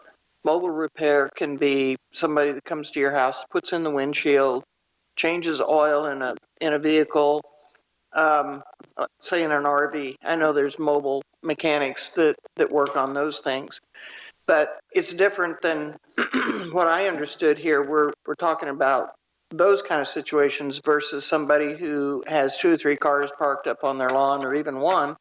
And Mr. Carr's got to be the cleanest mechanic I've ever heard. If he can take an engine apart and not get any oil on him or anywhere else, he's a lot better than I am because I could never do that.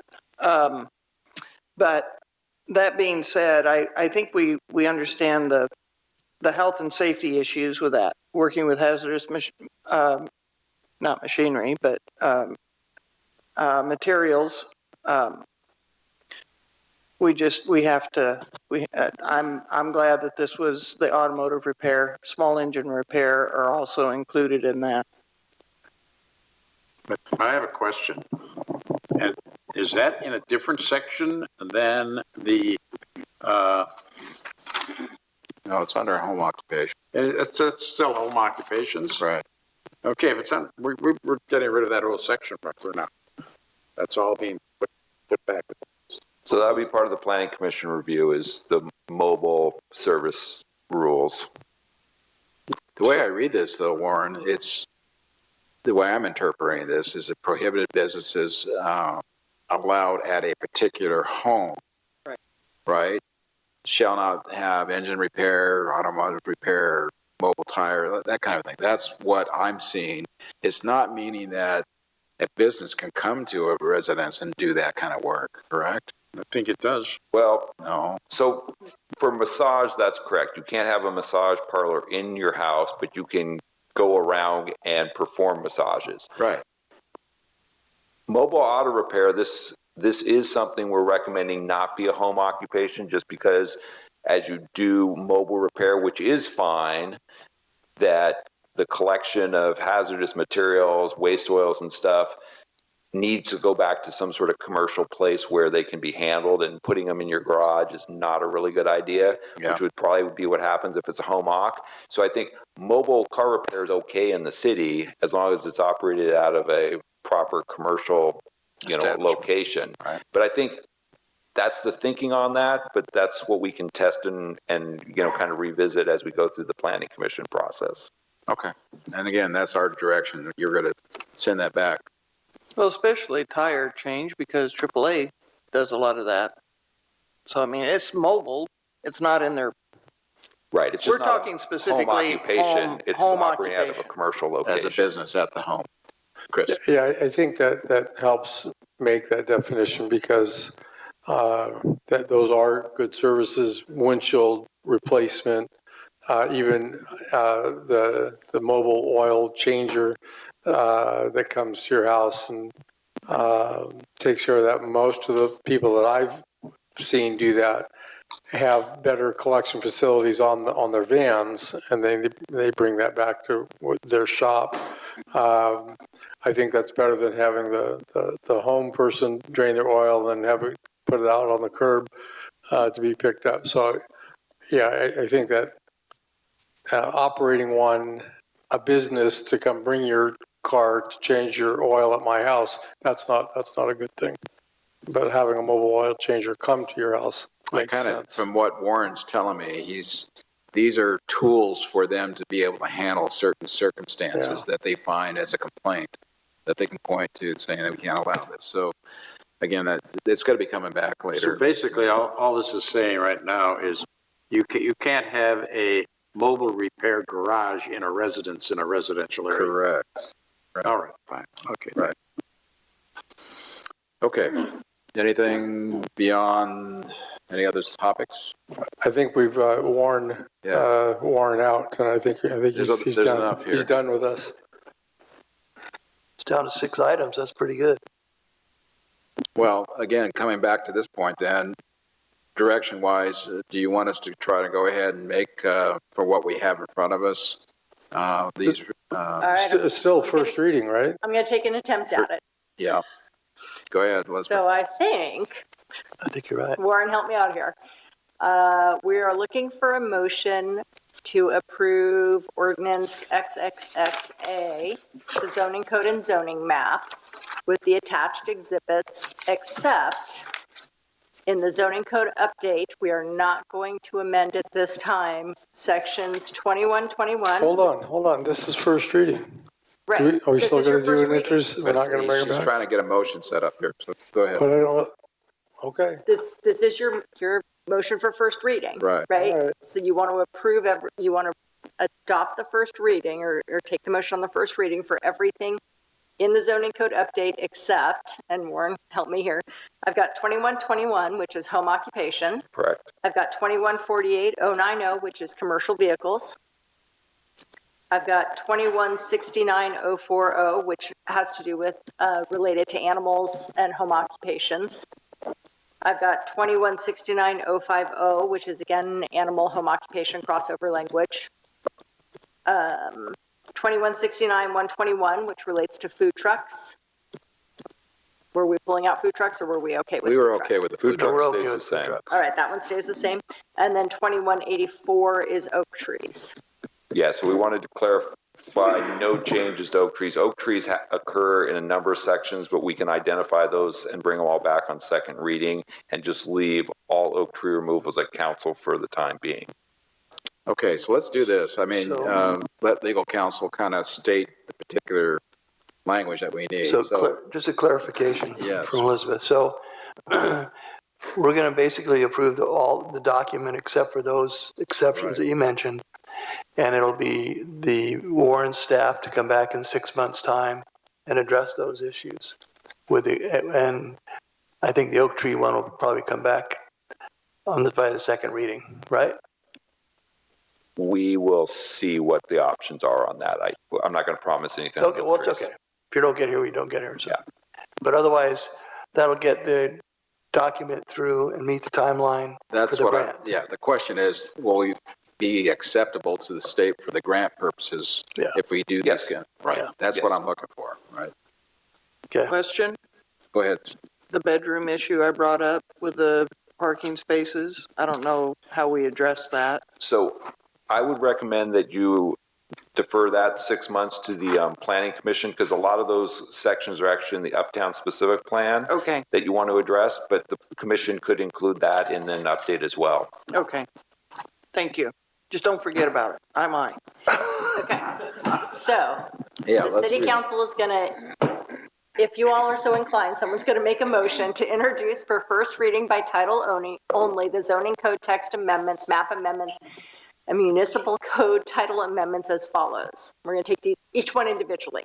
So for ordinance A, you're going to approve the changes to zoning code title 21, except for the ones that Warren and I just pulled out, and the zoning map. Okay. Warren, I concur.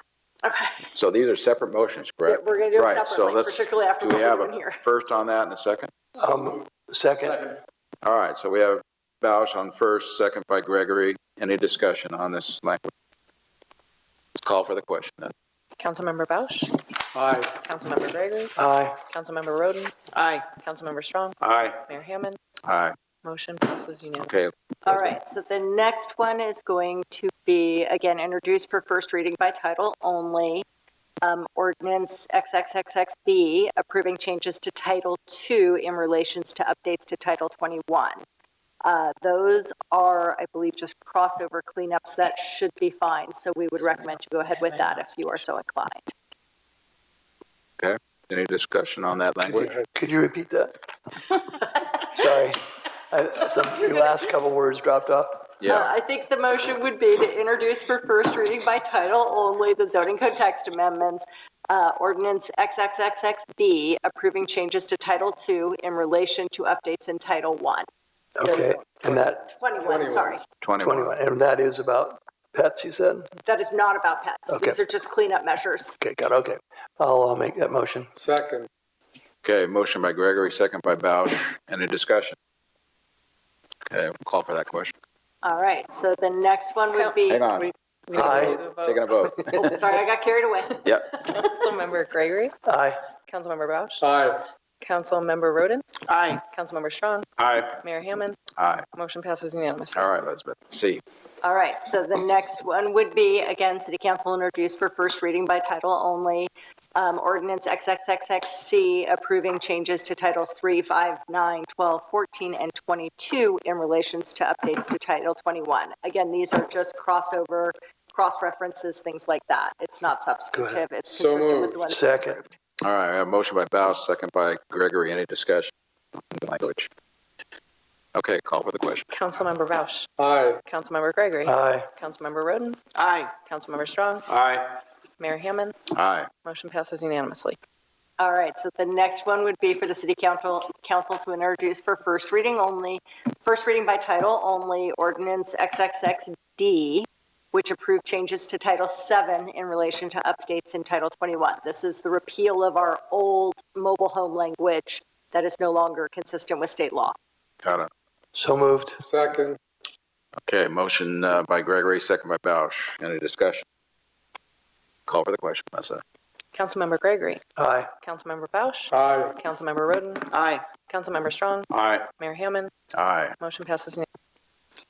Okay, I think the next two would be, in theory, an introduction for first reading by title only, which would do changes to Titles 8 and 10. Those relate City to Attorney- animals and oak trees. And So number 10, the oak tree, I think we don't want to take any action that's on what I was that going one. to say. I think on 8, I think both of those, because the other one relates to oak Katie? trees. Yeah. 8 doesn't have anything to do with home occupations. 10, I agree, it should not go. Right, but, I'm sorry, 8 does not have, okay. All right, so one more try. City Council introduced for first reading by title only, ordinance XXXE approving changes to Title 8 in relation to updates to Title 21. Okay. So moved. Second. Motion by Gregory, second by Bausch. Any discussion? Call for the question. Councilmember Gregory. Aye. Councilmember Bausch. Aye. Councilmember Roden. Aye. Councilmember Strong. Aye. Mayor Hammond. Aye. Motion passes unanimously. All right, and we're looking for a motion to table ordinance XXXF for the time being. That has to do with oak trees and needs to be updated. Okay. So moved. Second. Okay, motion by Bausch, second by Gregory. Discussion? Call Call for the question. Councilmember Bausch? Aye.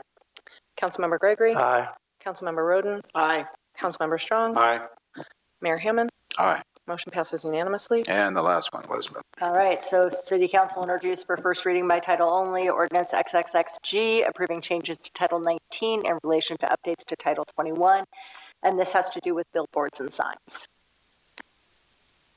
So moved. Second. Okay, motion by Gregory, second by Bausch. Any discussion? Call for the question. Councilmember Gregory? Aye. Councilmember Bausch? Aye. Councilmember Roden? Aye. Councilmember Strong? Aye. Mayor Hammond? Aye. Motion passes unanimously. Okay, that gives you direction. The sections that I pulled. Thank you. It was long. We'll close the public hearings and then move on to discussion items. Item number 1, approval of short-term rental agreements with Joe's One Niner Diner, Soar Paso, and Mercy Air. Mark Scandelis. Mr. Mayor, members of the council, Mark Scandelis, Airport Manager. We are here to talk about those 3 short-term rental agreements. Waiting for a slide, sorry.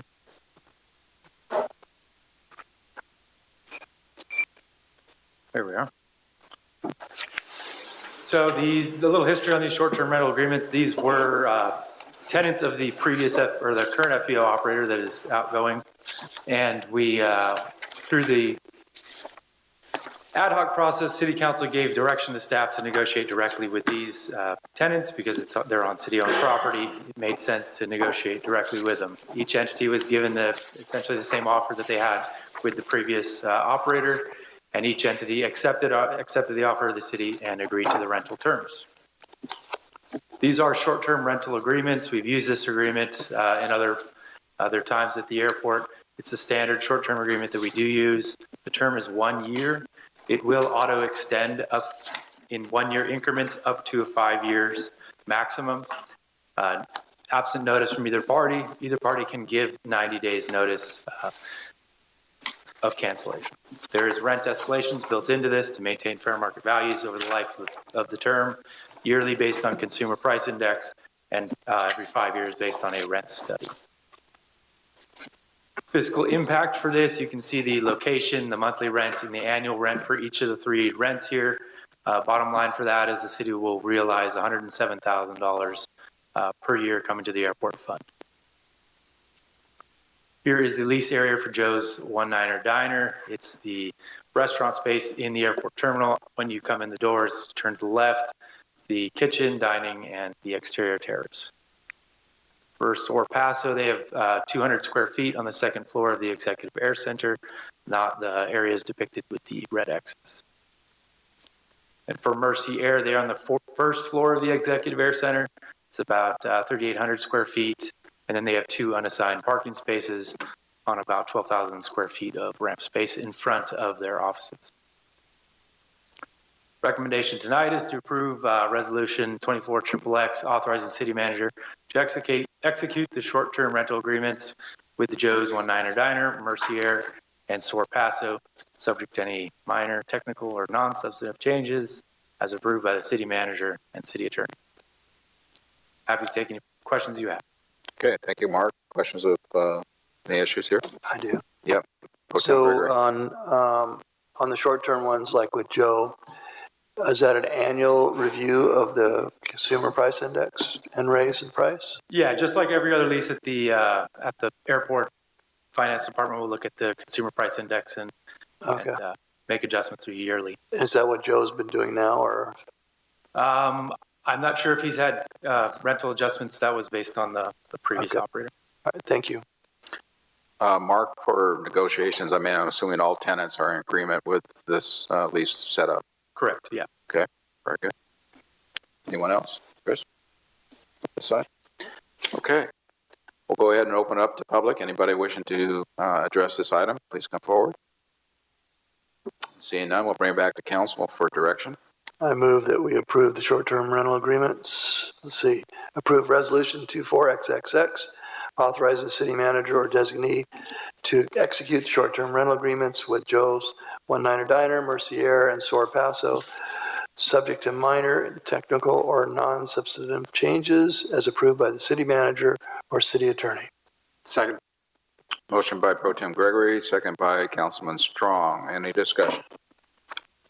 Okay, we'll call the question. Thank you, Melissa. Councilmember Gregory? Aye. Councilmember Strong? Aye. Councilmember Bausch? Aye. Councilmember Roden? Aye. Mayor Hammond? Aye. Motion passes unanimously. Okay, well, thank you. Moving on, we have item 2 on discussion, approval of full-service fixed-based operator agreement with Lloyd's Aviation. Mark? So yeah, thank you again for having me. Here we are going to talk about the full-service FBO contract at the airport. It's been a long process over the last few months. I've been giving updates on the negotiations. We've been negotiating with Lloyd's Aviation. Those negotiations have concluded, and we are presenting that contract tonight. So just for the benefit of the public and the council, just a history of what the FBO is at an airport. It's called a fixed-based operator. They provide aeronautical services at the airport. There's a number of FBOs at the airport, but this is for specifically the full-service FBO contract at the airport. Selection process and how we got to this point here. In mid-2022, as the previous contract was expiring, the Airport Commission formed a subcommittee to figure out what they wanted to do and give staff directions on the next steps. Ultimately, the direction was to put out a request for proposals. We did put that out. We had a number of submissions. We had a number of review committees for that. The council set up an ad hoc committee to further study the proposals. And in June of this year, the council gave direction to staff to negotiate with Lloyd's Aviation. We finished those negotiations. It's a long contract, about 60 pages long. The bottom line for it is, with the rental agreements we just approved in the last item, along with the Lloyd's Aviation agreement, we're realizing a 64% increase in our rental income than our current contract. There is fair market value adjustments to maintain fair market value of the life of the lease. There's an estimated $9 million in capital improvements at the airport. There's performance clauses and default language to ensure performance of the contract, and then reversion of the improvements at the end of the contract. Detailed in sections 3.2 is the minimum products and services that Lloyd's Aviation will have to provide at the airports. These are largely detailed in the minimum standards that's adopted by the City Council. Major ones include aircraft fueling, aircraft maintenance, piston and jet turbine. Lloyd's Aviation will be providing that through their Lloyd's Aviation maintenance subsidiary. They're going to have to operate and maintain the fuel farm, including adding a spring retractable fuel hose for self-fueling. They're going to be offering a discount program for base tenants on fuel, aircraft ground handling, crew services, monitoring the radios, transient tie down and parking management, aiding us in emergency service as available, charter, other aircraft related services. For the contract term, it's an initial 5-year term. If they meet the deadlines outlined in the contract, which we'll go over later, they'd be eligible for a 30-year extension upon the completion of capital improvements. At the conclusion of that term, they would have the option to extend for another 5 years at fair market value rates. That gives the city some opportunity to have a 5-year window to figure out what we want to do next, along with Lloyd's Aviation being able to figure out what they want to do at the end of their contract. For the lease areas, we're going to go into detail what those are, but there's two concepts here. One is the FBO and development areas. These are offered on a potential long-term basis, seen as areas that the FBO will need long-term for their business. And then additional lease areas, these are offered on a short-term basis with the idea that when they complete their capital improvements, they may not need these areas anymore and the city could take them back at our discretion. So there is 546 square feet of improved office space in the airport terminal. As you walk in the doors of the airport terminal, to the right is the FBO office. That's in the contract. 10,000 square feet of hangar space and adjoining office space and storage rooms for the hangar.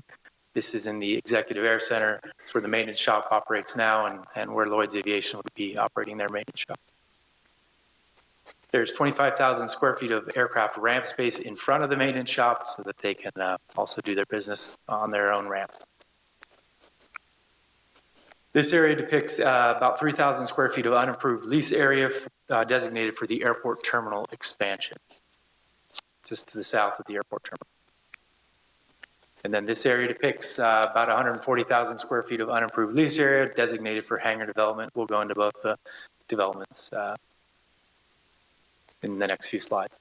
This is the additional lease areas, it's 1,000 square feet on the second floor of the Executive Air Center. In the red box, you can see Lloyd's Aviation's offices, and in the green box, that is the city is going to be taking this back for our own purposes. In the previous FBO contract, the FBO operator had the entirety of the space. For the rent, you can see our current lease payment that we're getting now, the negotiated rent in year one with Lloyd's Aviation, the lease payments from the subleases that we approved in the previous item, and then the total lease payment factoring in the entire the FBO deal here. It's 64% increase from our current contract, and that's about $112,000 per year. There are rent adjustments detailed in section 6.2 and 6.4. This is yearly based on consumer price index, no more or no less than 2% per year, no more than 8% per year, and no more than 20% over a 5-year period. In addition to those, we can do market rent studies every 5 years to adjust the rent if necessary. For fees and charges, section 6.5, these are city council adopted fees for airport operators. Think landing fees, tie down fees, parking fees. The city has the discretion to use Lloyd's Aviation or not. We can use another service, or we could figure out a way to do it our own. If we did use Lloyd's Aviation would collect 15%, the city would get 85%. For the capital improvements for the airport terminal, it's detailed in section 7.2. I will remind everyone in the room that this is a conceptual drawing. It's going to go through many levels of city review, and it may not look like this. Detail in the contract, Lloyd's Aviation has 36 months to gain those city approvals, get a design, get it through our approval process, and be ready for construction. When they're ready for construction, they would have 24 months to complete that construction.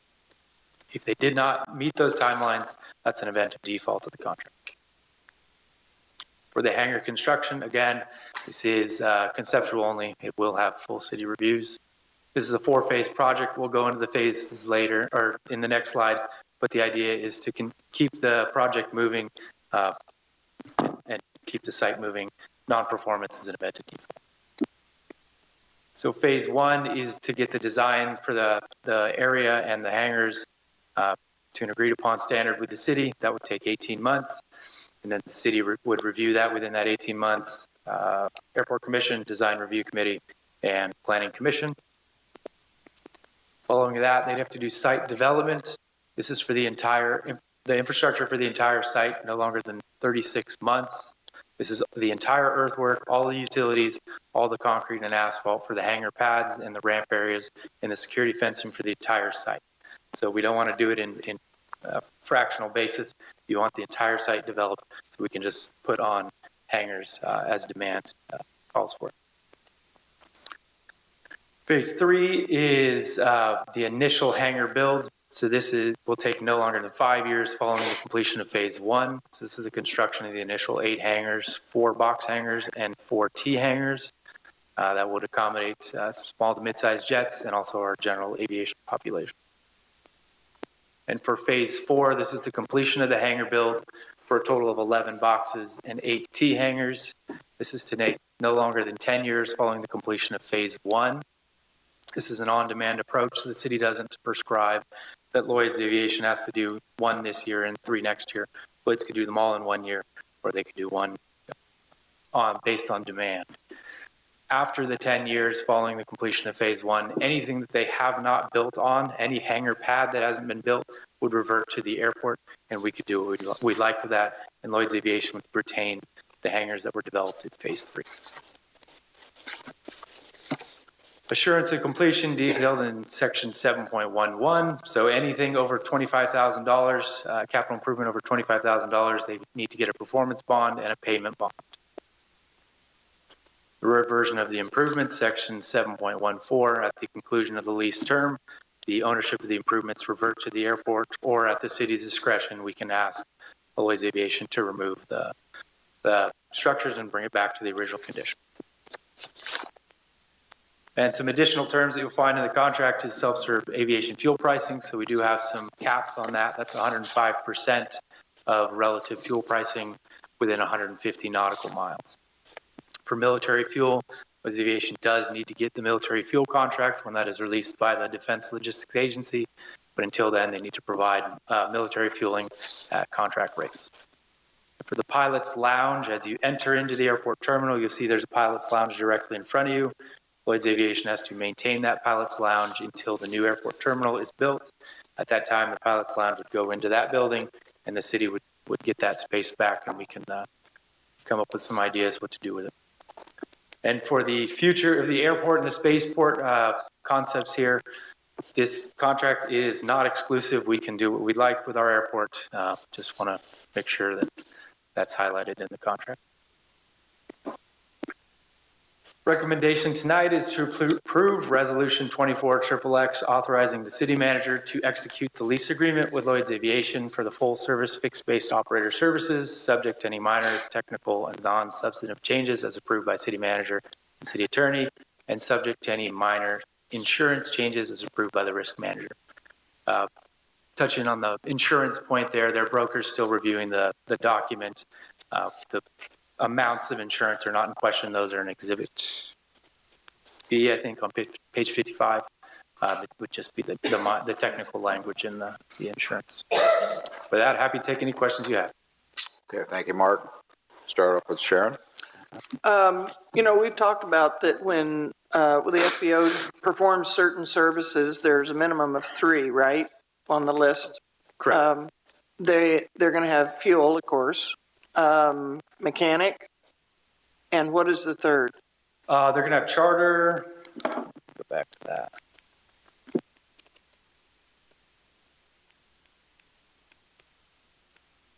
So they're going to do ground handling, crew and passenger services, aircraft charter. Those are the big ones. Passenger service, like a concierge service? Yeah. Okay. Setting up hotels, things like that. Could I ask Ryan a question? Or are we just asking? Let's get questions to staff first, and then I was going to have all right. the applicant come on. Yeah. Any other questions to Mark? Chris? So Mark, I think you heard these questions before. There's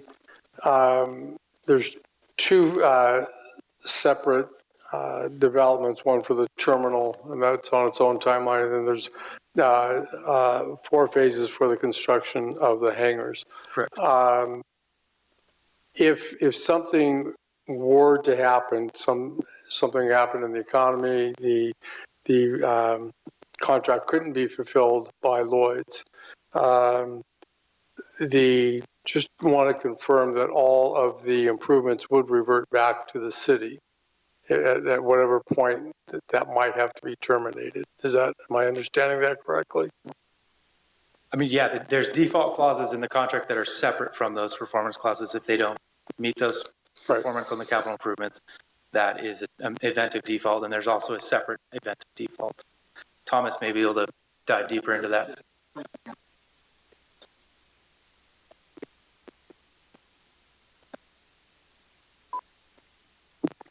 I'm sorry. Yeah. Much better. Thank you. Thank you.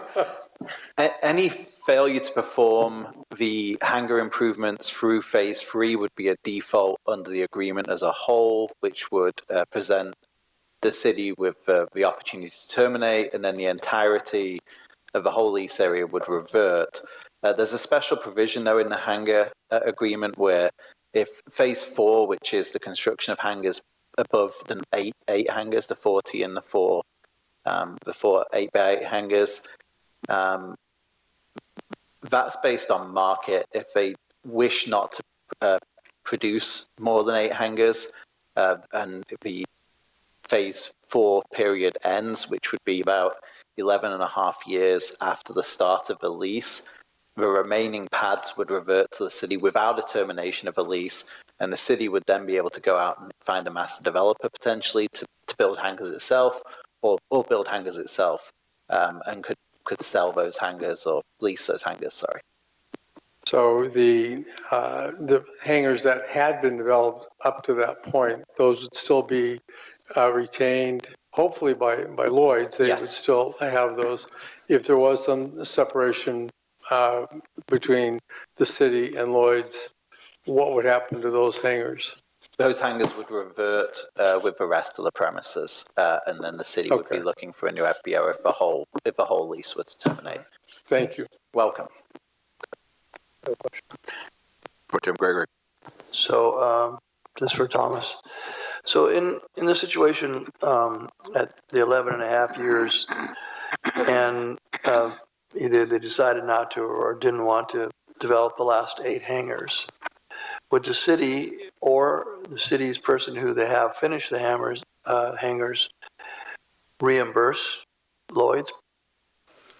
No, the obligation of Lloyd's is to complete those first 3 phases, phase 2 of which is the completion of the infrastructure. That's part of the obligations of a lease. They would then in phase 3 build those initial 8 hangars, and then if they chose not to build any more hangars, then the rest of those pads revert to the city. The city can build, and there's no reimbursement obligations there.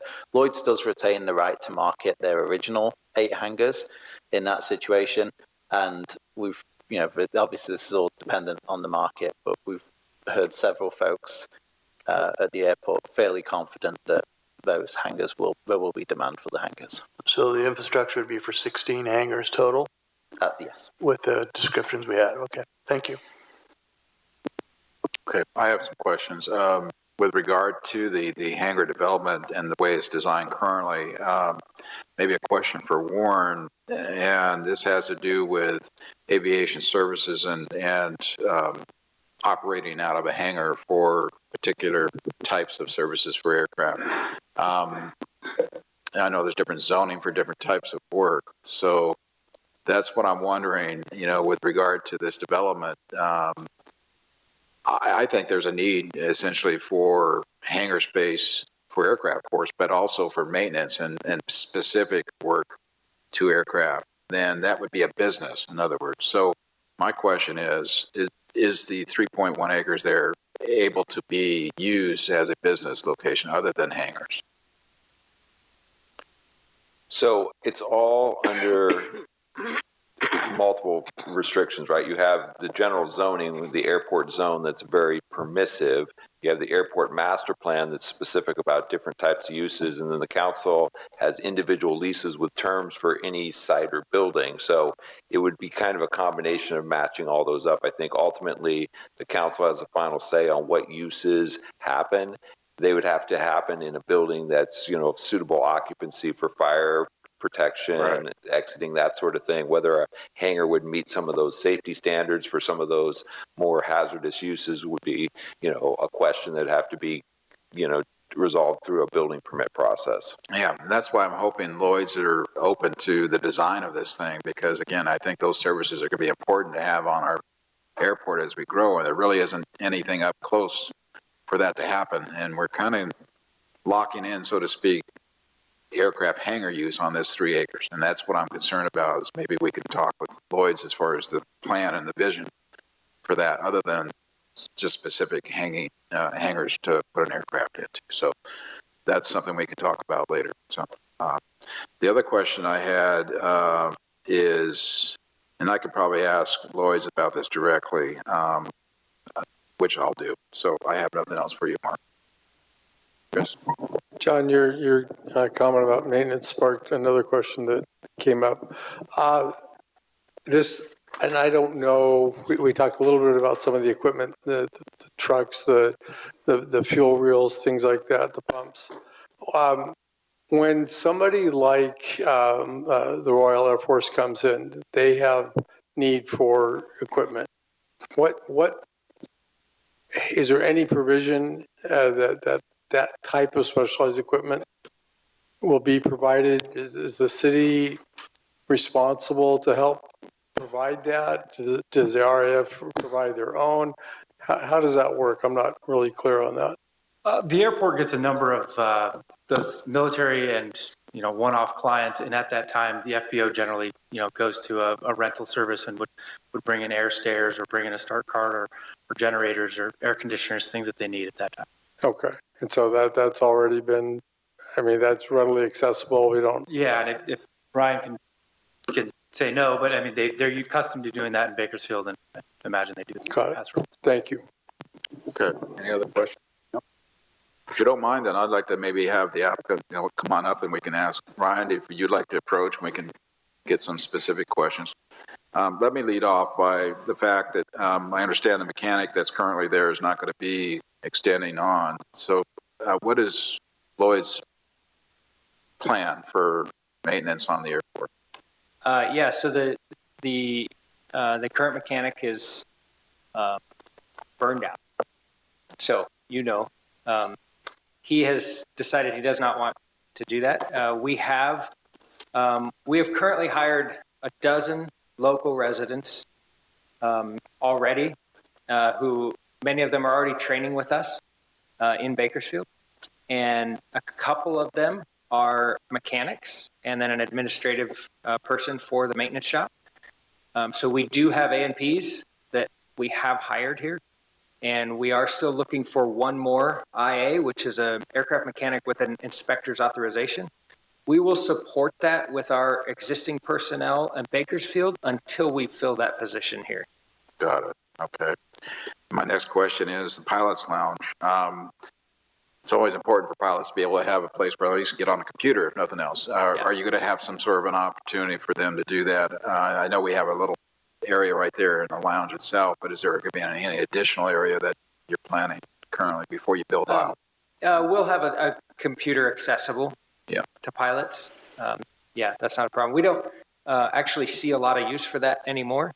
We have 2 computers at our existing FBO that never get used because everybody does it on an iPad now. Right.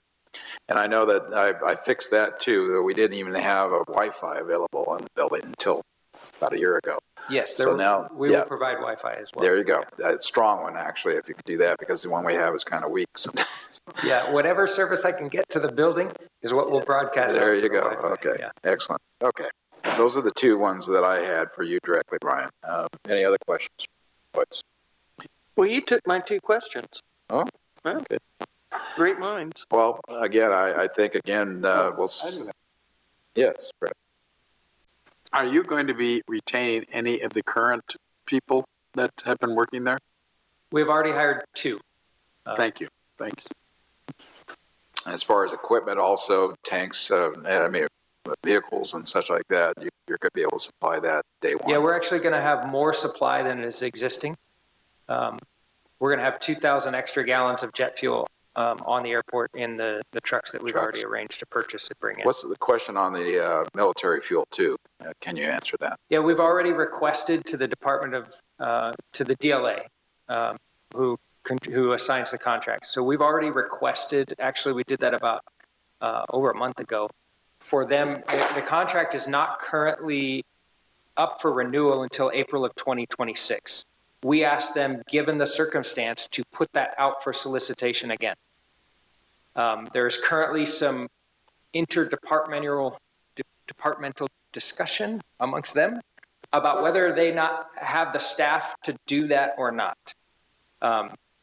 One guy has said there's no way we have the personnel to do that. The other guy says this isn't hard, we can do that. I don't know who's going to win that discussion. In the interim, we can accept every military crew member has a government air card. Yeah. And we can accept that from day one. We can give them the same pricing. So they won't be able to see the contract, but we can service them just the same. And worst case scenario, we will have a contract when it comes out for to be bid. But we have requested that to be put out to bid. Yeah. Okay. I have nothing else. Just keep talking to this one guy that says it's doable. Yeah. Ignore the We other hope guy. he wins. All right. Thank you, Ryan. I do have a question. Hey, Ryan? Whoa. Yes. Just a good question. So when the Royal Air Force comes back, they probably don't have the same air cards. Did you figure out how to sell fuel to them? Yeah, they pay completely different and Mark can probably address that as well. But they actually pay through a fuel vendor called AEG Fuels. Okay. And they're a logistics company that does more than just fuel. They're an international company. we already have a relationship with them in Bakersfield. Okay. So it won't be hard. And it's easy for us to have a relationship with them here as well. So they use that company to pay for everything, fuel and all the equipment that they lease and the space and all of that.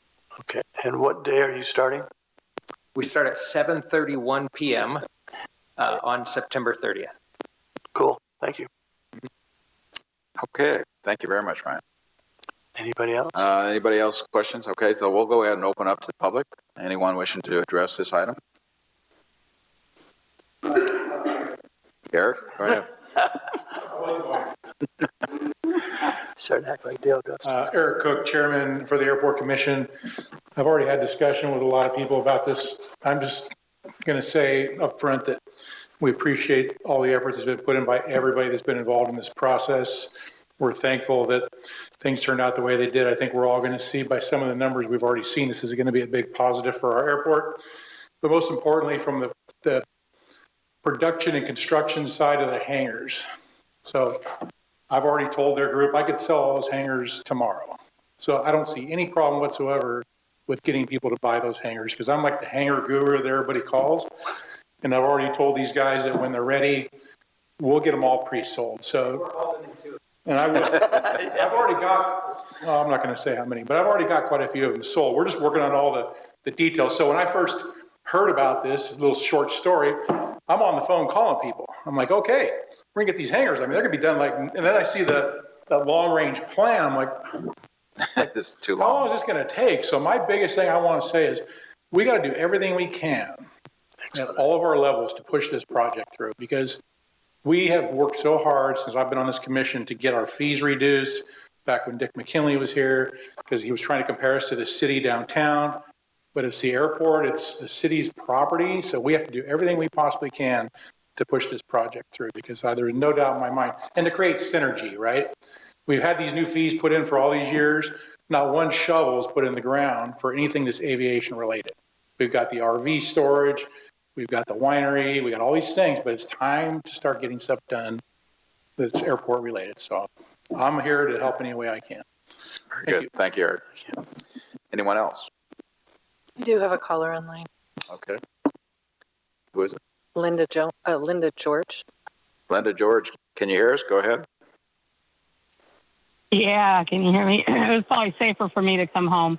3126 Spring Street, number 6, Linda George. I have a very simple question. I mean, I'm not very, I don't know everything. These contracts, fine. My question is simple. Acts of God, okay? Earthquakes, disasters, pandemics. Do you guys have a natural clause when you do business like this with somebody that if it sets them 2 years back, that they get a reprieve? And if we do have a natural disaster, who pays for any damage done by something like of that magnitude? Would it be a federal grant? Would it be a federal reserve? Is there some kind of cash reserve like the city has that the Lloyds have to help them, or the airport itself? Those are my questions. Thank you. Section 15 details force majeure, so that would cover that concept there. Section 15, you said? 15 of the contract. Okay. Right, of the contract. Very good. And then insurance would cover any damages to the building and things like that. Okay. Very good. Okay, insurance. Is that all you had, Linda? I guess she's done. Okay. Thank you. Anyone else? Melissa? No, sir. Okay. We'll bring it back then to the council for discussion. I have a question for Tom. Go ahead. Thomas, so there's no restrictions on finishing the project early on the hangars? No, we wouldn't oppose them moving So faster. we got to turn the heat back on Mr. Cook here, so. Absolutely. He's hired unpaid to be chief hangar salesman. Okay, thank you. Any other questions? I'm ready to make a motion. Sure, if everybody's okay with that. Any other questions? Are we good? I think we're good. Go ahead. Okay. At first, before I make the motion, I want to say thank you to Lloyd's Aircraft and Ryan. You've been exceptionally patient and to our airport commission. You've been exceptionally patient. But we did get to the bottom of it, and I think we came out with a really nice result. So with that, I'll make a recommendation that we approve Resolution 24XXX, authorizing the city manager to execute lease agreement with Lloyd's Aviation for full fixed-based operator services, subject to any minor technical or non-substantive changes as approved by the city manager and the city attorney, subject to any minor insurance changes approved by the risk manager. Second. Okay, motion by Gregory, second by Strong. Any discussion? Okay, call the question. Thank you. Councilmember Gregory? Aye. Councilmember Strong? Aye. Councilmember Bausch? No. Councilmember Roden? Aye. Mayor Hammond? Aye. Motion passes. Welcome aboard. Okay. You bet. Thank you all for everything. All right, moving on then, we have now city manager's report. Thank you, Mayor. Just a couple items this evening. First, we have a magician in the house, someone who could take a 280 or 386-page award-winning budget document and condense it down to about 7 pages, and that's Ryan Cornell and his team. I just want to let the community know that our budget and brief document for the budget is now available, printed copies at City Hall. It's also available online in PDF form.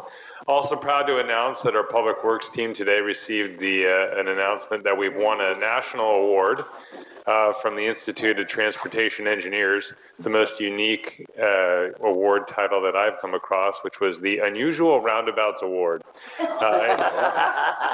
That's the name of the award. Very creative institute here. And of course, that was for the Golden Hill Union Road roundabout, and it was recognized as being able to solve some complex transportation challenges in a unique and distinct approach. So congratulations to the team. I think that's the 3rd or 4th award we won for that project. There was some inquiries last week regarding some issues with some stacking cars that were blocking driveways on Creston Road.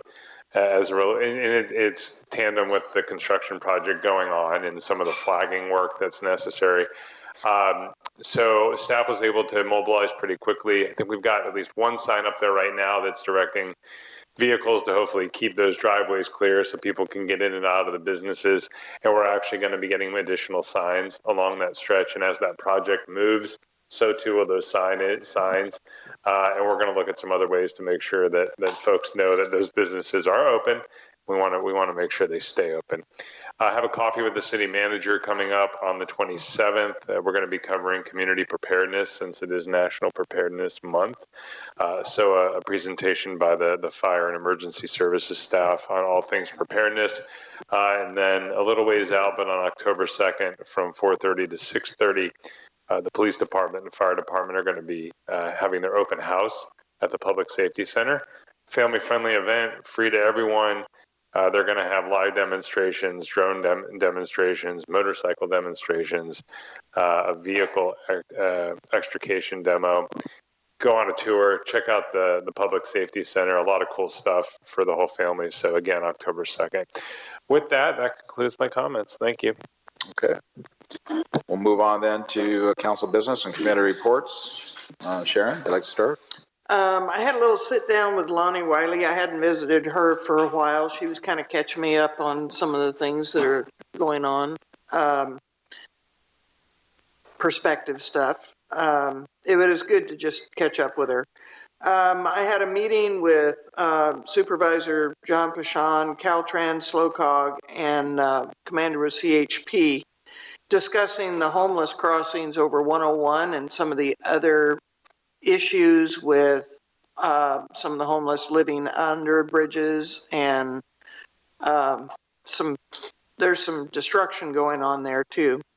That was the first meeting we had. We plan on having more meetings about this. Attended the HBA opening, which is going to be a fantastic asset to our community. And I also attended the Hispanic Heritage Festival. Mujeres de Acciones did excellent job. Everybody, I thank everybody with the city and with their entities that really put on a great show. Absolutely. Thank you. Okay. Councilman Strong. Yes, unfortunately, I have a long report tonight. And that is that we had a youth commission meeting on the 4th. And at the youth commission, they did adopt their goals for this year. And they're going to be working very closely with many areas in the city. And you heard a lot of it actually in the report this early at the beginning of this meeting, because a lot of what was reported there was actually what happened at the youth commission also. And those kids are, the last youth commission was the best we'd ever had. This one tops them. So I don't know that we keep getting better every year, but these kids are unbelievable. And then on Monday the 9th, we had a Main Street meeting. And Main Street had Jeff Carr as its speaker briefly, and he was very good. And they asked him a couple of questions, and then he dashed out. And then they grilled me for about 25 minutes. And about that time, all I know is that they were moving forward with just some regular business. And that was it for me. So, however, on the next date, I had a housing authority meeting. So at the housing authority, it looks really good that Sunrise Villas is coming along, so is Riverwalk Terrace. They do have some delays. They're waiting for some utility work that has to be done before they can complete progress. And they had to delay primarily the one that's near Walmart, in that Walmart center. And that one's not going to open as quickly as they expected it to, which is a concern. But they're working on it and trying to get people in there as quickly as they possibly can. And that's going to be a big addition to some low-income housing. The other thing that they're moving ahead on is looking at other possible sites to improve. And they're moving ahead on that as well. Their new executive director is really hands-on and moving rapidly forward. So Lonnie. They're really good. Then I had on Thursday, the 12th, we had Library Board of Trustees meeting. And we heard a little bit about that tonight too, because their plans are unbelievable. They really do mean that they want to be for the people. And it's not going to be a library anymore. This is going to be a community center. And it's going to be a community center that moves around all over the city. It's just wonderful what they're doing. And with the foundation now donating their new mobile truck, that's be great. We'll have that on our agenda, I think, soon, to have to accept it into our fleet. And I can't talk any more on that because that's coming to us on an agenda. But just to let you know, it is coming.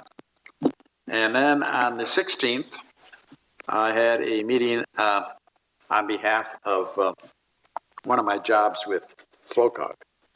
And that is I sit on the board of directors of the Pacific Surfliner.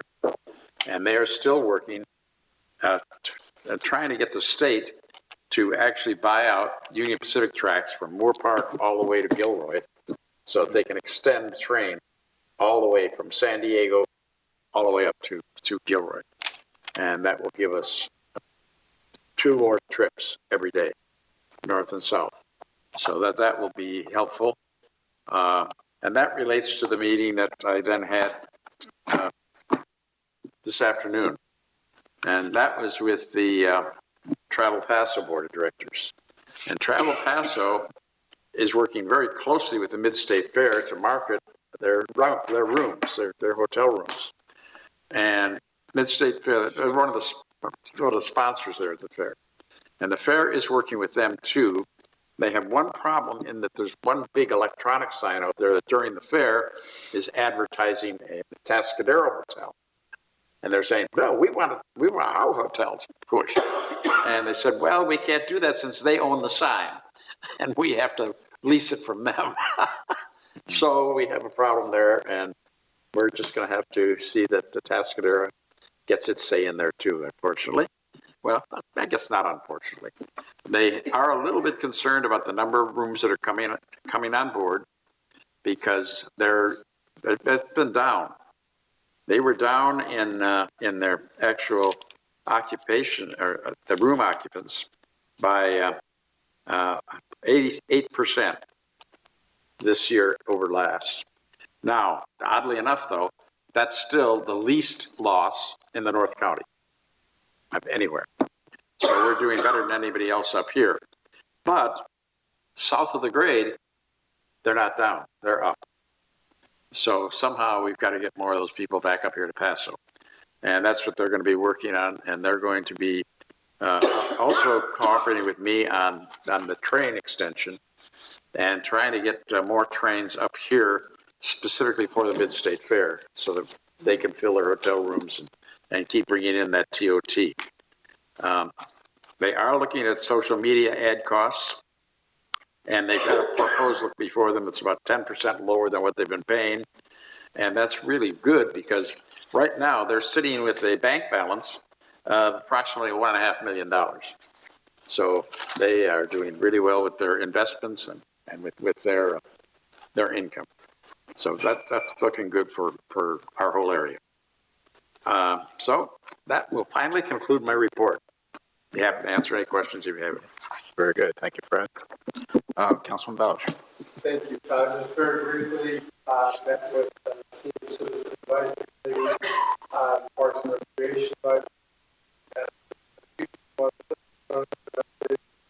Sorry, I had all the questions answered there, but apparently scratches. So the Library Board of Trustees, Fred, on September 12th. I think you're right, Eric. Eric has big plans to take a shameless plug for Paso Robles Library Foundation, Friends of the Library, a fundraiser at the Young Winery on Friday, September 27th. I think there's still tickets left. Stop by the Friends of the Gift Store in the lobby here or Eventbrite. So hopefully everybody will be able to take that. Okay. Pro Tem Gregory. Yeah, thank you. So I got to attend the senior advisory meeting with Councilman Bausch, and also on Wednesday I did the 221s, and then I think Wednesday evening, let's see, we did the grand opening of the new HBA office. That's looking nice and promising. On Sunday, I spent a good part of my afternoon in the Heritage the Heritage celebration in the park, and it was pretty wild. I got to practice my Spanish a little bit on my mic, and I can tell you one thing I said was, muy fantástico. That was really good. But a few other words, but it was all good. And Yesenia did a wonderful job, and her group. And then on Monday, let's see what I did here. Met with those guys, and I think that's about it. A council meeting, and I was unable to meet with Mr. Bichon, who's out of town. And on Thursday, I get the privilege of going to LAFCO and listen to the 4-hour presentation of the Dana Reserve in Napomo. Yeah, it's an interesting situation. The Board of Supervisors approved the project, but they want us to review the entire project. So I'll be down there sipping tea and meeting people on that issue. So, and one personal moment. So somehow a company got a hold of my daughter, and she's in the Serengeti right now in Kenya, and she's a photographer, and that's what she's doing. So she decided to take her 2 kids and her husband with her too, of course. And it's crazy crazy how beautiful it is there. So I'm kind of saying it because I want to go, but I can't. So she's beating me out on all my fun on my bucket list. So, and that's about it. And just want to say thank you for the City of Paso Robles for the event on Sunday. It was fun. So thank you. All right. Thank you, Steve. For me, I had, starting off with Integrated Waste Management, IWMA meeting. I also had the privilege of representing the city at the Patriots Day 9/11 ceremony at Fort Hunter Liggett. Met with the King City Mayor of the Barry, and of course the Garrison Commander Trotter up there. Very, very humbling and very well done ceremony. Also went to the HBA ribbon cutting. I'm glad they have their office now on 21st Street. I do want to recognize Supervisor Pashong's little card that he sent me, and it's basically to Ryan. And this was regarding the Distinguished Budget Presentation Award given by the Government Finance Officers Association for our budget, 24-25 and 25-26 budget document. And I really appreciate this too, Chris. This is great. Budget and brief. It's a very prompt and easy way to understand what the city's using their monies for. Very easy to understand. Also, additionally, Chris actually mentioned it too, the city awards of winning the ITE 2024 Unusual Roundabouts Award. That, I mean, I still call it a dog bone. I mean, everybody does, and I think they should have had the dog bone award. But at any rate, very well done. Ditas needs to be commended, of course. That was a project. I still remember, the fact that we were sitting there talking about if we're ever going to do a roundabout, it needed to be at Golden Hill and Union Road because that was the most troublesome intersection. And I think we really put it to bed. Everybody I've talked to really enjoys using that. It's not really become the Indy, 500, but on the other hand, it really is fun to kind of go around. And I've even seen a lot of people using their blinkers. When you're going around that, I do too. It's really helpful for the people waiting there that they know they can move ahead if you're going to take a right off of it. It really works well. And I think people are getting into it, using it well. Well, actually, another term some people are using for it is the peanut. There's a lot of words that can describe that. It's very unusual. There's no question about that. I also encourage everybody to take a look at the Paso Lights campaign. Frida mentioned it tonight, and I remember hearing that last year. How can we help?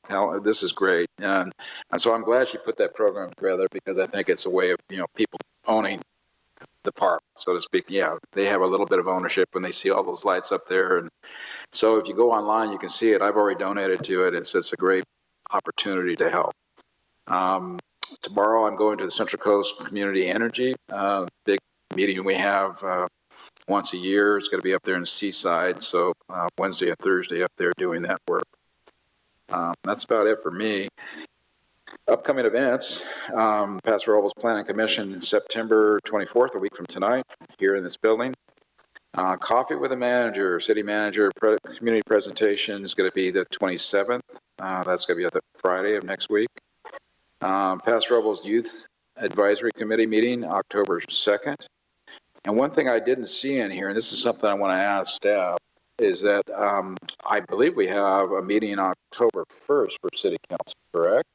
It's not on here, but the meeting for, I think October 15th has been canceled because we're going to the league, correct? Correct. All right. I want to make sure that people understand we're having a meeting October 1st because it's not really listed, but we'll be dark on the second meeting of October. Library Board Trustees, that's going to be October 10th. City Facilities is going to be closed in observance of the People's Day, Columbus Day, October 14th. Paso Robles Senior Citizens Advisory Committee is going to be meeting on October 21st. Paso Robles Parks and Recreation Advisory Committee regular meeting is going to be October 21st. Planning Commission is going to be on October 22nd. And we have the Airport Commission meeting again October 24th. And then finally, again, the meeting after the first meeting in November, which is listed here, is it's going to be November 5th. First week in November is going to be our 2 meetings out from this point for the City Council. Okay. So, Mayor Hammond? Yes. I would like to adjourn the meeting in someone's honor. Sure, go ahead. Matt Macias. Yeah. He's a great citizen. Matt passed. Yeah. So, and he did so much for our community. He's such a friend of everybody's. I just want to say thank you to him, and he was a great man and has a good legacy. So, and I'll second that. Okay, motion by Gregory and second by Strong to adjourn in the name of Matt Macias. All in favor? Aye. Aye. Opposed? We're adjourned.